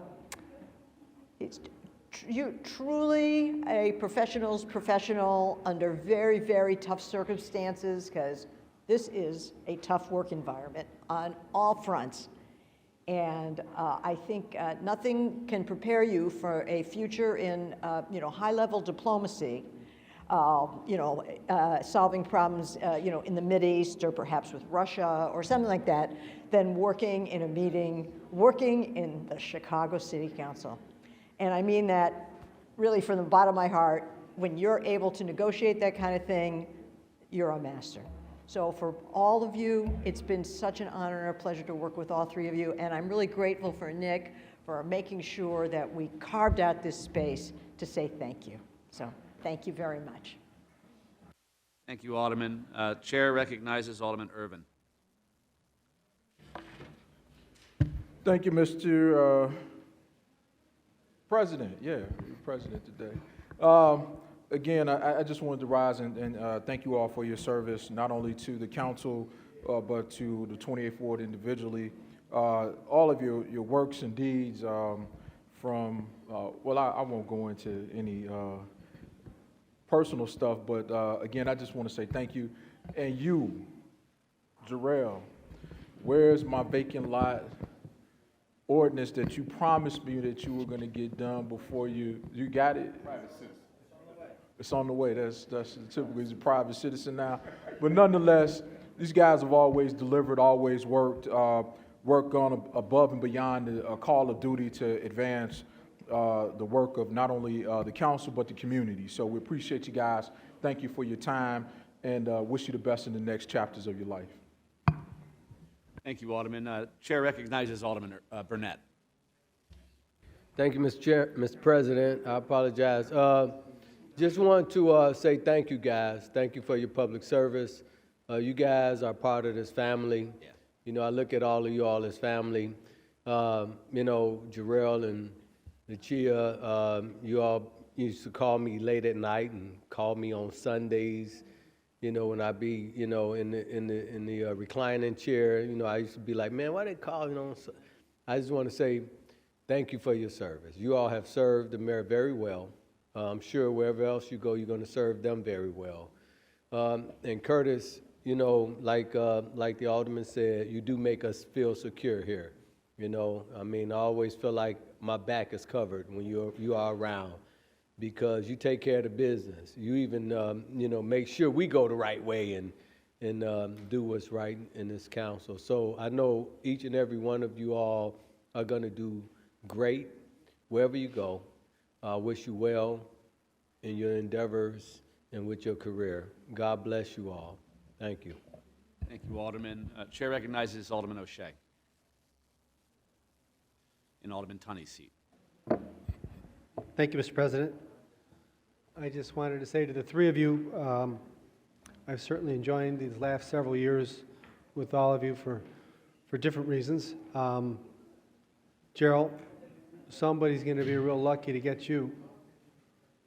The job you've done, particularly these last few months, has been noted here under extremely difficult circumstances. Always appreciated you. I couldn't imagine dealing with us on a regular basis. Lucia, you've been gone, but you're certainly not forgotten. Always enjoyed working with you, and we always tried to have a laugh as we went back and forth on different issues. I wish you luck also. Curtis, probably the best hugger in the building. I'm going to miss that. Every time I would walk in here, you'd come up and you'd give me a big hug and you'd pick me up and you'd lift me off the ground. Oh, yeah, yeah.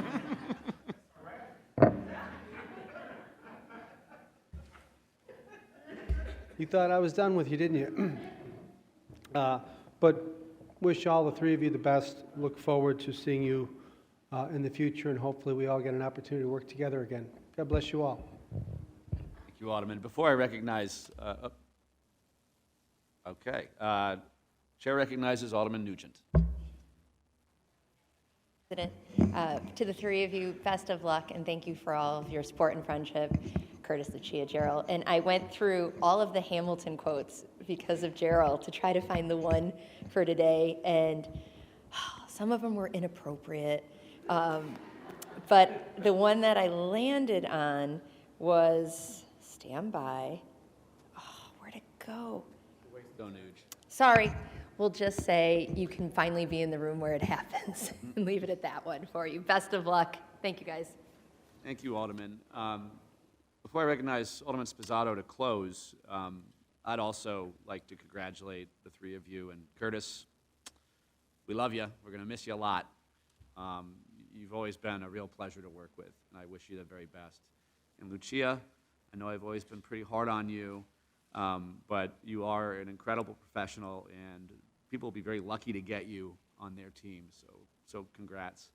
And you, Gerald, also, there's a theme here, pretty brutal on you too, but you've been given some really difficult assignments, and you've always executed those with grace and professionalism, and I know that you've had to get a lot of talking to from us, and even during the most heated conversations, you always kept your composure and really, truly were a professional. That applies to you too, Lucia. So I wish you guys all the very best, and I hope you do come back and visit and see us soon. So congratulations to all three of you. Take care. Alderman Sposato to close. Thank you, Mr. President, for allowing me to close. I just want to once again tell you how much we appreciate you. This council doesn't agree on a lot of things, but I believe 50 people agree on the awesomeness of all three of you. You have 50 people here you could go to any time for a job reference. So best wishes to all of you. God bless you, and appreciate you for everything. Thank you, Mr. President. Thank you.